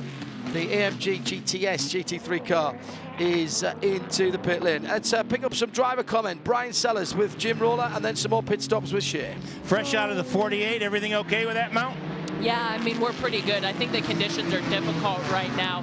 The track temp is significantly higher than anything we've experienced, so the tire degradation is a lot faster than what we anticipated in practice. So I think it's normal. You get these cars that surge forward and then it kind of plateaus, and so now you just kind of ride the ebb and flow of the race, wait till it starts to cool back down again, and hopefully have a good car at night. Track temperatures are up above 106 degrees Fahrenheit. How much adjusting on the car have you had to do given these warmest conditions of the week? Well, I mean, that's substantially different from where it was yesterday. It's 70 degrees or something maximum the last 2 days. And so I think it's difficult because you can't really adjust too much on the car planning for these daytime conditions, because it all changes again when the sun starts to go down. So for us, I think our main thing is just hang on through the middle the best we can and hopefully be prepared to go to the end. There's definitely some cars I think that are a little bit better than us in these conditions, but that's okay. It's not that concerning yet. All right, good luck the rest of the way. Even though the track temps are up, John, to 106, the air temperature's right at 70. And I think the reason that those track temperatures are so much higher is because, again, today, like we had during the week, there's not a cloud in the sky. Yeah, good point, Jim. Thank you. Brian Sellers out of the 48 Lamborghini then, as in comes the number 3 Chevy Corvette. With Jan Magnussen getting out of that car. Let's go down to Shea Adam for a roundup of what's been happening at her end of the pit lane for this Continental Tire pit lane update. Very clean pit stops for Porsche across the board. The number 911 GT Le Mans car saw Patrick Pilet get behind the wheel and Fred McVecchi jump out. He's just on the pit box debriefing with an engineer right now, but I will try and grab a word with him soon. The number 28, the Liquid Motorsports car, came in, as I said, very clean stop from them. Fuel and tires and driver change. We are waiting for the Fords to come in. As you mentioned, John, the 3 had their pit stop. Magnussen out, Rockefeller in, fuel and tires for that one as well. So we're heading to 20 minutes past 2 in the afternoon, Eastern time here at the Mobil 1, 12 hours of Sebring, live from trackside. This is IMSA Radio. I'm John Hinoff, Jeremy Shaw alongside me, Shea Adam and Jim Roller, our Continental Tire pit lane reporting crew. Philippe Albuquerque still has better than half a minute on the field in the number 5 Cadillac, the 10 car, the black machine of Jordan Taylor in second position. He has 20 seconds on Chris Miller, and that to me so far is the performance of this race. The 85 JDC Miller Motorsport Oreca with the Gibson engine. Sebastian Buemi in 4th position. He's a couple of laps off the lead, according to my timing, in that Rebellion Oreca. He'll be 1 lap off the lead when he comes around, won't he? It just depends where he is compared to Philippe Albuquerque. No, he's not. He must have just lost that 2nd lap. Bruno Senna is another 16 seconds further back, so also 2 laps off the lead, and that is the Nismo-powered 22. 6th overall is our prototype challenge leader, Kyle Masson, in the number 38 Performance Tech car. 8 for Starworks in 2nd. And they are something like 1:20 in arrears. In GTLM, 9th position overall, Sebastian Bourdais just brought the leading Ford into the pits, which will promote Richard Westbrook back to the lead in the 67 car as Mike Rockefeller rejoins in the number 3 car. He took over from Jan Magnussen. Ollie Pla behind the wheel of the 68 Ford in 4th position. Those cars separated by about 50 seconds. Giancarlo Fisichella back in the Ferrari number 62. In 5th position, the top 6 in GTLM made up by Bill Oberlin in the number 25 BMW M6. In GTD, for the GT3 spec cars, these are the lightest modified cars in the field. Jerome Blake-Mullen in the Mercedes-Benz number 33 leads by 22.5 seconds to Alessandro Balzan in Ferrari number 63, the Scuderia Corsica. Meantime, out on the circuit, battle for position, Rockefeller and Bourdais just out of the pits.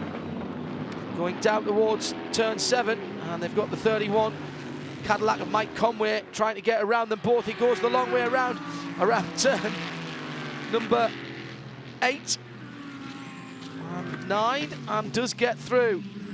Bourdais defending on relatively cold tyres as he's on his outlap in that 66 Ford.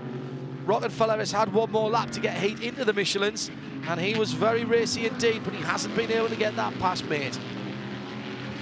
Go back to the GTD rundown. 33.63 Mercedes and Ferrari, and Mercedes in third place is Shane van Gisbergen, the current Virgin Australia Supercars champion. He's got over 10 seconds, about 15 seconds on Andy Lally in the first of the Acuras, the number 93, and Richard Antonucci has the GRT Grasser Lamborghini. In fifth place, top 6, Jules Gounon in the Audi, and the 29 Land Audi is pressuring the back of Richard Antonucci's car. Let's go down to the pit lane. Shea Adam has driver comment. Frederick McVecky, straight out of the number 911. What was the track like when you got out of the car? At that moment, not easy. We are good. We changed the spec of tire to try to help us, and now we must survive until we start to get the good condition for us. In terms of the way that the race is playing out, are you expecting to get back in the car several more times? Can you repeat? Are you going to get back in the car more than one time, given how much is left in the race? Yeah, at the moment it's planned for each driver to make a double stint. Dirk will finish on the car, and for sure the condition will be better for us. Now, not easy with all the rubber all around and to the pickup issue we have. But we must stay like that, we will see. Good luck. Thank you. Fred McVecky for Porsche. Interesting to see what happens with the Porsche driver lineup when their new recruit, their transfer, if you will, from Ferrari, Jimmy Bruni, is allowed to drive. Part of the transfer obligations meant that Jimmy wasn't allowed to drive before Le Mans and won't be driving in the FIA World Endurance Championship at least this season, we understand. More details, I'm sure, will come out when he is announced formally in his Porsche overalls. Staffan Walliser is the man behind the GT programme, and rumour has it that he is very keen to get Laurent Vantour and Jimmy Bruni in the cars together. He feels that will be the strongest of the pairings. That may mean a shake-up towards the end of the season here in the IMSA Championship. So 16 seconds between the two Fords in first and second, and the 55 Mazda has reappeared. Jim Roller. There we go. Just brought the car out from behind the wall and headed straight back out onto the racetrack. So they took it back to make repairs, and now they are back underway. So both the 70 and the 55 are back out there circulating. And now this becomes a big test session for them, unfortunately. Yeah, thank you, Jim. Gorgeous looking set of bodywork. Acura versus Land Motorsport Audi going into turn 17. And that was Jules Gounon going through there. Wasn't for position. These GTD cars are pretty hot in a straight line. As Jeremy Shaw was mentioning just a short while ago, the advantage that the GTLM cars is a greater aerodynamic efficiency through the corners, which also means they can brake quite a lot later. Also tend to be lighter. But certainly, in terms of getting down the tubes, down the fast bits, there's very little to choose between them. 24 BMW, trying to fight back from early problems, has Jonathan Edwards at the wheel, sitting in 9th position in GTLM, but 39th overall. Mark Kavame has been in the pits for a very long time now in the number 20, excuse me, the bar 1 car, as has Tom Kimber-Smith in the 52. They had some issues earlier on with the gearbox. That car hasn't reappeared that lease year. Mark Goosens, I think, is back out in the number 90, the Multimatic Riley. Tom Milner's Chevy, the number 4, the Corvette, out with overheating problems. Peter Durrani's Nissan still not seen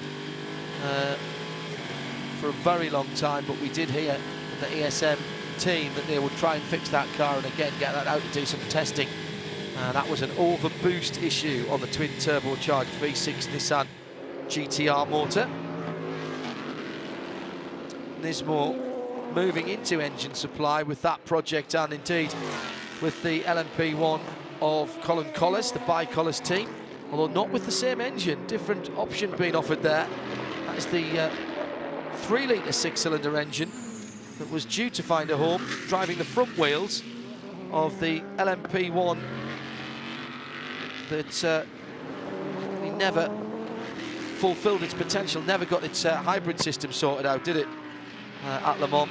And the GT RLM, that engine thought to be one of the stars of that programme, will be in the back of the Collis chassis in the World Endurance Championship this year as a second customer engine option for prototypes at the highest level on the 2 different continents. Of course, Nissan have been supplying P2 engines for a very long time, but now the regulations have changed.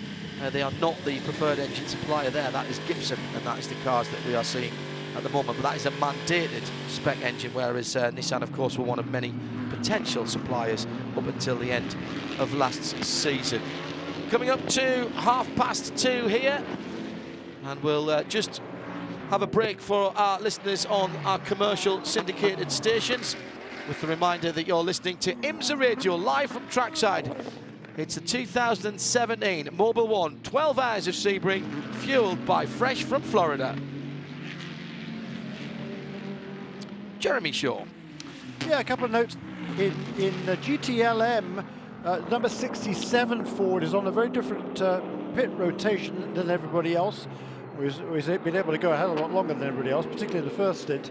That car now is therefore back in the lead of the class, and he's got a margin of about 15 seconds over Sebastian Bourdais in car number 66, which is significant because before the round of pit stops that took place among all the other guys, apart from 67 car, within the last half dozen laps, the order before that was kind of a 3, 66, 62. Now the order is 66, 3, 68, and then 62. So the number 62 car, with Giancarlo Fisichella back at the wheel of that car, had lost a fair bit of ground during that round of pit stops. And number 66 car had a very quick stop, was able to get out ahead of the number 3.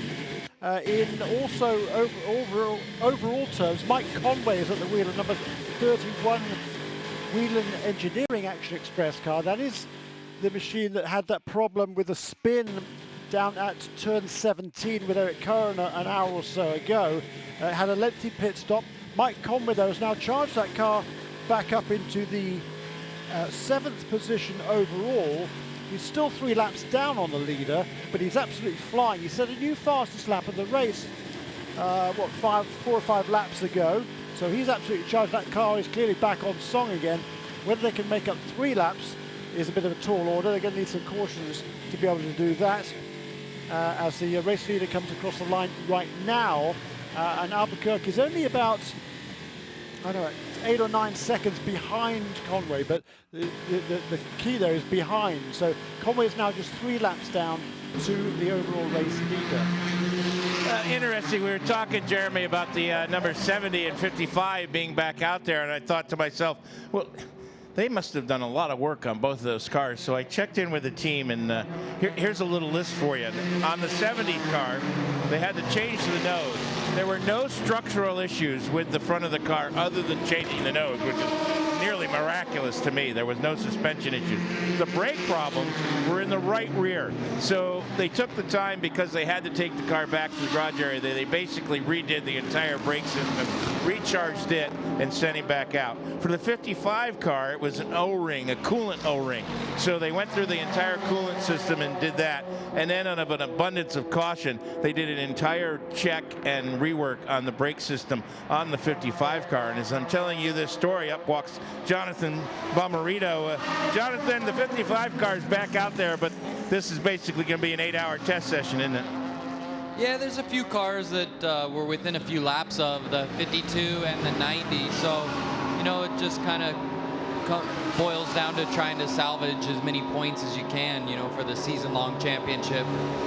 And it's a good test for us to keep running. Sebring's hard on all the equipment, so it's good for us to learn more about these cars.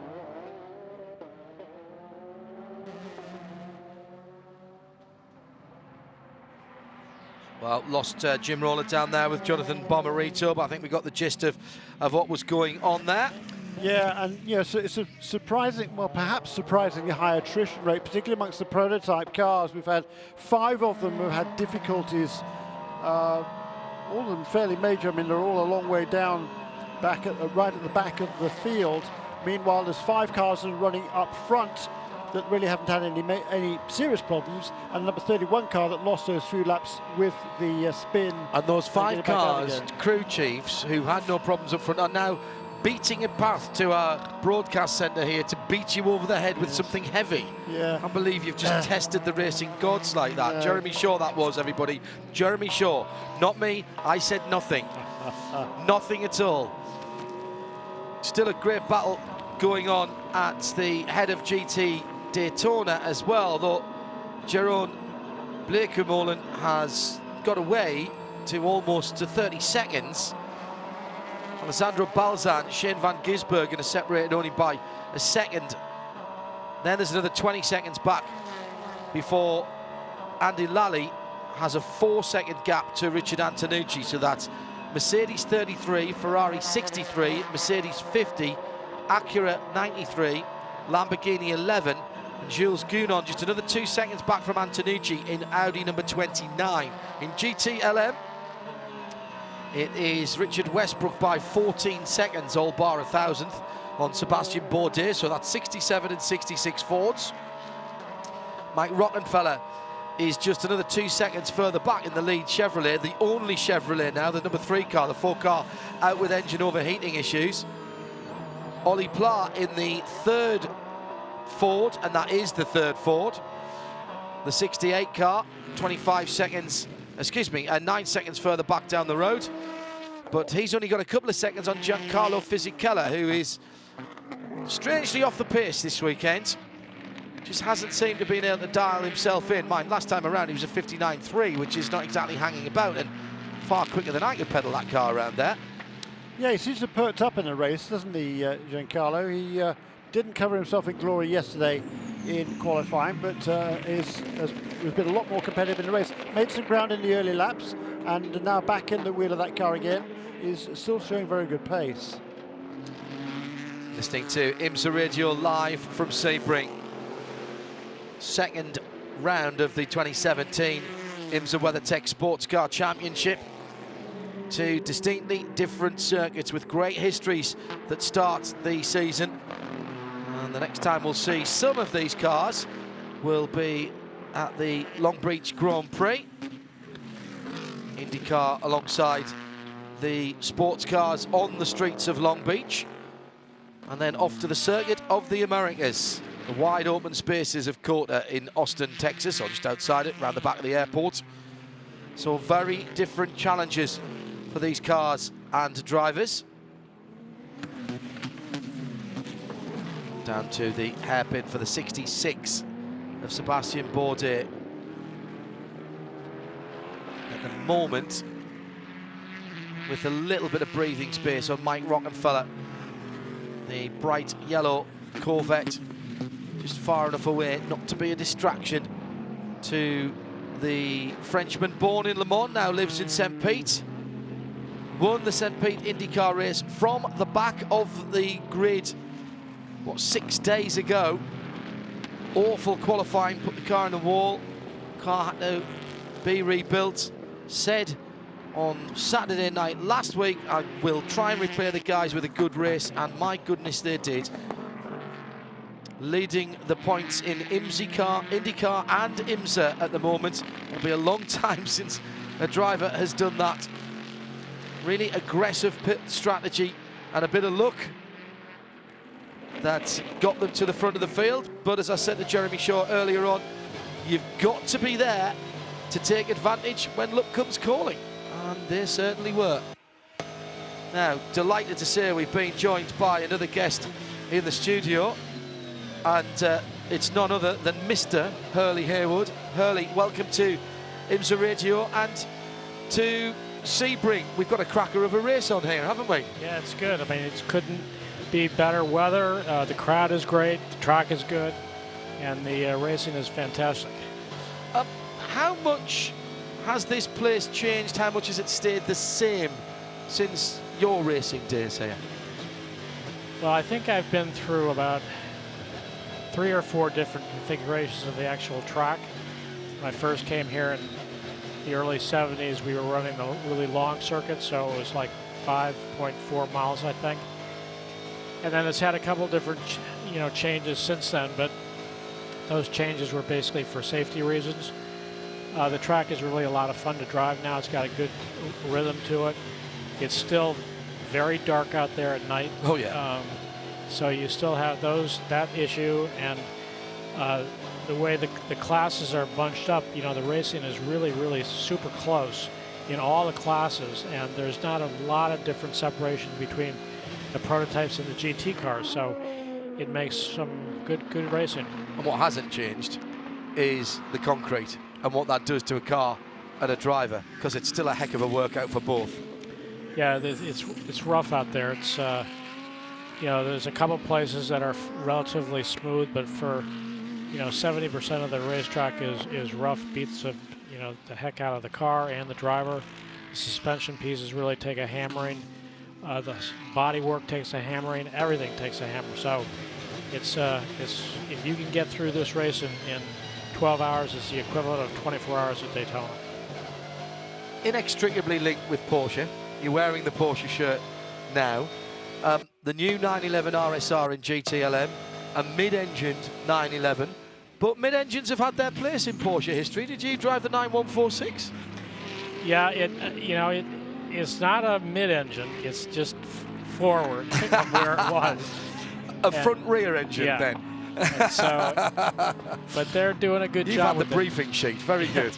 No, it's really. I mean, they just moved it a little bit forward. It's not mid-engine. It's just forward from where it normally was. But they've done a good job. When you look at that car and you look at like the Ford GT, the Ford GT started with a blank piece of paper, and they built a race car that can be driven on the street. And so we're dealing with a platform car, and we're just limited to what we can do. So the progress that they've made on that 911 is absolutely incredible, that it's able to keep pace with the Chevrolet and the Ford. Have you had the chance to drive one yet? No. Have you asked? Well, if they asked, maybe I would do just a kind of a slow lap just to say that I've driven it, but I don't want to race it. The Hurley Haywood Scholarship, yes. Jeremy. Yes, exactly. Yes, tell us about that, Hurley. You started off a new scholarship program to help out young drivers. Yeah, I'm really proud of that. IMSA came to me and they asked if I would lend my name to that scholarship. I said absolutely I would. Jake Edison is the recipient this year, and he did I went to race the Porsche Cup race yesterday. He did a great job. He was second in the first race and won the second race. So he's really coming on strong. And the Porsche folks at AG are really looking at the youngsters. They want that pool of young drivers so they can develop them and then keep them around for a while. So it's a good program, and I think Jake and many others have a good shot to represent North America in Porsche racing. Now, how was he selected, Hurley? Because he was a winner. I've run the TBC scholarship program that I run. He was a winner of that a couple of years ago, so I know how good he is, and And he's good. He's good out of the car as it is, isn't he? Yeah, he's a good representative. Yeah, he's good, and it was done by, a panel, and the panel had, a lot of choices to pick from. So we kind of whittled it down, and Jake was the one that got the nod. It just proves to me, and Jeremy and I have talked about Porsches here in Porsche Cup. I look after Porsche Middle East, the GT3 Cup for TV as well, and I've done a Carrera Cup in the UK as well. That form of racing seems to provide a disproportionate amount of good drivers coming through because of the fact, I think, that Porsche are passionate about motor racing. Well, the Cup Series is a terrific class to be in because, number one, the cars are all equal, so you can showcase the driver's ability and not rely on the car to demonstrate that. And then Porsche is a good place for Porsche to really watch the drivers, how they react to different traffic scenarios, and all those things which make a good racing driver. So it's a great program to look at people. Stay with us, Hurley. We've got the leaders coming into the pit lane. Indeed, Philippe Albuquerque has brought the Cadillac number 5 in along to get service. Shea Adam has more. And he and his seat insert in one fell swoop jump swiftly out of the number 5 Mustang sampling Cadillac as Joao Barbosa gets into the number 5, fires it up, fueling is done. They're holding it because in the 10, in a few boxes ahead of him, is Jordan Taylor coming in for his pit stop. Now, Joao had a little bit of problem there. He stalled the car. He's got things going again. For the 10 stop, it will be no driver change, as we would expect. So Jordan Taylor staying behind the wheel of the Konica Minolta machine, but he will be getting 4 new Continental tires for that stop. Clean down here. Other prototypes that have stopped have been the number 22 ESM Nissan. They stopped, no driver change, just fuel and tires. However, the 13 car, the Rebellion, stopped, and Sebring rookie Sebastian Buemi turned the car over to Nick Heidfeld, as well as having fuel and tires. And Steven Simpson has gotten back into the number 85, replacing Misha Goikberg, as they also took on 4 fresh Continentals and fuel. And a very late decision, it seemed, for the number 10 of Jordan Taylor to come into the pit lane and locked up all 4 as he came towards the marker boards. Commercial radio listeners in this Central Florida area will be leaving us just for a few moments. You're listening to IMSA Radio live from the Mobil 1, 12 hours of Sebring. Hurley Haywood with us on our international feed and around the world at IMSA.tv, as well as Sirius 136 XM 204. Hurley, can't let you go without a quick word about a project that we got asked about a little while ago, and just want to know the status. There was a talk about making a film of your life. Is that still happening? What do we know about that? Yeah, that's still happening. There's actually two programs going on about the same time. There's a book that's being written by Sean Cridlin, which is going to be really from the start to the finish. It should be out by Amelia Island next year, so that's what we're targeting for. About this time last year, yeah. Next year, yeah. And then the film is on target. That will be released around that same time. And the film will deal with sort of the 70s, 80s, and 90s. About Peter and myself and what racing was like in that whole era. And before I let you go, because we've got the 33 leader in the GTD category, the GT Daytona category, Jerome Blake Mullen is in there. We'll have an update from Jim from that in a second. Does it ever get boring being a part of the Porsche family? New cars, new 3-litre turbocharged engine going into the 911. 2-litre 4 cylinders and 2.5-litre 4 cylinders going into the 718 Boxsters and Cayman. There's always something happening at Porsche. Yeah, I mean, that's the thing I love about Porsche is, when people ask me what my favorite car is, I always say next year's car. So it's just one of those things that you're always going to be surprised and pleased by what's down the pike. So Porsche has done a great job with that. You just take a look at the 911. The first 911 I ever raced was 1969. That was basically a stock 911S. And when you look at what the 911 has gone from that point to what it is now, it is absolutely incredible. It looks the same, the shape, the silhouette is the same, but the performance values are just enormous. And what's extraordinary to me is you don't have to be a car buff to know that it's a Porsche. Yeah. Whether you know about cars or don't know about cars, it's a Porsche immediately. If you lined up 50 supercars in a line and you said pick out the Porsche, the eye would go immediately to the shape of the Porsche. Yeah. Agreed. Hurley, thank you very much. As always, a pleasure and an honour, sir. Okay. Dave, thanks for coming over. Pleasure. Dave Engelman with Porsche here as well in the IMSA radio broadcast booth.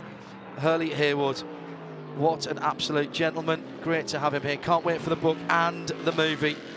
Still on track for this time next year. Jim Roller has been watching the pit stops in GT Daytona. Sorry that we didn't get down to you, but the opportunity to speak to Hurley Haywood, never a one that you want to miss out on. You got that right. Listen to me or Hurley Haywood, I know which I'd choose. But anyway, the 33 car has pitted, as has the 50 car, and routine pit stops, driver changes in both cases. The interesting thing is the guys were pawing at the front of the car, the grill. It's almost as if Jerome Bleekemolen had gone off the racetrack, but he obviously hadn't. It wasn't like they were cleaning grass out of the grill, but what they were cleaning out of the grill were huge chunks of rubber. So that's another element of this nasty old racetrack, besides these bumps, is the way the rubber gets into the grill. Let's get a quick word from Jerome. How's the car handling at this point? It's great. I love the setup we have on the car. Really had a great time out there. Was really enjoying the run. We got maximum points for an AEC, so that's I think that's a first for me, actually. Never achieved that. But yeah, we're doing great. Mario is also running strong. Ben did a great job. Pit stops are running smooth. Everything is just running perfect so far. All right. Anybody that's surprised that these Mercedes are quick, that company has its own satellite. That shouldn't be a surprise. Philippe Albuquerque, you're fresh out of the car, sweating. You've worked hard out there. It was a good stint from outside of the car, but what was it like from your view? Well, I tried to go to P1 first of all, and then once I went there, just started to control the race, and then after the second stint, we started saving fuel to do extra laps on every stint. So it was a perfect 3 stints, so no problems at all, no scary moments, so everything under control. We just hope that it goes like this until the end. How long of a break do you get before you get back in the number 5? Well, when I'm next? Yeah. Well, now it's Joao, then it's Christian, then it's me again, and then it's Joao again.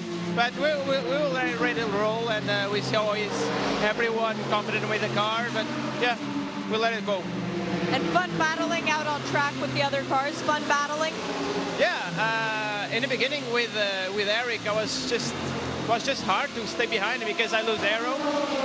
But then I got a window with the traffic, and I just did a lunge on him, and as well on the, I think it was the 22 car. It's kind of hard to overtake. We really need to be clever with the traffic. That's tricky, but it was good fun. So far, so good? Yeah, that's it. Couple of very happy racing drivers there. Really loving being out there at the moment. Not been a banner day for Mazda. The 55 car back out on the circuit and turning reasonable times at the moment in the hands of Tristan Nunez. Last time around was a 54.162. That car still not really fulfilling the potential that we had expected from it. But it is early days in this program, and I know that there will be people out there saying, yeah, but they've bolted an engine they were using before, it's just some new bits and pieces. Yes, but as soon as you do that, and particularly when you change bodywork, the engine installation and all the ancillaries that go with, doesn't just automatically all gel together. And now just had a quick look at the Mustang Sampling Racing number 5 car, leading the race, Joao Barbosa. Bodywork seemed to be rattling around on the left side of that car coming into turn 17. Now, in fairness, that's a very bumpy part of the track, something I need to keep an eye on there. Still haven't got to the bottom of the number 68 Ford either, and whether that that both the rear brake lights are working correctly. The issue there is if the second one stops working, then they will have to bring it in immediately. I've been able to confirm what I thought I saw earlier on. Joao Barbosa. The last time I spoke to Joao Barbosa was via video link at Martin Short's house, as Martin was having a party to celebrate his 30th year in motor racing. Why was Joao on the video link? Because Joao was in some ways discovered by Martin Short and Roll Centre Racing, as Alessandro Balzan brings the 63 Scuderia Corsa Ferrari in from the lead of GTD. This has been a pretty decent run for this car share. They've been running under the radar a little bit this week, but this is what they do. Well, this is how they win championships. Well, they're not always the fastest car on track, but they do know how to win races either way. They are doing 4 Continental tires. Christina Nielsen getting back behind the wheel. And this morning when I talked with her, she said that they'd really struggled trying to get a good grip on the car. They felt they had a really solid car underneath them. They were just disheartened by how quickly the competition was able to go. Well, this is going to be putting a smile back on her face, because she's got sticker tires and a full load of fuel, and she's just been told, go flat out. Always a nice thing to say to a racing driver. Just before 5 minutes to 3 o'clock Eastern. So still 7 hours and 46 minutes to run in this race. This is one of the areas of the race. I love this time of the race where we've got a little bit of gaps between the cars. Everybody's trying to get the most, work out their tactics. Nobody is cruising here, Jeremy. Everybody is pushing along, getting their fuel numbers right, watching the clock, making sure that they make as few mistakes as possible, because there will be no one who goes through this mistake-free in these 12 hours. Already 123 laps into this race. Yes, indeed, and yeah, we're past the 4-hour mark now, 4¼ hours into this race, so over 1/3 distance now. And as we heard Jerome Blekemolen say, they scored maximum points for Tequila Patrón North American Endurance Championship. Those points are given out at the 4-hour and the 8-hour mark, as well as the conclusion of the race. So 3 separate point scoring opportunities here. It's only 5 points for a win in each of the segments. 5 points for the winner, then 4, then 3, and everybody else gets 2. So it's not a big they're not big margins there, and that's why it's important to get the maximum points. And that is why we've seen several of the teams, I believe, making sure their cars are out in front at the 4-hour mark in the race. That could have played a role in why the number 67 Ford GT is on a slightly different strategy to the other contenders in that class, potentially, because it's certainly on a different pit stop sequence than everybody else. But they have just scored maximum points for their car in this class as well, as has number 38 team in PC and number 5 car overall. But Joao Barbosa, he's settled into a good pace there at the front of the field. The gap from first to second is pretty stable at about 20 seconds now. It was over, actually it was almost 40 when the pit stop sequence came around, but a much quicker pit stop that time around for the number 10 machine. They did not change their drivers, whereas number 5 car did. That'll probably account for much of that margin. And so the gap between the first and second place cars about 20 seconds, but now well over a minute back to from second place to third place car, which is Stephen Simpson at the wheel of that JDC Miller Motorsports entry. Just watching bits of debris there. Looks like something falling off the one of the 4 GTs. What's that bouncing around? That is a cover for something, isn't it? Filler on one side. It's not a wheel nut, but it's one of the 4 GTs. I'm guessing it's the cover for the fuel filler when the fuel filler's on the other side. That's what it sort of looked like to me. Something we'll have to keep an eye out for, but that's a substantial bit job, by the way. Once again, best in the biz. Hello to our camera operators and everyone down in Dingle Dell at the TV compound, just to pit out. Thank you for allowing us to piggyback on the pictures for the international feed, uninterrupted flag-to-flag coverage on IMSA.tv. And for those of you in the US, you can still follow along with the onboards and the timing and scoring. But don't forget, if you are in the US, the Continental Tire Sports Car Challenge is streamed live without any geo-block at all the events this season, where it shares with the IMSA WeatherTech Championship. And that is available synchronized in sound and vision with the IMSA radio commentary. If you don't catch it live, then the full race, for example, the BMW Endurance 240 from Daytona, up on the IMSA YouTube channel page.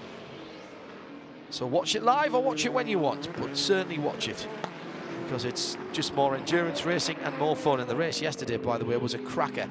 If you missed it, we won't give any spoilers here, being asked not to by a number of people who couldn't catch it. And that will be available in a week or so's time, once the highlights program has been shown on network TV in the US. But the full 2 hours available to view on demand on the YouTube page of IMSA. Yeah, definitely no left brake light on the 68 now, thank you. In fact, there's no marker light either. The side light isn't working either, so it's the whole of the light cluster on the left-hand side. Now, okay at the moment, the issue would be if there's any problem with the right-hand side light cluster. Now, those light clusters on the Ford are very clever. Sorry? And/or at night. And/or at night time, yes. Those light clusters are very clever on the Ford because there's a hole in the middle of them. It's like a donut. It's to vent air out from underneath the engine cover. But it's not good enough for the guys at Ford to just let the air out of there and help with the negative pressure underneath the rear wing. They actually have spinners inside of there, or at least not things that turn, but a carbon fiber construction that spins the air, a vortex generator, so that the air is spun out of there so that it is more efficient at the back of the car. That is attention to detail. Also, looks very pretty too. GT-LM led by Ford at the moment, and 13.5 seconds the gap between Richard Westbrook and Sebastian Bourdais, so that's remaining fairly constant. It's 4 seconds further back to the only Chevy Corvette now, the number 3 car. The 4 car out of the race early. Overheating problems, root cause not being determined yet by Chevrolet Racing. Ollie Pla has the 68 car in 4th position, just being closed down by Giancarlo Fisichella, who drank a very large Super Bowl full of black coffee at lunchtime at Marion's, I'm told. Espresso straight out of the machine.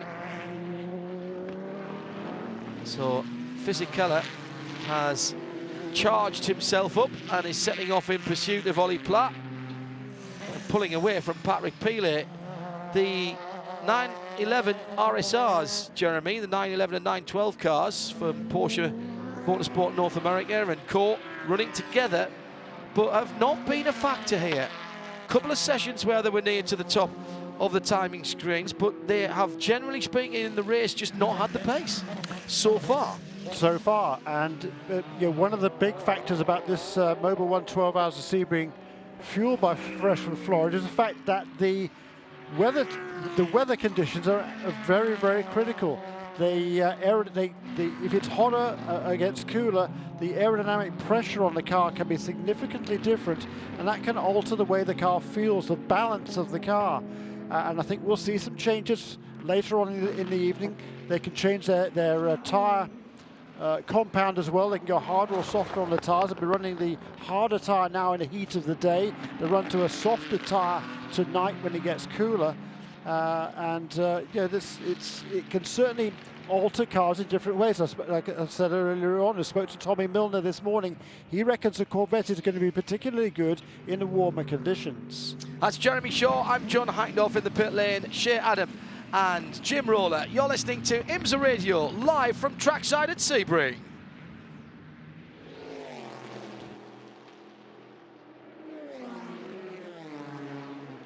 And Ford number 67 into the pit lane. Shea Adam. Driver change, Richard Westbrook getting out and Scott Dixon getting in. Now I can look in the back of this car. I don't see anything missing. Those little vortex creators are certainly still in place in the back of this number 67. So the mystery continues. They are doing 4 new Michelin tires for Scott Dixon. A lot of fuel. The driver change still going on as the car dropped off of its jacks before the door had been closed. It looked quite violent actually for the guy in charge, or the woman I should say, in charge of doing the driver change. It's Jessica Mace. Now the door goes down. The fueling is done. The car waiting to refire. There goes Scott Dixon. Speaking to that team earlier on, and I saw the Dixie briefly, Scott Dixon, and the guys were telling me there how they had a team briefing via conference call a few days ago before they came down here, and they were talking about driver stints, and Dixie said, yeah, well, I presume we're doing triple stints, are we? And the other 2 drivers went, what? Spin at turn 17. Uh-oh, that's another 50 and the 50's got damage, and fabulous call also from Sebastian Tenkart. Well done, Seb. The piece that fell off the Ford, he thinks, was the inner part of the wing mirror, and I think he's absolutely right. The 50 Mercedes-Benz has a suspension damage to the left front. I am not a suspension engineer, but that wheel and tyre combination is not at the right angle. So it's either come off the hub or there's been some kind of contact. That is the... It's not as supplied from the factory, is it? No, that's Cooper McNeil behind the wheel of that. Now, they had a broken left front suspension at Daytona after Cooper had a crash. Yeah, that is a suspension issue. He's got to get off the track. He's got to stop trying to bring that home because the wheel keeps snapping to the left and sending him at a jaunty angle into traffic. His driver's right at the moment, going up towards turn 10, I think. And he just can't be driving that at the moment. That's very, very dangerous. As he goes round turn 10 and heads up. Looks like we may have a full course yellow here. He's doing his best. Wide-eyed Cooper McNeil in that car. Don't know the cause of this damage. He's on the radio at the same time. The problem being with the suspension and the steering arm broken, the left front wheel just snaps to the left almost of its own volition and kicks the car out. Horrible, horrible thing for a driver to have to deal with. Actually better to be driving the car backwards at that stage because the caster and the camber on the car keeps the wheel straight, but he's not going to turn it round at that point. Don't ask me how I know that. It's a very long story and involved a tow rope, my father's car, and a long chat with a police officer. We'll just leave it at that. Dirk Muller has joined us in the booth. Awful situation for the 50 car. It was at turn 17. There was a spin from the Acura. That was the 86 car going around. Now, was that where Cooper picked up the damage by hitting the 86 car? Yeah, he's completely on his own, isn't he? Dyer at the wheel of that. Wait. Is there a thud? There's not. So 2 unconnected incidents there. And amazingly, we are still under green flag. Just trying to work out where that damage came from. Dirk, as a driver, you want to get the car home. What, if anything, can the guys be saying to Cooper McNeil behind the wheel there to give him any kind of support to get that car home? Yeah, hi everybody here at that point. I mean, that's a horrible situation, you know. It's never nice to bring, you know, a car home or back to the pits which is wounded. The only thing you can really do is when you think you're going slow, you need to go slower. That's what they always tell us, because the problem is that you know, that wheel can damage so much more that it'll take easily like another 30 minutes, an hour to repair. I mean, you see that the suspension is broken there anyway, and the wheel is basically doing something weird there. Let's talk about Ford. The cars have been running very strongly. Problem for the 67 car at the start, but it's worked its way back into contention. How's the Ford GT running on the bumps of Sebring? Completely different from Daytona. Absolutely. I mean, I love this track here. You know, I was lucky enough to win it already back-to-back with Joey Hand back in the days, and I got one more victory also back in the day. So we kind of know, you know, what we have to do. But you know what? In the modern days, it's sprint racing. I mean, you have said it so many times, and I mean, when I grew up, you know, I got told it's a 12-hour race and the car has to last, and that mentality has changed. That's definitely changed. I mean, you see the cars pounding around. I mean, that, you know, that could be contact or whatever, that damage from that car. But nevertheless, our Ford 66 Ford GT is running absolutely fantastic. I had a really good start, good double stint. I was leading all the laps. Seb is doing a good job here right now. And I mean, at that stage here, I mean, you probably have said it. It's just to bring the car to the next stage, right? Yes. And there's nothing you can gain here right now. There's going to be, am I right? There are points at the 6-hour mark. Yes. For the 4 hour mark. 4 hours have been 4 hours have been awarded, 8 hours, and then at the end of the race as well. So 4 hours is gone, right? Yeah. So the How did it go? I was on the massage bench. So. The 67 car, I think, was leading at that stage. Yes, it was. That's on a slightly different strategy, or slightly different pit window. Well, I mean, hey, what a brilliant job Ryan did yesterday there. He really nailed it. He had all sectors together. I missed out by turn 5. I was a little over aggressive. No, you know what? The track was so nice. I didn't expect the track to be so nice, and I felt the car felt so great turning into 5, and 5 is a tricky one, yes, right? It is. And you know, the grip laid down, and I'm like, oh, I can open the throttle here. I was a little optimistic. I missed it by an inch. You know, went a little wide on the curb, got a wiggle. TC kicked in. But you still put a decent lap in. Absolutely, P2 was P1, P2. And what I wanted to say, what tough luck. They had an issue, you know, when we started the formation lap there, and they couldn't start right away. Luckily, they found the issue, and they started from the back with no loss, rather than the distance what you lose in that lap. But meaning that they haven't done the 2 record laps. Yes. Reconnaissance laps. So that's why they had a bit more fuel. And with that 1 yellow, they just went off strategy and tried to use, you know, this good thought. in terms of being off strategy. Yeah. Dirk, stay with us. I want to nip down into Jim Roller's area of operations. He's down by that number 50 AMG GTS GT3 for this Continental Tire Pit Lane report. Cooper McNeil has brought the 50 car in. He's swapped with Gunnar Jeanette.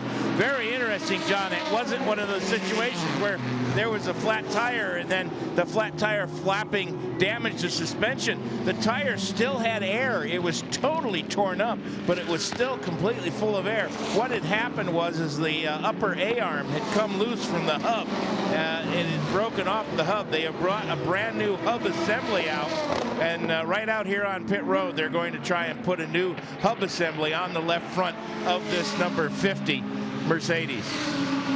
Thanks, Jim. Also a little bit of contact between the 27 Lamborghini and the back of the Rebellion going down into turn 7. Dirk Müller from Ford is with us. The 66 car, Sebastian Bourdais, his car leading the race by about 11 seconds from Mike Rockefeller in the remaining Chevrolet Corvette, and then there's 3-4 seconds further back is Ollie Pla in Ford number 63 with Giancarlo Fisichella hunting around the back of that third position Ford. Back to Dirk in a moment's time after we've heard from Cooper McNeil. Cooper, what happened? I don't know. I got in the car 15-20 minutes ago, something like that, after Shane put in a great stint and drove us up to the front, I think top 3 overall. And I got in, and as soon as I got in on the back straight, I was turning the wheels slightly to the left and slightly to the right, and the car was wandering left and right, so right away I felt like something was bent. Bent in the steering, and they're coming in. Okay, the 33 car is coming in, and that's right where we're doing the interview. So there we go. We're going to come over here and finish this. Now we're out of the way. So right away, I felt like something was bent, and the car seemed fine in the corners. It was okay in the corners, but in the transitions, it was a little wandering, a little sketchy, so I was taking it a little easy. And then on that last lap there, coming through 17, whatever it was, went left, you know, just let loose and failed, or whatever part it was.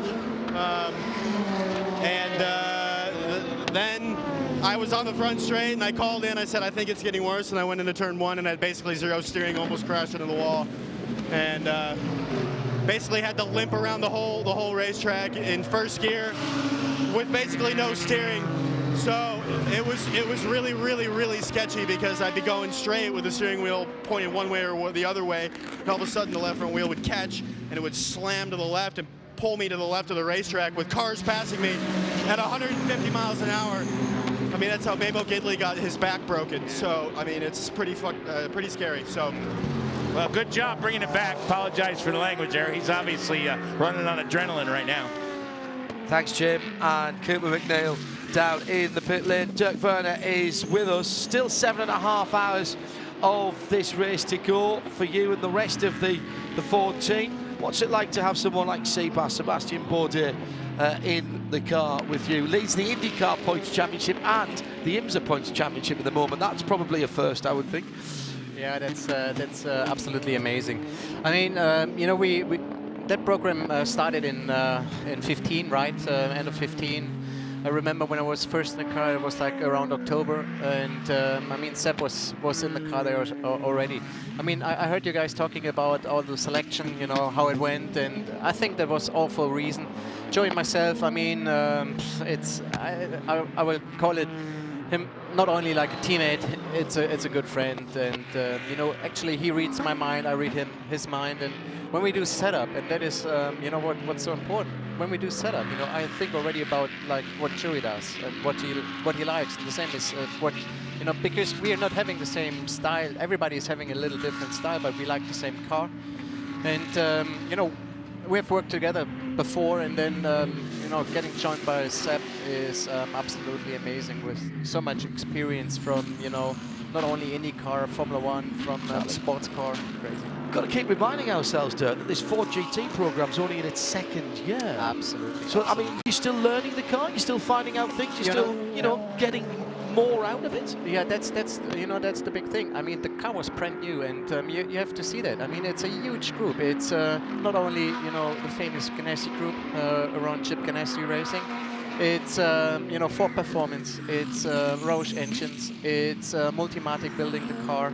And you know, underneath we have the Michelin tires. So I mean, it's a huge organization. It was a little close there.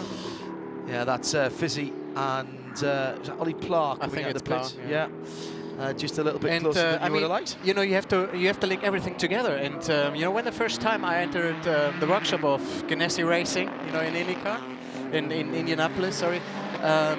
You understand pretty quick why there are so many trophies, and you know, that organization wants to win, and I can tell.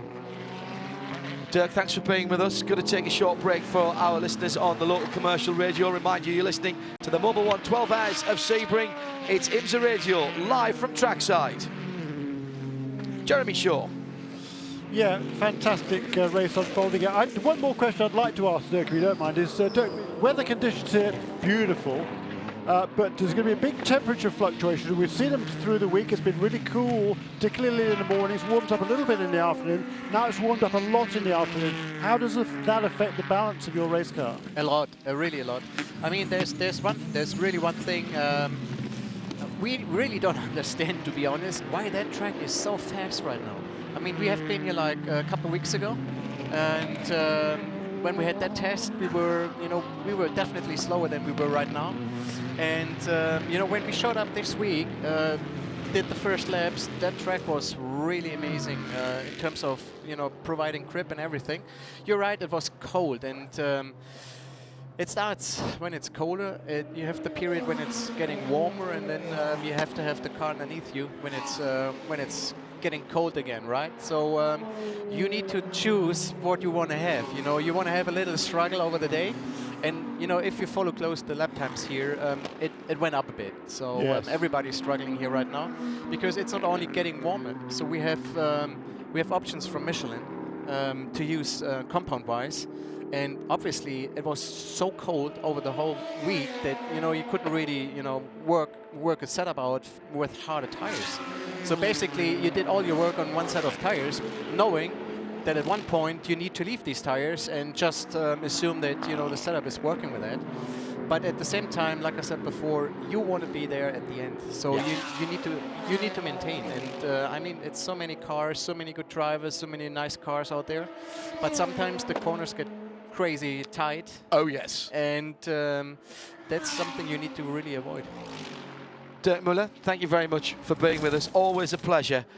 Good luck with the rest of the season. Pass on our best to the rest of the Full Performance guys and the Chip Ganassi guys. Always great to have Dirk in the booth. Let's go down to the pit lane as Jim Roller can bring us this Continental Tire pit lane update. Well, we're standing by for the 3-car who's just now coming down the pit lane, and while he's on his way down, I can fill you in that the 911, I believe it was the 911 Porsche, has pitted, as has the 62 Ferrari, and as you saw, the 68 Ford had a close moment, and I can confirm that they do have a taillight issue on that car.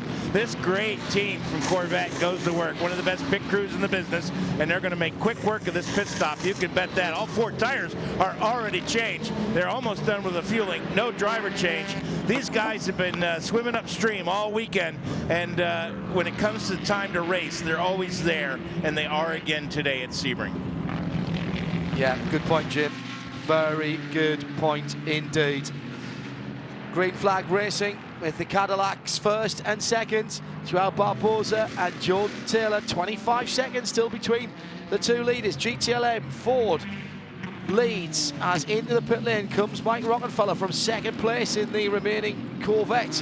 So now for a moment at least, Scott Dixon up into 2nd position. In GTD, it's the 33 Mercedes-Benz of Mario Farnbacher with Christina Nielsen and the 63 Scuderia Corsa Ferrari in 2nd place, about a minute behind as those pit stops have yet to unfold. And in Prototype Challenge, James French and Sean Rahal are about a minute and 40 seconds apart in 7th and 8th position. 38 Performance Tech from 8 Star Works. Jeremy.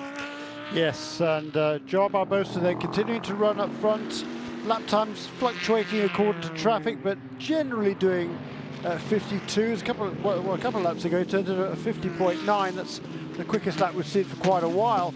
The gap between 1st and 2nd, 26 seconds last time round, as we've seen the race leader onto pit lane right now, right on schedule, and also onto pit lane directly ahead of him, number 13 car, Nick Heidfeld. He remains 2 laps down. He'd been inching a little bit closer, Joao Barbosa had that number 13 car, and we'll see now as these pit stops unfold. Well, the 5-car comes to a stop, hits his marks exactly, and the team comes over the wall. Fueler with that distinctive helmet that looks just like the Michigan football helmet that is so popular around the country, at least with me it is anyway. This is going to be a routine stop, no driver change, just fuel and tires for the 5-car. It'll be interesting to see. Last time, Jeremy, the 10-car stopped on the same lap. This time, looks like he's going to go a lap further. Thank you, Jim. Another great stop then. That car will roll back out again. Mike Rockenfeller, by the way, stayed behind the wheel of the Chevy Corvette number 3. And I reckon it's just about held on to 3rd position as well, has he? Mike Rockenfeller, as Joey Hand has just pitted, or at least the 66 Ford has just pitted. And Joey Hand has taken it out. That was Sebastian Bourdais leading the class. Scott Dixon still scored in 2nd, but now by only 3/10 of a second. This is boiling up nicely. Boiling up nicely. Where will the next drama come from, or the next bit of genius? In from 3rd position, Stephen Simpson in the number 85, O'Reilly Gibson. This is the JDC Miller Motorsports car. Been a good run from Stephen there. They have been able to keep pace, generally speaking, with the Cadillacs that lead. The number 10 and the number 5. Taylor and Barbosa, 45 seconds between them as Joao Barbosa rejoined, having made his 7th pit stop. The 85 car putting in a good performance. They were quick in one of the early sessions and topped the timing charts, but this is a race. Everything's different. Everything has to be put together consistently. In GT Daytona, 33 is right up behind the 48 of Dion von Moltke and about to put a lap on the Paul Miller Racing Lamborghini. Very important moment in the race in GTD for the 48 car. 7th position, trying to hold on to the lead lap.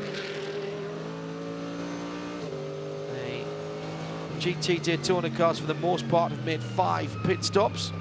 Those who haven't had any additional trips down the pit lane. It's in the pit lane, by the way, comes the number 20. That's looked like it had damage on the back. That's Dylan Burkett, Danny Burkett rather. Behind the wheel, the Manitoba Missile, right rear damage on that car. As it comes in from 42nd position. Relatively few problems that have sidelined cars entirely. We've not yet seen the number 2 Nismo powered Ligier of ESM back on the circuit after Pipo Durrani's engine problems earlier on. They did tell us they would try and get that fixed, but it was a problem that would take hours, not minutes. We've obviously lost the number 4 Corvette to the overheating issues. Tom Kimber-Smith's gearbox problems on the 52 Ligier seem to have sidelined that car. Cooper McNeil's number 50 car also being worked on after that very scary moment when the suspension top arm broke away and left the left front wheel dangling and with a mind of its own. Yeah, we heard Jim Roller there tell us that quite correctly the number 5 and number 10 car on their last round of pit stops came in on the same lap. This time though, Jordan Taylor stayed on not 1 lap but 2 more laps than the number 5 car. That's interesting. Well, he brings the number 10 car right to a stop in front of me. Now at Daytona, gentlemen, this Wayne Taylor racing team in the number 10 car made 1 less pit stop over the 24 hours. They made 31 pit stops to the 32 pit stops for the number 5 car. Is that a big deal? Well, it saved them about a minute and a half. Roughly the total time on the pits from pit in to pit out plus the actual pit stop at Daytona was about a minute and 25 seconds. So that's a huge savings if you can get 1 less pit stop in the race. Tires and fuel only, he's back underway. Love the sound of those caddies. V8 racing at its best, Jeremy. Yeah, really. Thank you very much, Jim Roller. Great information there down on the pit lane. And as the number 10 car resumes, lead back in the hands now, Joe Barbosa in car number 5. He's led the majority of the distance since that car took over the lead on, well, it took over the lead for the first time actually on lap 62, and it's led all the way since then until his last 2 laps when the number 10 car stayed out. But it's been a fine run by both the Action Express Racing Mustang sampling car number 5 and now the Konica Minolta machine of the Taylor brothers and Alex Lynn. And we'll see what the gap is when they get back up to speed. I would expect it to be somewhere a little bit over 20 seconds. That's what it was before this round of pit stops. No driver changes on either of those 2 cars. And meanwhile, Stephen Simpson, once again, the JDC car losing a bit of time during its pit stops compared to the other 2, but still running in 3rd position. And I'll have to wait and see when the cars come around one more time to see whether the number 13 car made it out ahead, perhaps, of the number 5. They came in pretty much nose to tail, and the number 13 car was trying to get back one of its 2 laps that it lost earlier on. There goes Stephen Simpson across the line, so still on the lead lap, but now over 2 minutes behind the race leader, Joao Barbosa. Still very interesting to me, this, Jeremy. Is the answer to that question, right, because there goes Joao Barbosa, and still waiting for the car number 13. 93 Acura, circuit in the moment in the hands of Catherine Legg in 6th position. as we're waiting for Mike Conway to come in along the pit lane, and he's just done that. Jim Roller is waiting for the Whelan Engineering Racing team. That's the other half of what used to be called Action Express, now called Whelan Engineering. This is the 31 Cadillac, that bright red one that had a lot of trouble at Daytona, and unfortunately they stubbed their toe here as well. Otherwise, they'd be right in the thick of this lead battle, but unfortunately Mike Conway's now in the process of having to make a comeback drive. He'll stay in the car, fuel and tires only, 4 new Continental tires, as the 38 car, I think the car that was leading, at least led almost all of Daytona, and the victory in the PC category, comes into the pits as well. He'll make his pit stop. No driver change. Doesn't even look like it's going to be a tire change for that car, as you hear the number 31 car going back out onto the racetrack. This will be fuel only. They are taking an air hose and blowing some air up underneath the engine block area. So it's going to be, and there he goes. They were going to look like they were going to add some fluids, but they decided not to at the last minute. So fuel only for the 38. Thanks, Jim. It's been another great run by that young team at the wheel of the Performance Tech Motorsports entry. And Carl Masson did a nice middle stint. And James French back at the wheel of the car now. And you can only race the competition you have, Jeremy. Yeah. I know there's only 4 cars there, but the Starworks team, very experienced. They've been trying to keep them honest. Sean Rahal at the moment behind the wheel. Very quick young prototype driver. James French has been a sensation, hasn't he? Over the last season or so. He's improved so much. Yes, and love to see that. That is really good, isn't it? That he's clearly taken to this and listened to the advice that has been proffered. And this is the final year of that Prototype Challenge chassis in the big show. I'm sure it will find a home elsewhere, as Pipo Duranic's Nissan number 2 has just rumbled along pit lane. And the Nismo engined Ligier then, as its team car goes past on the track, is back from behind the wall. The overboost problem presumably sorted for the 2 car, and that car will go out, turn some laps, and continue the development of this very new partnership with the customer engine supply from Nismo. And that car heads back out onto the 3 3/4 mile circuit here at Sebring. Rear suspension work going on the number 20 Prototype Challenge car that Danny Paquette brought in. And if you're listening on local radio, you'll take a short break from us now. Don't go too far away. More coming up from Sebring live on IMSA Radio. 25 seconds at the head of the field. Bob Bowes at the Taylor. And another minute and 18 seconds to Stephen Simpson. Nick Heidfeld just 1 lap in arrears in the 13 Rebellion Orica Gibson. And the 4 GTs, number 67 and 66, absolutely together on the road right now. And that is for the lead in the GTLM class, 9th and 10th overall. BMW 24 has had its trials and tribulations today as well. Jonathan Edwards behind that wheel at the moment, still in 9th position and getting points. 38th place on the track is not where they wanted to be. This car started to have a vibration that clearly perplexed Bobby Rahal, and we asked him about it. Just to underline a couple of things, we've got about an hour to go before the next tranche of points is handed out in the Tequila Patrón North American Endurance Championship. It was the number 5 car that was leading overall, so we'll get the points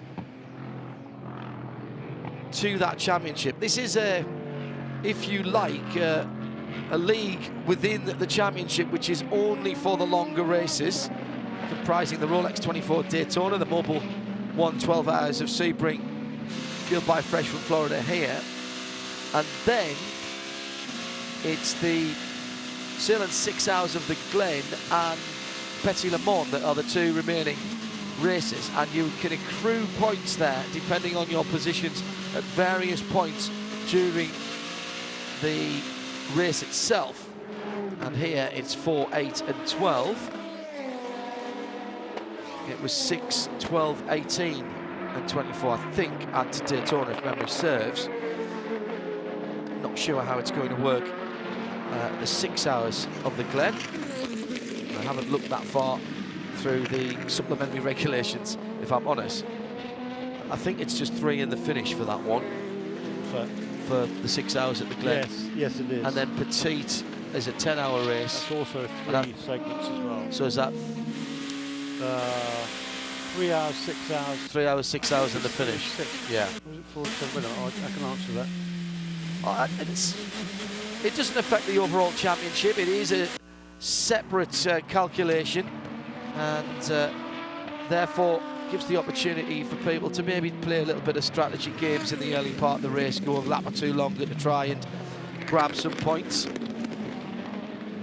And it also means that if you have a problem towards the end of a race, you are still rewarded for the pace you showed early on.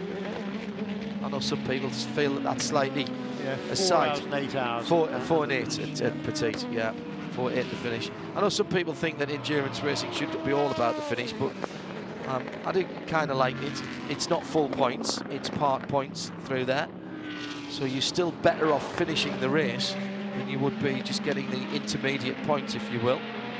And of course, if you've been following NASCAR and the Cup races this year, the longer races are doing a similar thing within the long races, breaking them up into segments and giving them what's called stage points. Same sort of idea as that. As I said to Kyle Petty earlier on in the studio, a 500-mile Cup race for stock cars is an endurance race in itself, just without driver changes. Just over 7 hours and 6 minutes still to run. Welcome back to those of you who are listening on our local radio syndications, Highlands ESPN Radio 1050 AM, News Talk 7:30 AM and WWOJ 99.1 FM, as well as listeners around the US on Sirius 136, XM 204, and around the world on the IMSA app, IMSA.com and IMSA.tv. John Hindhaugh and Jeremy Shaw in the broadcast centre for IMSA Radio, live from trackside. The Mobil 1 12 Hours of Sebring, fueled by Fresh from Florida. Round 2 of the IMSA WeatherTech SportsCar Championship for 2017. Off to the streets of Long Beach in a couple of weeks' time. Not all of the classes represented there. Next time we have all 4 back together will be on the wide open spaces of the Circuit of the Americas just outside Austin, Texas. Great place to go and watch motor racing. The second place car in PC, Starworks, car number 8, Sean Rahal brings that car onto pit lane. And they brought the car to a stop. This is going to be a 4-tire change, 4 new Continental skins going on, and fuel only, no driver change. This car's had, check my math on this, Jeremy, but they made a couple of extra pit stops early, and they're still hanging in there. They come in second place in the class. This has not been a flawless run for them, however. Adding some fluids now. You're starting to see a lot of the teams add a little oil, that sort of stuff. They've got special connectors and little bottles that actually look like fire bottles that they use to plug into those connectors to inject a little oil into the system.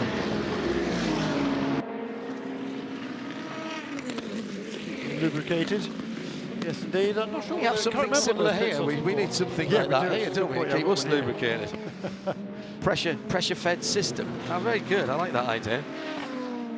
Gap between first and second. Come down a little bit in the last few laps. Jordan Taylor has just turned a couple of laps ago, turned the best lap time for that car in this race, which, given the heat of the afternoon, is pretty stout effort.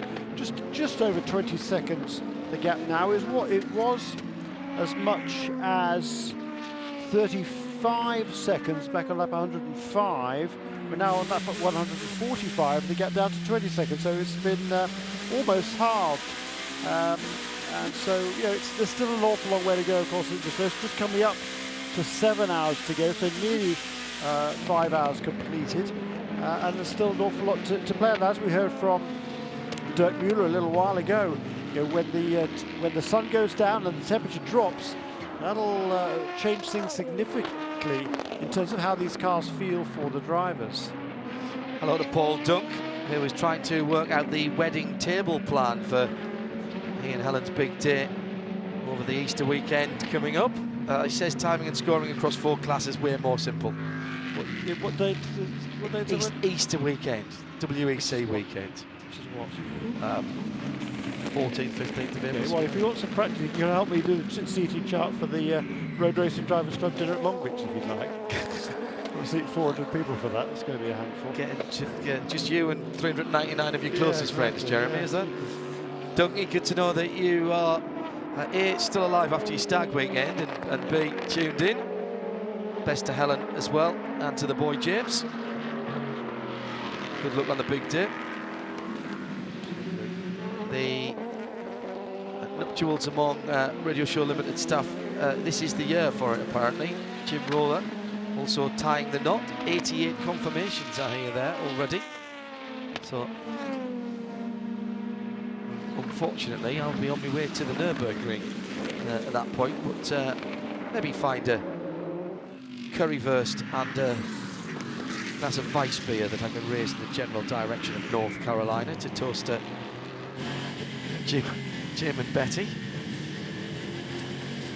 Just coming down to the 7-hour mark remaining as the time rapidly approaches 20 minutes before 4 o'clock in the afternoon here at Sebring. The laps ticking over very quickly indeed. We're rapidly closing in on 150 laps. The 13th car on pit lane again. Yep. Is that early? Oh yes, way early. It was only in 9 laps ago. Right, so the rebellion is early. So haven't had a chance to have a chat with anybody from Porsche about their strategy for the 911 and 912 car. Still on the lead lap in GT Le Mans, but haven't really bothered the front of the field. They were delighted with the performance of that car at Sebring in less than optimal conditions.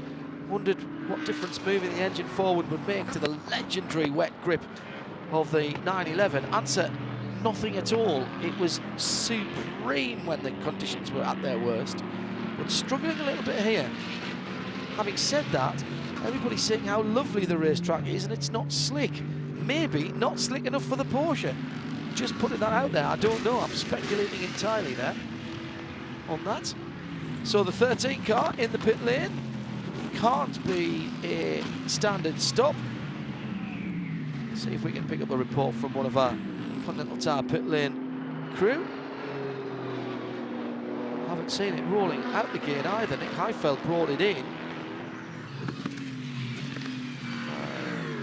Still showing in the pit lane on the timing and scoring monitor.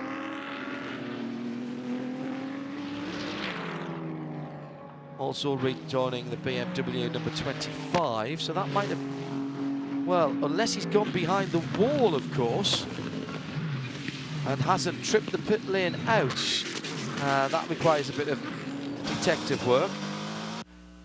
Dion von Molke comes into the pits in the Paul Miller Racing number 48. Number 2 back out on the circuit. We mentioned a little while ago, having had those problems early on, frustration for Pipo Durrani and the rest of the ESM crew. It's Ryan DL who's behind the wheel of that car now. 57.0 last time around, so still getting up to pace on that car. Jim Roller has been doing the detective work and brings us this Continental Tire pit lane update. Joe Bradley would be so proud, and I didn't even have to taste the fluid on the pit lane. They have taken the car back to the garage area, alternator problem. So you were right, he did come in, and I did see him heading down pit road, but he got to the end of it, made that sad, hard right turn. So the crew is, all but a couple engineers have headed back to the garage area to try and get the electrics fixed on that Rebellion. So yet another of the global P2 cars then suffering some mechanical problems. It's interesting, isn't it? Because all the cars are based on the same 4 chassis, and yet... Chassis is not the problem, it seems. Well, yes, it's the bits that's bolted on, it would seem. It's not been a completely clear day for all of the manufacturer entries, of course. Both the Mazdas have had a problem, one of the Nismo-powered cars, but the 3 Cadillacs have, generally speaking, mechanically at least, been running okay. The drop of laps and position for the 31 car caused by A, being attacked by another car, and B, not being able to get the car restarted. That was a starter motor issue for Eric Curran in the 31. The Whelen Engineering Racing Cadillac DPI. That car in the hands of Mike Conway now is beginning to make some progress again. Interesting battle going on there between the 2 PC leaders, except for the fact that the number 38 car is trying to put number 8 a lap down. Yeah. Yeah, Sean Rahal in a number 8 car is just ahead of number 38, but like I say, all but a lap down, and those two are battling away quite hard. They coming out of the tower turn. On board here with number 2 car of its lengthy pit stop, as we see the Acura of Catherine Legg come onto pit lane in car number 93. Following just a moment or two ago, Dion von Moltke has just left the pit lane in car number 48. That's a Paul Miller Racing Lamborghini. It was right on the tail end of the lead lap.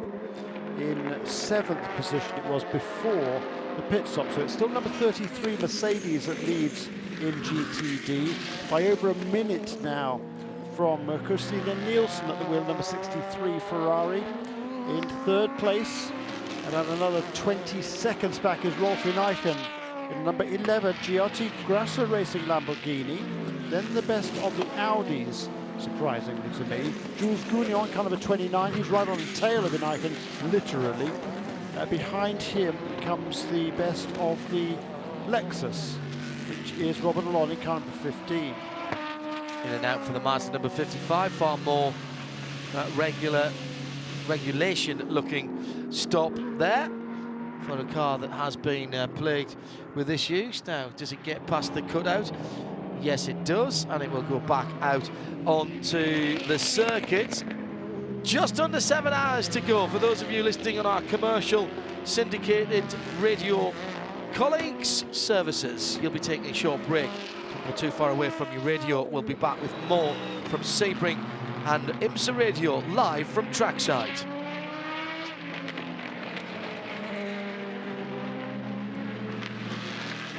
So waiting for Mario Farnbacher to bring in the number 33. He is in the pit lane and pulls up alongside Jim Roller. Mario brings the car to a stop. He's been flying. This car has really been making some pace. They've changed all 4 Continental tires, and they're almost done fueling the car. This is going to be a good pit stop. Now, he had to be very careful coming into the pit because the poor crew guys are still trying to work on the 50 car out here on pit lane. And so Farnbacher had to work his way around these 3 crew guys that are pretty well exposed out here. Almost, actually they are in the slow lane of the pits. Change of position for 3rd in GTLM. Number 68 Ford has just moved past Mike Rockenfeller in the number 3 Corvette. So now we've got a Ford 1, 2, 3. Scott Dixon leads the way by, well, nothing basically, over Joey Hand. 67 and 66 car, absolutely nose to tail. Olivier Pla now is about 17 seconds behind that pair. 7 or 8 laps ago, the gap from 2nd to 3rd was 13 seconds. And that was when the Corvette was ahead of number 68 car. So the 3 Fords running pretty much the same lap times, and they're getting very good fuel consumption as well. So they're looking very, very strong here this afternoon. We didn't wonder why they were running 3 cars this weekend. We know why they were running 3 cars. They want to lock out the podium. Exactly. But interesting, I thought, what Dirk Mueller said, and Dirk's not one to mince his words. No. They are clearly concerned when the temperature drops because they've no idea why the car isn't as good when the temperatures are colder. He talked a lot about what they've done with Michelin and the tyres. However, there's not much they can do when the temperature falls. They know they're going to have a fall of pace there. And by the way, can we have somebody down at Chip Ganassi, Ford Racing US, just have a word, please, because Joy Hunt really should be ahead. Then it would be 66, 67, and 68 in number order. At the moment, it's messing up my screen. As Nick Heidfeld's drop in the 13 Rebellion down the timing screen, actually impinging on the GTLM. Only 5 prototypes now running at the head of the field, and only 2 of them on the lead lap. And that's the 2 caddies. The number 5 leading for Joao Barbosa. That's the mainly white and black car, and the mainly black and black car is the 10 in second at just on 20 seconds the difference, and took about 1.2 seconds out of the lead, Jordan Taylor, last time around. But traffic is going to play a part. There will be ebb and flow, such is the nature of endurance racing. Just trying to spot some other battles as well. Gilles Gounon right behind Rolf Inaishin in the Audi and Lamborghini respectively. 29 fourth, Lamborghini 11 in third in GT Daytona.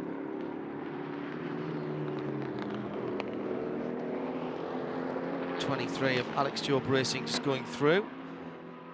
Not been a totally clean day for them either. Frankie Montecalvo behind the wheel of the 17th place Audi. Problem with GTD, great problem for us, Jeremy, hugely competitive field. If you have a problem, even a small problem, how do you fight back if nobody has another issue? Well, yeah. Because it is so close. That's one of the problems of having such a tightly packed field in terms of the lap times, because you're all running the same pace. If you have any sort of a drama anyway, you lose some ground, it is very difficult to make it up. And that's why I was making the point about the number 10 car that was over 35 seconds behind the leader. Now that gap is under 20, but it's taken them, what, about 40 laps to reduce that margin. So there are ebbs and flows, and that's what I think, for me, that's what makes this endurance racing so enticing, is the fact that, you know, for long periods of time it seems like there's a status quo, but ultimately you have to look really closely, and things do change. But there's an awful lot to unfold, and it is just tremendous racing going on there right now. The number 29 Audi, the Land Motorsports entry, it's in 4th position right now, but Connor DeFilippe, you guys have been running up toward the front the entire weekend. How have you been adapting to Sebring in the Audi? It's been great. It's one of my favorite tracks in North America. The car's been handling really well. This afternoon, it definitely has thrown a bit of a curveball with the heat, so we're adapting our driving style at the moment. As the track cools down, hopefully it will come to us a bit, as everybody else is saying, I'm sure. But no, it's going great so far. Very clean race. A lot more, less yellows than I expected. But you know, we'll just keep our nose clean and try to be there for the last couple hours. Did you guys set the car up for the night running? We did, yeah. We tried a few things during practice that improved it during the heat, but wasn't quite translating to the evening. So we knew we'd take a hit a bit in the heat and try to focus on the evening. You know, I'm sure the rest have done the same as well, but we just focus on our own performance and, like I said, try to be there in the end. Good luck. Thank you. And remember, this is a guy who qualified under the standing track record for the class, but still didn't make it on pole. Well, Karma said everything right. He started off first today. Yeah, good point. Thank you, Shea. 2.5 seconds taken out of the qualifying time. The fastest qualifying time in the GTD category, about a second and a half by Connor DeFilippe, and he found himself second by a decent margin. Just showing you the pace of development in GT Daytona. Indeed, with that pit stop, the last on this lap, number 63 car, Christina Nielsen, just brought the Scuderia Corsa Ferrari 488 GT3 onto pit lane. That has relinquished the lead once again to Mario Farbacher. He made his pit stop a couple of laps ago, but with everybody else making their pit stops, he's already cycled back into the lead. Yes, absolutely. Gilles Gounon then in second place position. He's got it pretty much covered, hasn't he? Yeah, very, and he's got past Rolf Inaishin and pulled away to the tune of 4 seconds, pretty much in the time we were talking to his teammate. Barbosa's lead under 18 seconds now, as Jordan Taylor continues just to keep his head down. two Cadillacs in the 51s, mid to late 51s. 55.3 from the Orica in third place. 52.5 from Bruno Senna in the Nissan. 50.142 from Mike Conway in the 31 Cadillac in 5th position. So clearly Cadillac still have the lap pace. Whether or not they've got the straight line speed, they have certainly got the pace over the 3 3/4 miles here that the other teams at the moment are not able to match, and they are making full use of that at the front of the field, stretching out to almost another lap over Stephen Simpson, 1 minute and 45 seconds. That's Stephen Simpson back from the two Cadillacs. GTLM, Ford 66, 67 and 68 are now in the right order. Thank you, Joey Hand and Scott Dixon. I do like a bit of order in my timing screen. Tony Vielander is now up into 4th, having passed Mike Rockenfeller, but only a moment or two ago, and just 3/10 between them. In 6th position and 7th, still the two Porsches. I think that change of position might have come when they got lapped once again by the race leader. I don't know. I didn't see it on race. I didn't see it, I must admit. But they have just gone one more lap behind the overall race leader, Joao Barbosa. And as you can see, there's a little bit of gap now between those two cars. As we can see on the screen here, at least, there's a bit of a gap between 66 and 67. Joey Hand now has edged away by 3 seconds over the last couple of laps. Tony Vielander trying to chase down the 3 Fords, did it 1:59.9 last time around. The 2 Fords ahead at 2:01.1, and the Ford in the lead, Joey Hand, at 2 minutes 0.1. So it is just starting to hot up again, people flexing their muscles. So we're heading round to another set of pit stops. The car's getting lighter, but there seems to be plenty of life in the tyres. And it won't be... are we for next, just check it. Sorry, go ahead, Joe. Just let me just say, the next round of pit stops should be in 3 or 4 laps time for our race leaders. Let's head back down to Shea on the pit lane, where the number 93 car has been sitting for quite some time. Catherine Legg took that car out, and they had some problems which they thought they'd fixed, Shea, but clearly not, and they're doing some remedial work on the pit lane. They're working in both the front left quarter area of the car, and a guy just jumped up and leaned on the back right. The car actually sagged down on its air jack. There wasn't a block on it.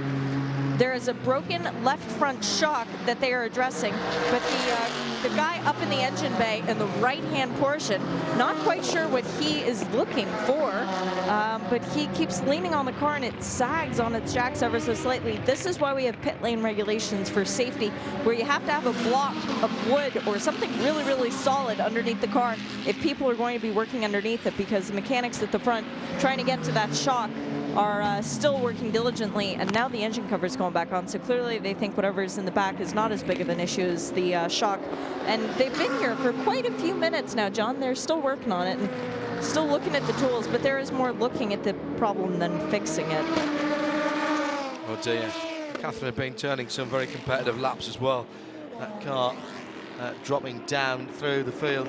19th now in GTD, 37th overall for the Michael Shank Racing team, who have had their fair share of work back in the paddock area this week. Both cars with bodywork damage, with crash damage earlier on this week, and they were already running short on spares. Very new program, and the NSX spares catalogue had been depleted by one of the real-time cars getting a big shunt over at St. Pete in the World Challenge race last weekend. So they'd lent some of their spares package over to that team. One or two of the global LMP2 runners saying the same to me, in fact, that they didn't have a full complement yet of spares package. And so if they had too many problems, that might be an issue. Colin Brown behind the wheel of the 17th position 54 Core Autosport Porsche. And that car running fine now, but it's not able to challenge further up the timing and scoring monitor in the GT Daytona category.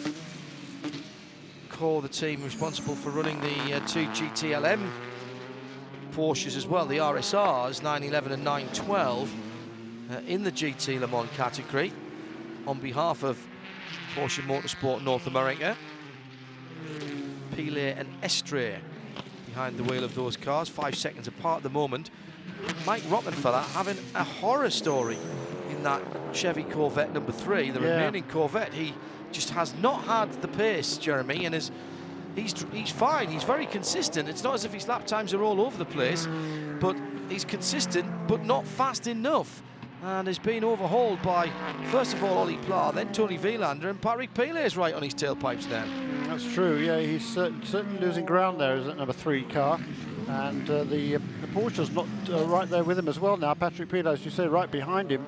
And Kevin Estre not too far behind that as well. So he was running in the 2nd position before the last round of pit stop. He dropped 1 place during the round of pit stops and slipped then from 3rd place down to now the 5th position, and in danger of going back down at least 1 more place to the Porsche. A number of people asking about where the GTD pace gains have come from. Some of the new cars have raised the game a little bit, but there's been tyre development as well from Continental. But certainly the Mercedes-Benz is the new AMG GTS GT3 has upped the game. And as this is a balance of performance class, of course, when somebody ups the game a little bit, everybody does. Into the pits for Rion Mull, was in 3rd position in the number 16 Lamborghini. It's the Change racing car that he shares with Brett Sandberg and Corey Lewis.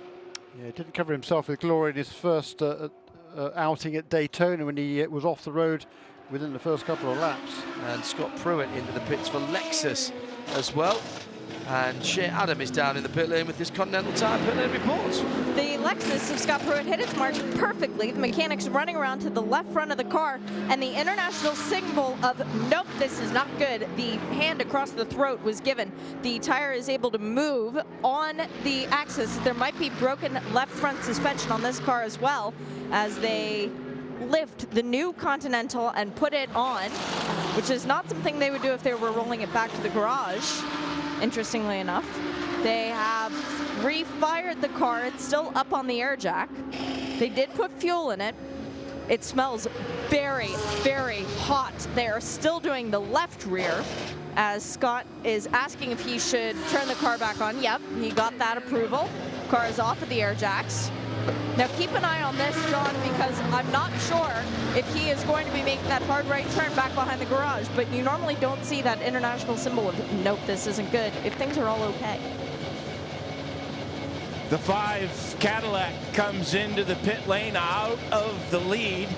Again, not going to be a driver change, so Joao Barbosa will stay in the car. Going to be fuel and 4 Continental tires. So the Lexus has left the pit lane, and it is going all the way out onto the pit road. Nope, makes the right-hand turn. You're right, John. So the Lexus makes its right-hand turn. We're expecting the 67 car to come in. The Ford out of 2nd place in GTLM. He comes to a stop. It was a perfect stop for the Mustang sampling guys in the number 5 car. Let's see if the Ford boys can do the same with the Blue Oval crew. Change the drinks bottle. Driver will stay in the car. Love the sound of those air wrenches. 4 brand new Michelins going on to the Ford. These guys have been on rails throughout the entire week. In fact, they've been on rails since Le Mans a year ago. This is going to be fuel, tires, drinks, replenishment for the driver, and back underway. All of the Lexus guys for the number 14 have gotten on the cart and headed back to the garage. Ian James confirming something within the suspension in the front. They're not sure what it is, so they want to take a closer look back behind the garage. But good news on the suspension front, the 93, the work has been completed on the left front, and Catherine Lake has now left the pit lane. This is very interesting to me. That's the third car that we've seen with left front suspension problems. GT D cars in particular, all with left front suspension problems. Scott Dixon has rejoined, as Jim described, stayed in the number 67, the car that was leading. Lost its position at the hairpin, I'm told, by someone here at the circuit. It was Jeff Easterling, thank you, Jeff, got held up by a Porsche, and that was when it was a GT Daytona Porsche. That's when the lead in GT Le Mans changed over. It's a couple of laps ago now. 12 seconds between Gilles Gounon and Mario Formbacher in GTD. Christina Nielsen almost a minute further back. Now, how long before Jordan Taylor comes into the pit lane, Jeremy? They've just gently been squeaking out an extra lap or two in that number 10, the Konica Minolta Cadillac DPI VR racing team. Yeah, it's interesting that, isn't it? They did that at the beginning of the race, and then for a while they were pretty much pitting on the same lap as the other Cadillacs and the other the other prototype cars. But the last stint by Jordan, he did stay out 2 laps longer than the number 5 car. We'll have to wait and see now whether he can extend that stint again. Now this time he just completed the first lap more than the number 5 car. We'll see if he comes in next time, or maybe go 1 lap longer again. Shea Adam just telling me off air, Andrew Davis has just got out of the Stevenson Audi and looked absolutely exhausted. It's beginning to take its toll, the heat of the day. The temperatures have been fairly consistent throughout the race because of the clear skies. And in the air, the temperature is, if I can find the right page, 78.7 degrees. So that was 77 earlier on, so that really hasn't changed that much, but the guys working very, very hard indeed. In comes the leader of the race. So was that 1 more or 2 more this time? No, it was the same number. It was the stint was the same length, because once again he came in 2 laps after the number 5 car, which was the same margin last time. So they both have completed 21 laps on this stint. And Ricky Jordan will get out, and Ricky Taylor gets out, and Jordan Taylor gets in as the Wayne Taylor Racing crew goes to work on this beautiful black number 10 Cadillac. So that's the driver change for those guys. 4 fresh new tires and fuel. I'm going to try to get a word with these guys, find out just how they're soft pedaling this car, because if they can continue to do 2 laps longer, they're going to be another situation where they might have less pit stops by the end of this thing, and that could give them all the edge they need. Yes, Jim, except they did 2 laps longer than last stint, but not on this stint, interestingly. Both the number 10 and the number 5 car both did 21 laps only on this last stint. So why they were able to eke it out 2 laps more on the previous stint is the interesting question. Without any intervention from safety car as well, we should say. Yeah. Maybe just track conditions, traffic, but 2 laps is a lot of extra fuel, isn't it? It's not just, a lap. Problem is, here at 3 3/4 miles around, having 3.5 miles of fuel in the tank is not really very useful for you, as that would get you a couple of extra laps. Back on the pit lane, the ESM number 22. This is Bruno Senna. This is the best placed of the 2 Nismo powered cars, and the engine cover is off that, and there's steam and smoke coming out of the back of that car. The ESM mechanics are looking at it. They've proffered a fire extinguisher as well. Oh dear, This is both of their cars now that have had trouble, and there is fire extinguishing being squirted on that car on the right rear. Let's go down to the pit lane. That is not going to be a simple fix, and speak to Jordan Taylor, who is with Jim Roller for this Continental Tire update. Well, he just got done talking to Max Angelelli. What kind of things do you and Max talk about at the end of a stint like that? I mean, just basic stuff. I mean, I've been around Max my entire life, so he just wants to know how it's going, and we've been teammates for years, so it's kind of like you're still a teammate just sitting outside the car. But our Cadillac's running well. We're not even halfway yet, so just staying out of trouble. Sitting on the cars, we're making changes every stop to make it better for the end of the race. Now, at Daytona, you guys were consistently able to go a lap, maybe 2 laps further on a tank of fuel than the Action Express cars.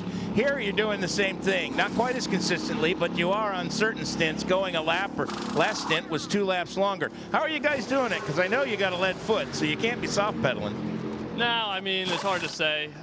We're just running our own race, and they end up pitting earlier than us. I'm not sure what the deal is. We weren't sure either in Daytona, but we're running our own race, and, you know, whatever happens, happens. All right, well, good luck. I think he knows more than he's talking. Do you think so? Yeah. Don't forget, these are the guys who swallowed little, basically RF chips so that they could be monitored remotely whilst they were in the car for core temperature and things like that. They take this very seriously. No stone unturned here for those guys. Meantime, the 31 Cadillac is getting a push start in the pit lane. Oh, wow. That is the red and white car. That was Mike Conway who brought that car in. And I have to say, I didn't notice anyone getting out of that car. As Mike he's done a double already, so it should be Dane Cameron. It is Dane Cameron who is back into that car as the car trips the pit lane exit and heads back out to the circuit. So Dane Cameron then back into the race with the 31 Cadillac in 4th position, but now 4 laps off the leaders. Mike Conway out of that car. Shea, let's have an update on the 22. Bruno Senna brought that car in. Looked like there'd been some kind of conflagration at the back. It's a lot easier to tell all the engine bits now, John, because they're all covered in a very fine white powder. So you can actually see what all of the pieces that are normally black are. And they managed to get out whatever sort of smoke was there. Now they're having to blow off all of the issue that was left from the fire extinguishing. They're putting the cover back on. I believe this car is going to go back to the garage, though. Brandon Hartley was installed behind the wheel when they did their pit stop, and now the engine cover is going back on, but the pit lane official is warning us to stand back a little bit. It's not exactly safe. Well, Mike Conway just out of the Cadillac number 31, talking to his PR guy there. Thank you, Kyle. So, Mike, that was a heck of a stint. Did it feel as good to you as it looked to us? Yeah, it felt good. Pushing all the way through, just trying to obviously gain back some of the laps. I'm not sure where we fared up because we had a few issues with the car. The steering wheel kind of went to put at the end and just did the whole last stint with no information, no lights or anything. So just shifting by my ears like you used to do back in the day. So yeah, do what we can. Just pushing as hard as we can and hope we get a break with some yellows, safety cars, and gain some laps back and fight all the way to the end. Is it fun when you can get out there and really go at it? Obviously, you don't want to be in a comeback situation, but when you're forced to be in a comeback situation, can you take some gratification that you can go out there and you can really hammer it? Yeah, I mean, always pushing as hard as you can, but yeah, still not trying to take too many risks, just trying to be as clean as I can. Made a small mistake. A couple of laps into the stint, I went wide, just getting used to the balance. You know, the hot conditions, the car's moving around a lot, so you just got to get used to that and adjust the tools we have to improve it. But yeah, pushing as hard as we can. Well, John, if I had a car I needed to get back into the hunt, this is the one guy in this field I'd want behind the wheel. Mike Conway with that interview down on pit lane as the number 22 is being pushed away by the ESM crew, and GT cars are in the pit lane. Here's Shea Adam with this Continental Tire pit lane update. The number 68 came into its pit box first. That is the Ford GT, the non-US version. The number 62 Risi Competency Ferrari also came into the pits, and I believe I saw James Collato's helmet getting behind the wheel of that. The 68 fuel and tires are done. They head back out onto the track. 62, which came in right behind them, leaves right behind them as well, and the 911 is down further towards Jim. That was the sound. Well, it wasn't really the sound because I didn't get my mic turned on in time. That was the 911 leaving the pit lane. I can confirm that I think it was Vilander that was behind the wheel of that car, unless he's still feeling ill. If he was, then it was definitely James Collato. It is Collato. Okay. And Collato is right on the tailpipes of Muka as they go out, and the 911 in the hands of Werner is only a couple of cars lengths behind them as well. So that battle, 4th, 5th and 6th in the GTLM class, has just come out the pit lane line astern. Up ahead of them, Dion von Moltke in the 48 Paul Miller Racing Lamborghini, and he is in 6th position and just 10 seconds away from Connor de Filippi, who's back behind the wheel of the Land Motorsport Audi. He's done a lot of work already, has Connor. Suspect that his work is not quite done yet either, as that battle for GTLM heads through turn 10, through the parkland section. Meantime, the 86 Acura is back lapping again in the hands. First of all, I should tell you that it is in 10th position in GT Daytona. And behind the wheel is Tom Dyer. He's got about 10 seconds between himself and Daniel Morad behind the Allegra Porsche number 28. And he has about 8 seconds in hand over Jesse Krohn, who is behind the wheel of the 96 Turner BMW in 11th. Joao Barbosa by 26 seconds ahead of Ricky Taylor. And still, those two Cadillacs at the front of the field, quicker than anything else other than the 31 Cadillac in 4th position. Dane Cameron on his first flying lap, 52 flat, 51.5 from Barbosa, 53.2 from Taylor, 52.3 from Misha Goikberg behind the wheel of the JDC Miller Motorsport. Orica in third position for the 85. 5, 10, 85 and 31, your top 4 prototypes. The lead prototype challenge car has been in and out. Patricio O'Ward on the timing screen as the driver of that car, and still has 35 seconds of a lead despite having the pit stop. Down to the pit lane. Let's go to the Porsche end of things.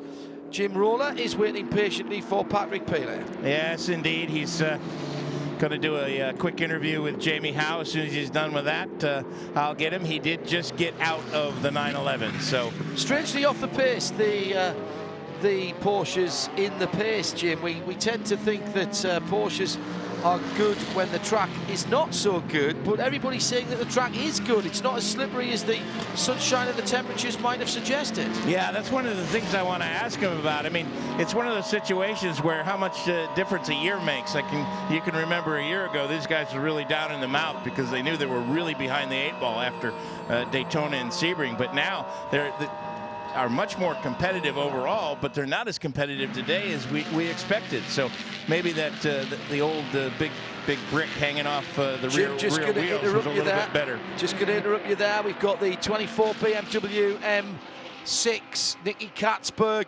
and he is buried in the tyres, underneath the tyres. It's going to be a full course yellow, and the full course yellow is out. Now, that is an awful news for the number 3 Corvette, which is yet to stop. They were literally ready to come in. Now the Katzberg car is underneath the tyre bales, And this is the BMW that has had the most problems of the two. Neither of them really had an easy run. And the car has gone straight on at the far side of the circuit from us. Nicky's moving around in the car somewhat. Well, he's talking to the team at the moment. The door has been opened. He's trying to restart the car. There's an awful clunk when he hits the start button. He's trying to get it out of gear now and talking to the safety team. The clunks that you can hear in the background is him trying to get it out of gear. Is that turn 13? Is that where the kink where we saw Ozzy Negri crash? In contact with another car. Yes, I think you're absolutely right. Sure. Running through the S's and the Jean de Bienne bends. We'll let that clean-up continue. Gives us an opportunity to speak to Patrick Pilet from the Porsche team, as the number 3 Corvette has to come in for emergency service under the yellow flag. Oh dear, this is going to cost them very, very dearly. Jim? Well, they'll have to make that emergency service, then they'll have to come in after everybody else is pitted. Waiting in the queue here to talk to Patrick Pilet. You're pretty popular today. You guys, what a difference a year makes. I was just talking to John Hindhoff, and a year ago, you guys were really behind the 8 ball. This year, a lot more competitive, but strangely not as quick here as what I thought you would be. Yeah, I mean, for the moment, it's still a long race. For the moment, also, we're a bit struggling about the tire choice, about all the tire temperature, about the tire pressure. We have to try to find the best compromise for the end of the race. But anyway, as you can see, some yellows, so it's no big advantage to get a big gap at the beginning. And maybe like in Daytona, we will be competitive in the last hours. So did you maybe skew your setup a little bit more for the nighttime because the temperatures were cold? This has been the warmest day we've had so far. Yeah, actually, that's the plan. We always try to get the best car at the end of the race. We see if we make the good choices. Yeah, for sure, it's difficult when it's warm like this, and you cannot get really a competitive car in every conditions. So you have to make a choice. We make one. I hope it will be the good one. How hard is it to stay patient when you know you've got a car that you hope's going to be good later, but isn't necessarily good right now? I mean, it's a good training as a driver. You know, you have to change your driving style, try to find solution to turn around the small issue we have on the balance. But it's a part of our job. My second stint was a lot easier than the first one. The first one was really hard.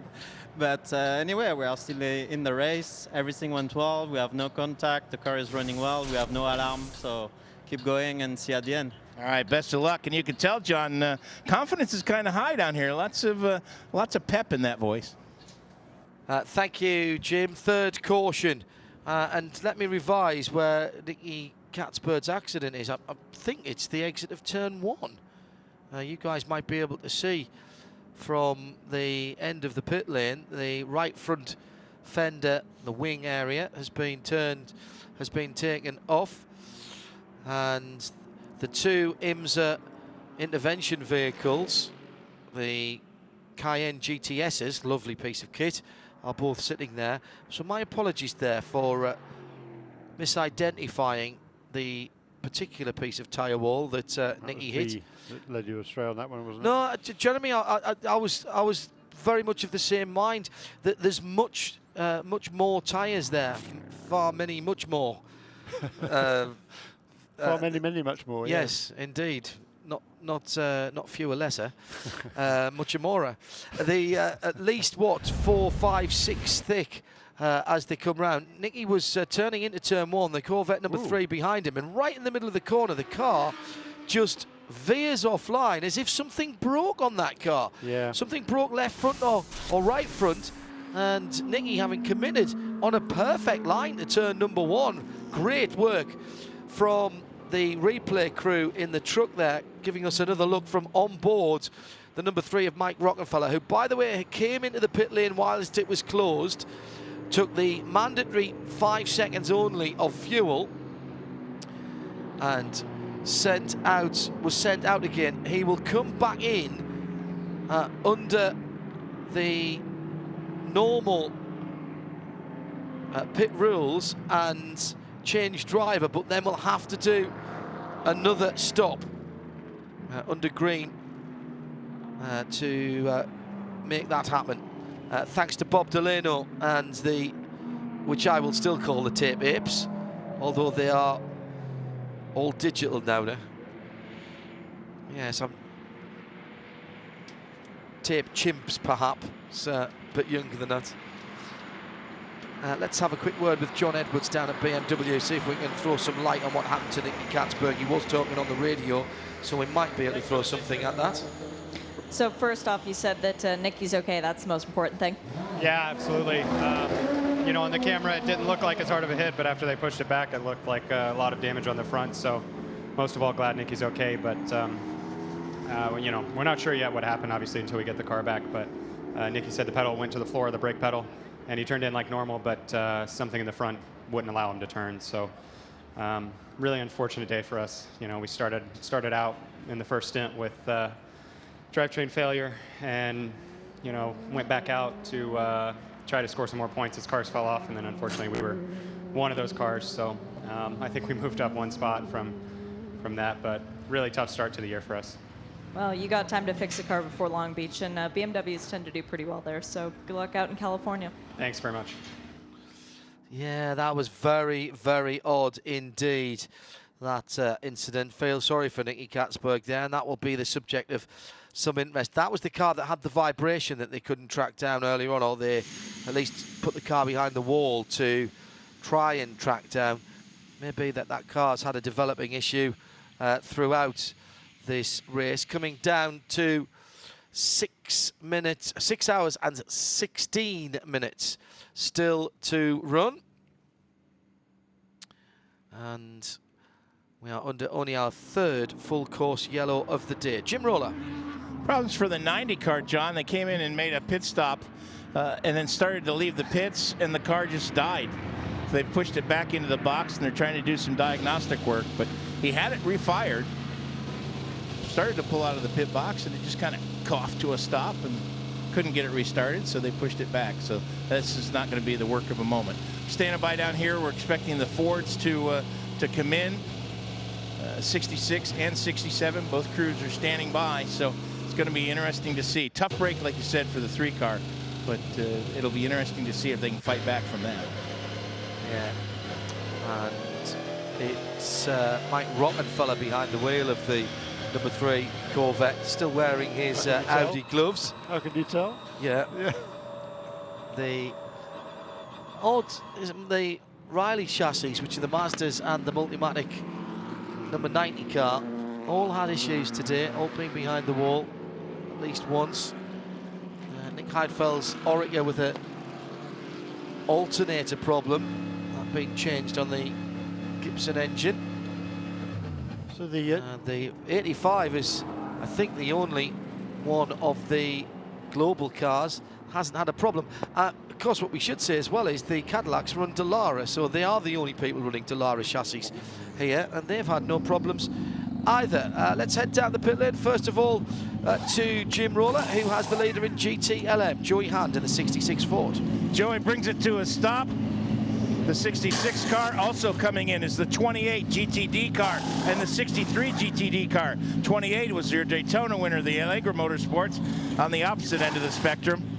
The 63 car, Christina Nielsen, gets out of that. That was a heartbreaking Daytona for them. Back to the 66, no driver change. Joey's going to stay in. They've changed all 4 Michelin tires. Fuel, the 29 car is back underway already. So great pit work by the 29 guys as well. 28 still working on it. 33 has been in and out.